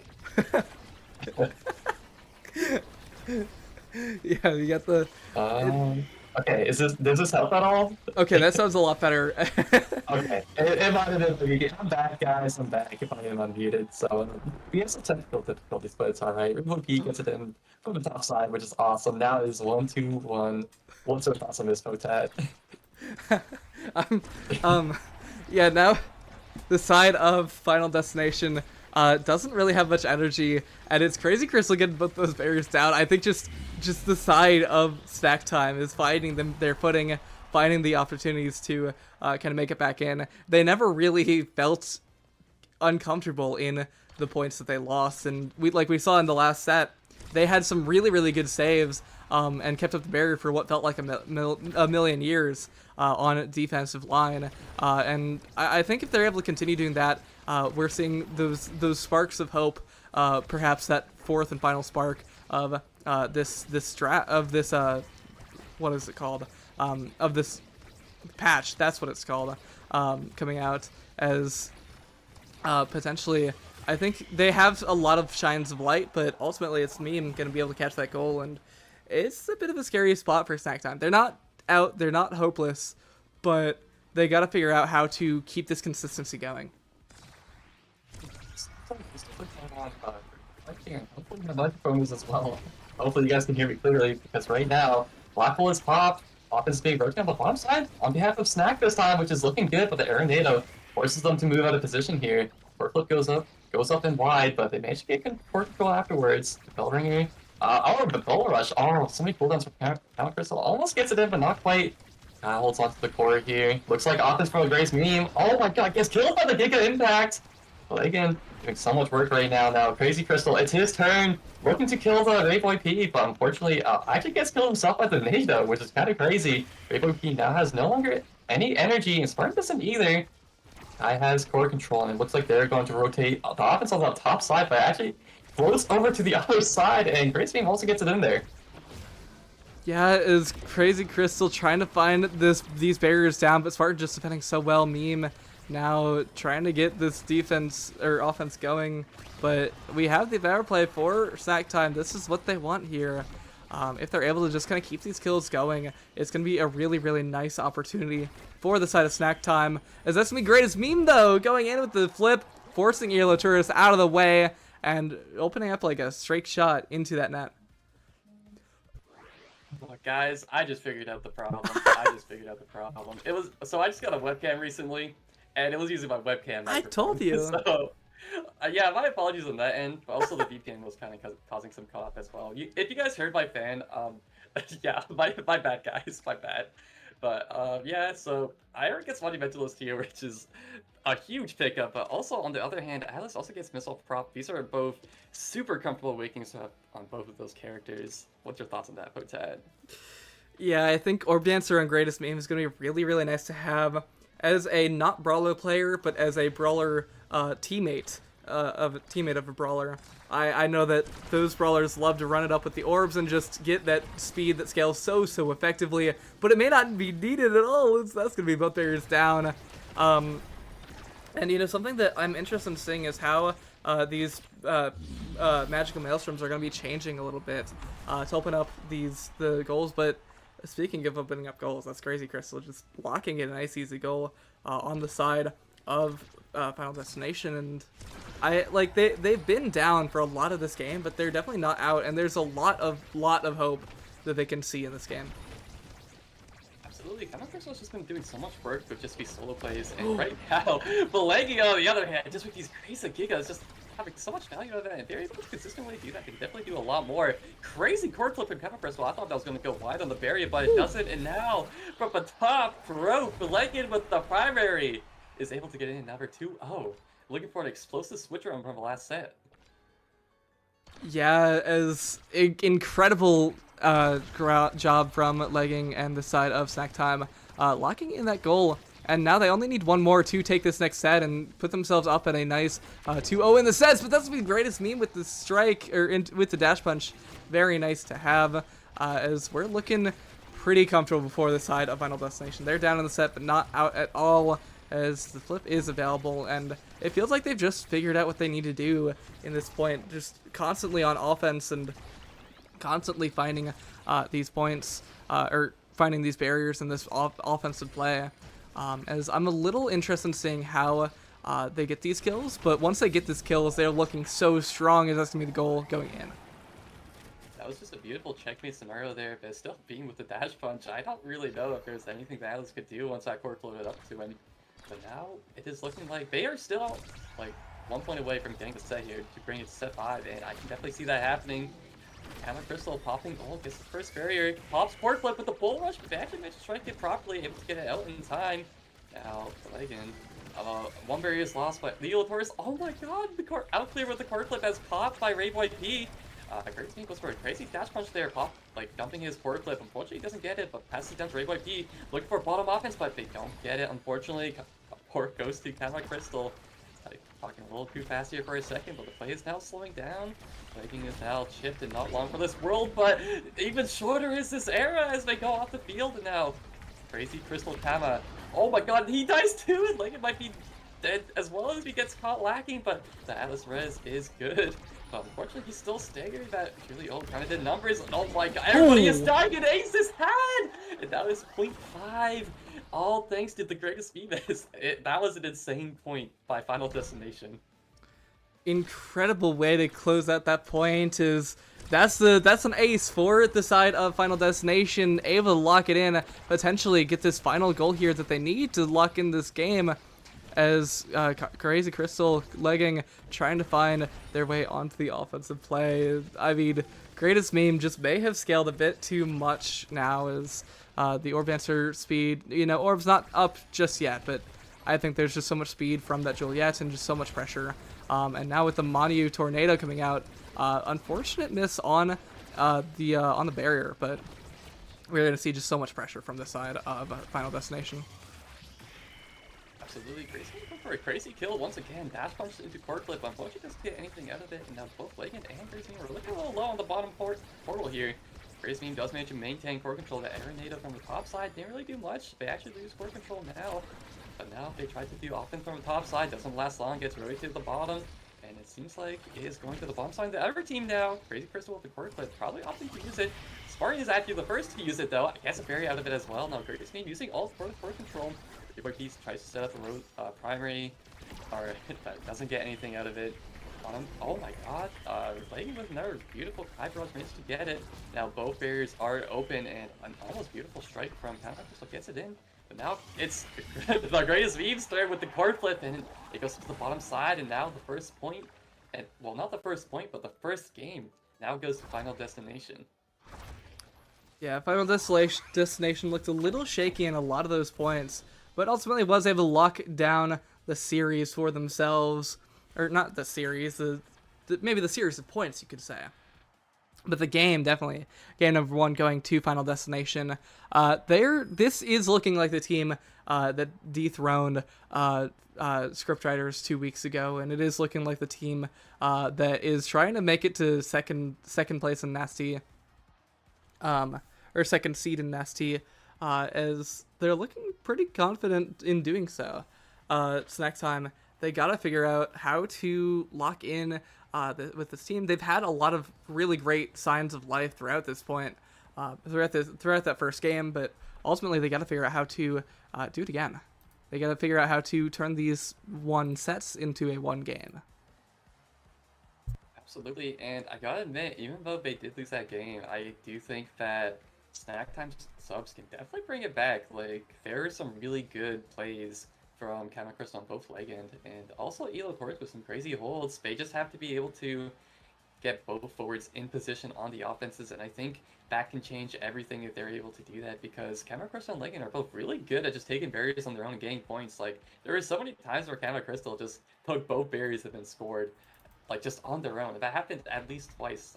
I'm pretty sure. It definitely happened at least once, for sure, and it probably happened more, but they definitely had the explosive power back behind it. But if they're able, like, the question is being able to play as a team and be able to coordinate it all together, because after all, they are just the subs and they don't actually have much time playing together, so they need to be able to adapt to their fresh teammates, because I don't think that they really had, like, that much playtime together, besides probably a rare time where they probably see each other in comp, because I'm pretty sure all 3 of these guys play comp quite often. And honestly, On the flip side, Battle Destination definitely looks like they want to go 7-2 right now. Like, Greatest Meme just put on a really good showing. 9 goals, like 6 KOs. Holy moly, that guy was watching the edges then. He was converting like a beast. So if they are able to adapt to that, I think that they'd be able to bring it back to the next game. And speaking of, what map is the next game going to be on? We got the map at Awakenings already live, as Night Market is going to be our game number 2.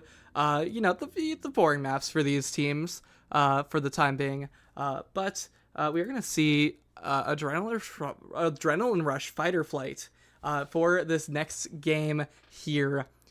And, I mean, we love these Awakenings. There's so many opportunities for a lot of shenanigans and mischief to occur. With Adrenaline Rush in particular, we saw a lot of kills from both sides in this game, in that last game. And I think we're going to see even more. But Fight or Flight as well, midfield extravaganza can potentially enable a lot of really cool matchups to happen. Absolutely. I do think that Fight or Flight is not as strong as it used to be. I heard that not many people see it in favor as much as they used to. I think that it only gives 10% like speed boost now for not that long of a time. It's kind of just like an objectively weaker Slick Kicks, but at the same time, Slick Kicks is a very good awakening. So hearing that on top of like Fight or Flight is always really fun to have, and it's honestly not bad for the goalie to have either. I'm also a pretty big fan of having Fight or Flight on a goalie, can't lie, but once again, I just like to note this rune has been put into jail again. And I think we've seen the trend of that last series too. And it's not that like Rune is like the most broken character in the game right now, although I must say, I think he's in a pretty healthy spot right now. I think Rapid Fire and like everything else that came in recently does a lot of good for him. But it's just that both teams that we've seen in the past 2 series just have a very strong Rune player on them. So it's definitely going to have a 100% presence rate in both of these series, and we're seeing it happen in real time. So instead, though, it seems like they're gonna go with the IME instead, and I think the leg is also pretty comfortable in the IME here. And if they go for a pretty damage-heavy comp, like if they go for like IME Zentaro, I did see that the X just got taken away, but if they go for IME Zentaro and offer to add Adrenaline Rush, oh, a Drakkar, I mean that also can absolutely proc Adrenaline Rush, because that's basically Julie. And that person can absolutely get some edge kills. We can see a lot of like Adrenaline Rush procs here this game, especially considering the fact that on the flip side we have X. Yeah, definitely. We have some pretty heavy kill options for both these sides. I'm Drakkar, very strong with that kill pressure, and then Estelle X very strong with killing as well. I'd like to see both these teams kind of trying to fish for some of these kills, and once they get it, I mean, if you get enough damage, you can definitely lock in a lot of offensive pressure. Absolutely, there can be so much pressure, especially with like that style, just covering all the out clears, which is exactly what you want when you're playing as X. It's honestly kind of what you want as a brawler in general, just a midfielder who can both cover the corner for you, but also cover the out clear. It just enables so much shenanigans for you to do. You can just use all your cooldowns just to hit the goalie, hit that midfielder who's in the corner, and maybe even the brawler too might have come back to like cover the out clear. It can just do just wonders for your game plan, honestly. And X is the best character to do that with. I like to call him as like the low cortisol brawler. I've just been saying that recently, but X is honestly like he is the token low cortisol brawler because he lets his team play for him, and he just kind of presses buttons on enemy, and then when the core flows to him, he just wins his interaction with like ult, and that is kind of just what the character does. He kills you, pops ult, and then wins the game, and I think we're probably going to be seeing a bit of that coming into this game. Yeah, as we are hopping into the game right now, I'm looking forward to this matchup that we have here. As we got some great players, Brave OP Sport and Greatest Meme, they've been here, and then, the other side, sub-roster, they're locking in. They did a really great job in that first game, and I'm excited to see what shenanigans they pull out in the second game here as we get on to our Night Market matchup. Final Destination versus Nighttime Game 2. Absolutely, and I'm kind of looking forward into getting the game here as we see Greatest Meme going for the Brawler Star here. Gets a speed gate, which is nice, but Core does go on their side of the field for now, but it floats over to Elo Taurus. He cranks the 90, gets it up to the top side. Now, Legan looks to rotate on their end of the field, almost gets it through the Dubu, but unfortunately not. That Spatial, farming a little bit of energy, but unfortunately loses the barrier too. Unfortunately, your own barrier does not give you extra energy, but right now it looks like Crazy Crystal and Leg are doing a lot of work on the top side, but breaks free. Now, Greatest Meme almost gets an offense started, but nothing too crazy happens just yet. Yeah, is now getting into this point. Spartan almost barely loses that barrier, but is able to keep it up for now. I think if Crazy Crystal is able to get a lot of this pressure, it is going to be nice to see, because that Chikar, you know, covers a lot of space, and if you're able to get the stun onto the Dubu, it'll be really nice to just get those barriers down, and Elo Tourist, you know, known for that Atlas pickup, is going to be able to defend quite effectively, as usual.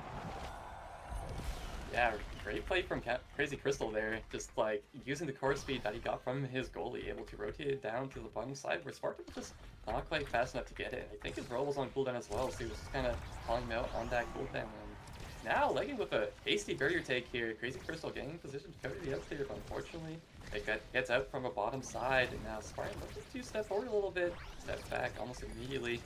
Gets the out clear to Reward T as they rotate to the top. First barrier is taken from Elo. Second barrier is taken from Elo. The Greatest Meme showing him who the real X player is. Gets the KO as well as the points.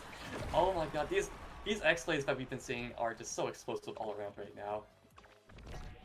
Yeah, it's great job from the side of Final Destination, tying things up here, and Legging and Crystal have to kind of find a way to get a lot of this offensive pressure going.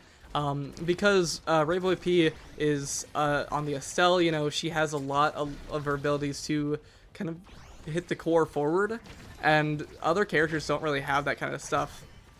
Because Estelle, her primary is just, you know, is a straight shot, whereas Amy, you know, her abilities are all kind of 1 or 2 hits, and that's kind of all they do. But Estelle can hit like 17 things at the same time. As that's going to be going in from the side of Final Destination, locking it in. Absolutely. Estelle's just really good at hitting multiple targets, especially with that theme, like you said. It has so much value, and it's kind of a reason why Estelle is known as just like a really easy hit to pick up. But that's not to discredit like the people who play her either, because the character is still hard to use, especially her Rose Warp. I feel like that has a lot of skill expression in the ability, and honestly, she has a pretty high skill ceiling overall. Like just the midfielder role in general does. But right now, Crazy Crystal looking like he's not going to be alive for long right now, especially with that core flip, looking to hold on to it, but every single cooldown in the world is just kind of being dumped on his in his particular direction right now, and almost dies to Counter Crystal. Kind of with the combo with the core flip, but it doesn't matter because he did pop the ult and has 1 million punches to hit him with, and he did eventually secure the kill. Now they're rotating up top side. I think they went for a double barrier, but bounced it off the night market angle. We're able to get the second, or well, not second, but first barrier here. And now Raver B with looking to continue the pressure, but unfortunately, it is the end of their turn right now as Crazy Crystal and Legan are looking to start an offense, but unfortunately it looks like they're struggling a little bit, but a bad somersault from Spartan. Unfortunately, oh, okay, and scratch all that, but offense is still being held, which is great. And Legan puts up a turret on the top side, looking to just walk it over slowly and get Crystal in position. Unfortunately, that doesn't happen. It's Raver B with a good beam. Gets it on. Now both nets are open, and whoa, okay. Greatest Big of a crazy bull rush. Redirects it to the bottom side. I didn't even know he was in range to be able to do that, but he just proved me wrong. And now he is the MVP of this set as well. Yeah, his Greatest Meme, you know, on the X that has been tried and true so many times and in so many seasons. And I'm excited to see where it goes from here in this game, as that's an extra special picked up for that X. Team player, though, on the other side is going to be really, really nice for the Atlas, for Elo Tours to have. And honestly, I kind of like this draft a little bit more to begin with for the side of Snack Time. You know, team player going to give a lot of that speed. Deadeye going to be really nice for those kills and that pressure. And then team player, or not team player, Tempo Swing for Jakar, for Kama to keep a lot of that kill pressure and damage alive and keep themselves alive as well. On the other side, though, I do think that peak performance is going to be nice for Rayboy P to kind of get the speed up and get a little bit more of that defensive and offensive pressure going. So that's both barriers down now. Absolutely, just like, once again, I feel like that user is going to do a lot, just to be able to get the port out more frequently, and that's going to do so much against this team, because their offense just seems to be never-ending, but see, like, the moment that they're able to get ranked free, they get both barriers, and now both sides are open. Crazy Crystal goes for the KO, but unfortunately doesn't get it, but it doesn't matter, because with a beautiful corner dribble into strike primary, he was able to get it in, and now it looks like they're looking to turn this around in their favor. Yeah, definitely. There's a lot of great plays coming out from the side of Snack Time, and they've been down for a lot of this series, but they're definitely not out at all whatsoever. As now they're just trying to work their way up the field, and they're able to get the barrier down. And I think I really like how Legging is using this ultimate from Imi is just so powerful for the pressure. But it is going to be matter. They got to get through Rayboy, and Rayboy just solo play to get it straight through the entire defensive lineup. Snack Time, really good job. Absolutely, that was what classic brawler technique of I'm going to be the punching bag and I'm going to let my midfielder score. It literally worked very effectively there, as unfortunately Rayboy doesn't have any more energy, but it was definitely worth it. They were able to get a point, evening it up, and now having Crystal Leggin getting an explosive start here, getting the first barrier, but it gets equalized pretty quickly as Greatest Being just punching all over the place. Gets the first barrier, now it is back to neutral. Forward is being flowed to the bottom side with Leggin. Still has the core flip. Unfortunately, I hope he doesn't get damage and loses it, because right now the damage is being focused on Crystal. But it seems like they're actually getting their... Oh my god, never mind, Crystal is off the field. I felt a presence and, well, the lack thereof, because unfortunately Crystal is gone now. Rainbow Key gets the second barrier. Leggin still holding on to that core flip. Maybe often can use it to get it, but doesn't need it to get out of the power play, which is honestly pretty good, because now they can use it for offense, and let's see if they're able to. But unfortunately, an unfortunate loss strike from Crazy Crystal. That's the Greatest Being get the second point here, and although they were looking good at the start, it seems like things are starting to turn around in favor of Final Destination. Yeah, Final Destination, they're a very competent team, and they know what they need to do here. Is we may be seeing just a stuffing out before the subs can really even get an opportunity to make themselves known. As Lightning does have that flip available, Elo Tourist also has a flip online. But we're seeing just so much damage pressure coming out from the side of Final Destination. Rainbow P not quite able to get the kill, but it may not be needed. It's just they've already done their damage. They've already done their job. As Legging just has to find some way into this point to stay alive, and it's kind of hard to do that when you have basically no health bar. But they're able to survive for now. Absolutely. They found out who the problem was, and it seems to be DX, as they are currently staggered, and forcing on the back line kind of gives the Snack Time to have some space to breathe here. Managed to get an offense going, but right now it seems like that they weren't able to keep it for long, as they had to stay back. But right now, it seems like they have a second chance, but unfortunately Leggin now has no evade and doesn't have much HP left either. Hopefully they don't get focused for damage, but wow, a crazy angle from Spy right there, and kind of proving that he might be the third brawler of Final Destination right now. Yeah, that's Final Destination locking in a 2-0 set lead in this game number 2. Very close to getting themselves a nice easy final score. Missile propulsion blocked away from Kama on that Drakkar. Should be nice to have as Estelle as well. And I think that heavy impact as well is going to be on the other side. It's pretty nice to have if you are Drakkar. It's going to do a lot of damage. But also, you know, we have Spark picked up for Greatest Meme. If for some reason they haven't scaled hard enough already, that's an X that can go into a set 4 as a set 4X with Sparks online. And also, you know, Atlas with Siege Machine is going to be really nice to have as well. Honestly, once again, I feel like Snack Time didn't do too badly in the drafts here, because Drakkar definitely couldn't get denied there and forced the Estelle to take Missile Prop, which I think gives them a pretty decent draft advantage overall. And right now, we're seeing a pretty shift in energy, as Crazy Crystal and Leggin, also Elite Forest, managed to open up the barriers first here, and they didn't even lose a single one yet, but it looks like a little scary right now, as just the Greatest Being walking orphanly, but in the meantime, it seems like Rayboy P is also dead, knocked into the streets of Atten, as, oh my god, Crazy Crystal just taking Greatest Meme out of the play, keeping him staggered, and once again, Strike primaries it in. Yeah, as I mean, Sex Time continuously showing us that they're still online. They're still here for the fight, but that is gonna be a lot of cooldowns from Snack Time for really not much gain. Is Final Destination just has a lot to work with, and that flip has to come out from Terrorist, and they only get one barrier from it. And now open it for the side of Snack Time is very, very scary. Absolutely. Hopefully we get this barrier though, as now Crazy Crystal on the offense, looking to be on the prowl and staying on the prowl, but unfortunately, it seems like they're able to maintain it for too long. Like with a good Cypher Swipe, able to keep control of the core here.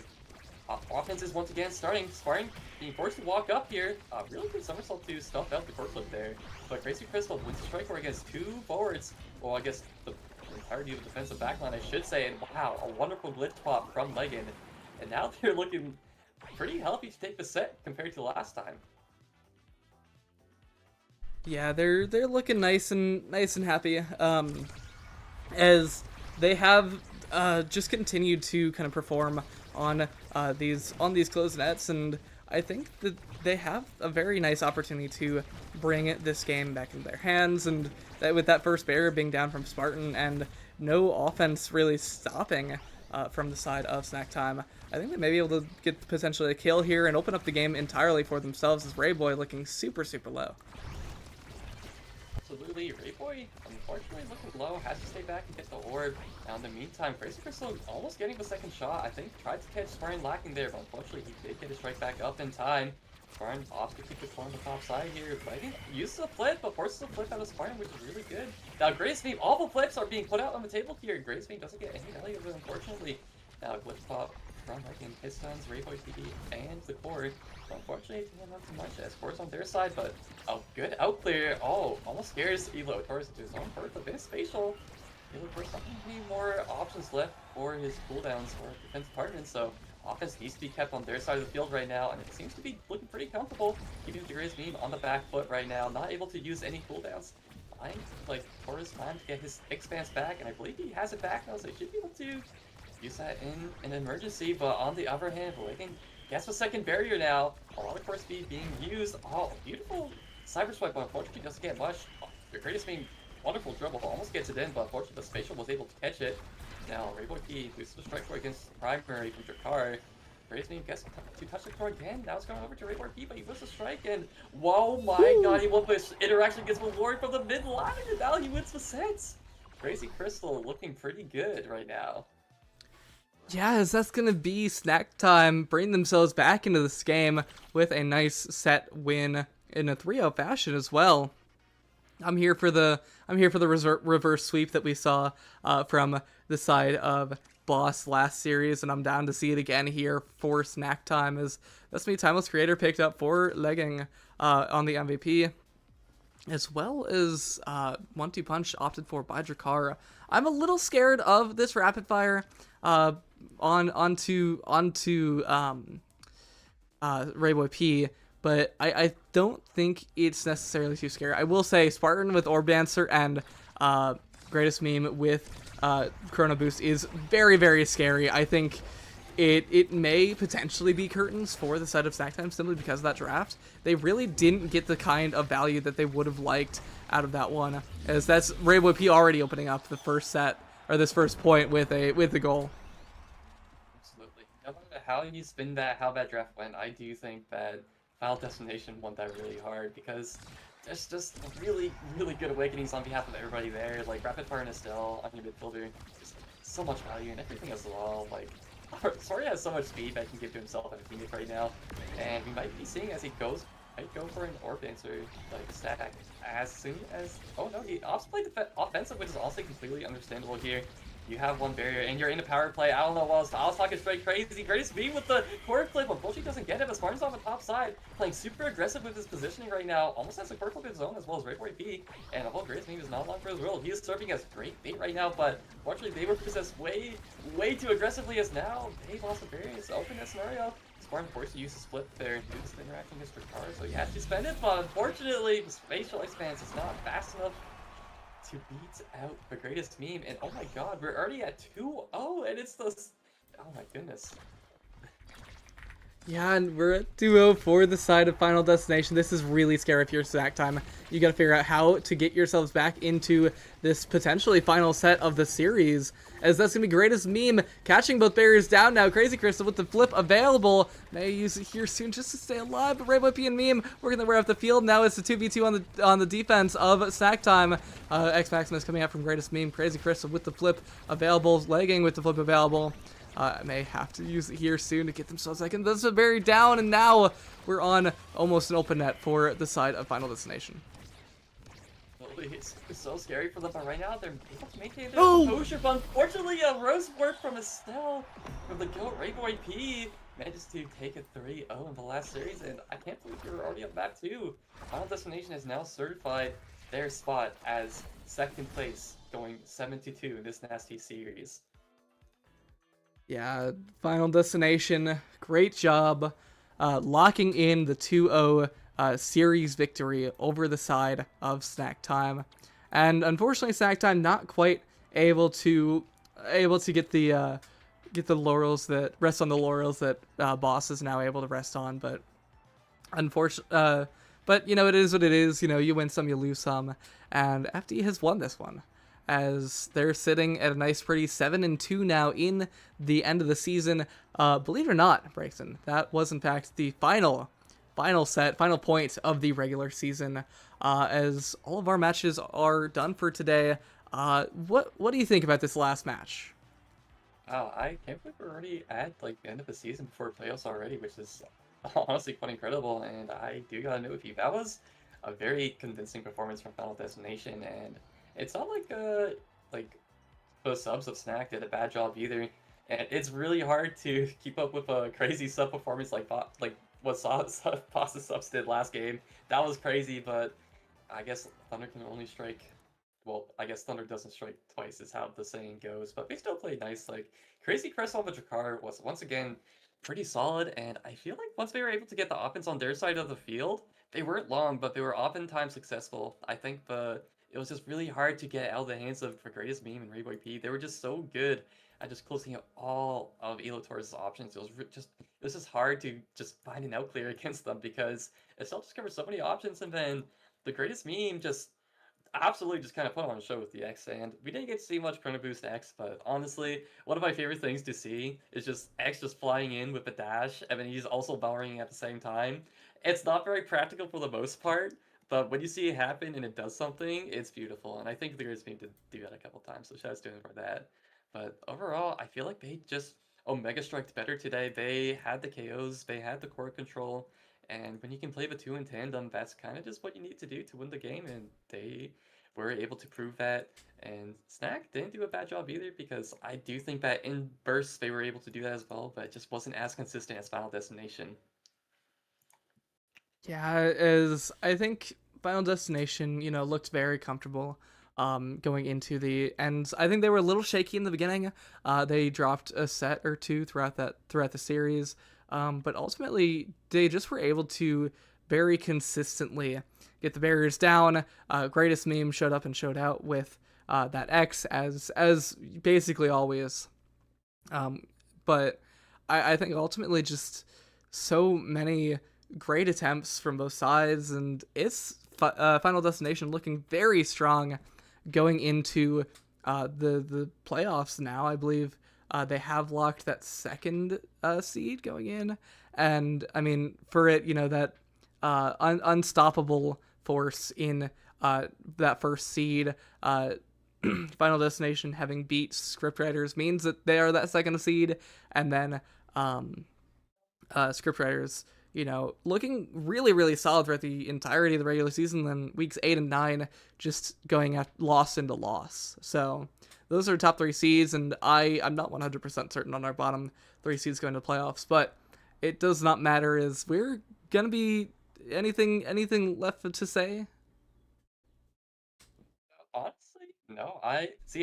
Me personally, unsurprisingly, being a first sub, I'm looking forward to seeing them in playoffs. I'm hoping that they do win the whole thing. If we're doing like a little bit of yapping, which I will, they're kind of my goats. I love every single like person on that team. They're all great. But I honestly think that it's going to be a great playoffs for Nasty this season. Script writers and Final Destination are honestly both also very strong teams. I can't lie to you, and I wouldn't be expected to see either of them show up into grand finals against Ferd. And I think it's going to be here, no matter which team it is. So I am very much looking forward to both the playoffs for NAST, but also all the NAST leagues. However, with that being said, it is time for the post show, as this was the last game this week. We are one game short, but that's all right. I think that is probably for the better, but nobody really just scheduled for that time, but it's all good. It is time for the post show. We will see you soon, guys.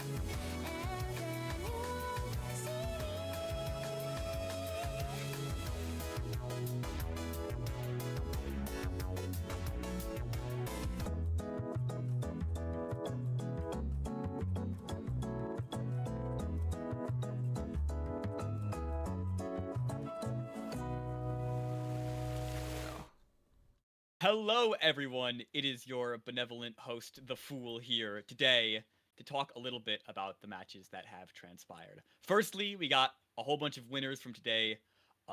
Hope they're all doing well. We're going to actually check in with them all right now. So, Mystic, how are you feeling right about now? I'm feeling good. It's my first win with this team, and I'm glad I got to do it against the first seed that's now second seed. Yeah, it was a very impressive win today. Good games to watch. Rayboy P, how are you feeling about the matches today? Yeah, I'm glad we won. Glad we managed to close it out. I mean, I know they were putting in the subs because they knew they weren't able to make it in playoffs, but I'm glad our team took it seriously and just were able to close it out. So Nicely done. Grant Attack, on to you. I'm feeling pretty good. That was my first NAST win, so and I think it was not a game that we were like really supposed to win, so I'm like feeling pretty good about that. You should be. It was a very good series. On to Dokushi. How are you feeling?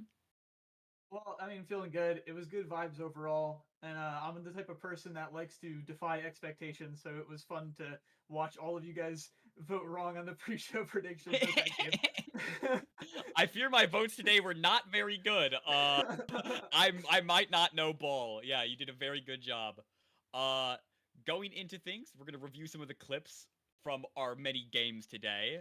Very exciting things as Potat maneuvers me around the screen. Right below, a clip will appear in a second, I believe. So far, we are right? seeing a lot of that damage. We have The a stall clip is from good, but Meow those are versus 3 Doom. flips right now. and Social some Fox is going for Very some nice stuff, set play but- going on the Oh side. Wait, no! So far, we are seeing a lot of that damage. This is not the clip I thought it stall was is gonna be. good, but Wait a those minute. are 3 flips right now, and Social Fox is going for some The Mitch stuff. Spliff but- pop into the Oh, clip, into no. the strike hit. Oh yeah. So great far, job. we are seeing a lot of that damage. The stall is good, but those are 3 flips. As now Social Fox looks to push up the bottom side as Natty gets a good flip of his own This is and also not the allows clip I thought Box it to was put gonna himself be, into but, a like, breakaway it's so position. chill. Good barrage there No. to maintain control out by Social Fox. It is lost for a moment. And now with the speed out by Natty, it's a little dangerous here. Struckwar lost there. And now one again out by Jack Limestone. There's a strike shot and the barrier is taken out by MF Doom. They're just trying to stall out this flow stid as now Social Fox I had a Meow clip. I had a Meow clip that was really good and set play allows that I Box to would, put himself into a breakaway off. I think position. it's Good probably- barrage there No. to maintain control out by It's probably Social one of Fox. the It last is lost two for a bigger moment. things And now with the I speed said. out by Natty, it's a little dangerous here. Struckwar lost there. And now one again out by Jack Limestone. There's a strike Bro shot has and the barrier lost it. into the It is strong gone. side here as it should be Oh, there saved, it but is. instead the one Mystic that's with the not snipe saved shot is at the Swapper top. is taken off the map. Bring it into the And corner for another some good 3v2 corner power play offense. favoring Cosmic Pod. But Jack Limestone The has flip flip to the roll, keep it flip out by there. Mystic, Strikewar 1 out by Hard box Cardbox with there. the And now the strike Firewall ward at Sentry the just end. defensively Good passing placed through the there. portal. Now Social Fox Bringing is able it to bring it up around, onto the good then side, but hit oh in. no, it just Beautiful rides play. past Jack I like that a lot. Limestone It's very again. clean and to the point. Like Yeah, all it's just this, this aggression kind of being punished over and over again. Yeah, the Jack Meow Limestone Doom just series caught off guard, I was a think, by quite poor impressive speed or series. just bad angle. Into the I strong think side it beat here as it should Meow be defied saved, but all instead the one that's expectations not from saved is literally everyone Swapper on the is taken bench off the and map. took And it over another Doom, the 3v2 reigning power play champion, favoring to Cosmic Pod. The Jack put Limestone has those to who flip the roll, strike flip out by after in Mystic, the first Strikewar place 1 out by spot going Cardbox into there. playoffs. And now the So Firewall Sentry it's just gonna have some defensively implications. placed there. Now Social That Fox is able to bring it up onto the Oh good yeah, those side, who but strike oh after no, can it just choose rides their past opponent Jack Limestone in the top again. two. Being, I believe, Just Final this Destination aggression kind of and, being punished over and Boss, over I again. Jack think? Limestone Maybe just I'm caught wrong. off No, guard, no, I think, by but- poor speed or just bad angle. Into the strong side here Huh? as it should be saved, but instead the one that's not saved is Swapper is taken off the map and another 3v2 power might be play onto favoring something. Cosmic Pod. But Jack Limestone has the flip Also, roll, flip I'm out pretty by sure Mystic, Rip- Strikewar 1 out by and- Cardbox there. And now the Firewall Sentry just Rayboy P, also I think you have imploded, by the way, just so you know. Oh no, it just rides Yeah, overzealous. Yeah, it would have been overzealous and Yeah, it's just someone this else. aggression kind of being I punished can't over remember and who. over again. Jack Anyways, Limestone just on caught to off guard, I think, some by other poor clips from speed or today's just bad matches. angle. into the strong side here as it should be saved, but instead the one that's not saved is Have a power play, but it is flipped on the head. Oh yes, the Big Zeal finish. versus Fly game. Unfortunately, too much to deal with. Not enough that can shut it down. Suplex has found Beautiful the goalie. Julie There dash is no punchage. core in the Portal net plane. for the moment being though, but with the power play, Another that KO, guy is and also we're in. dead. Striker Kai looking very Overzealous fine on the have a era. A power lot of play, but speed it is flipped on midfielders the have been heads. showing up The as big of lately finish. in this patch, and so Unfortunately, too much it's to been deal nice to with. see Not how enough people are that can playing shut it around down. with Suplex has that. found the goalie. There is no core in the net. Yeah, for the ultimately some very moment good being, passing though, but plays. with the power Love to play, see it. That guy is also dead. Breaking down the wall. Overzealous have a power play, but it is Next clip, flipped please. on the Waiter, waiter. heads.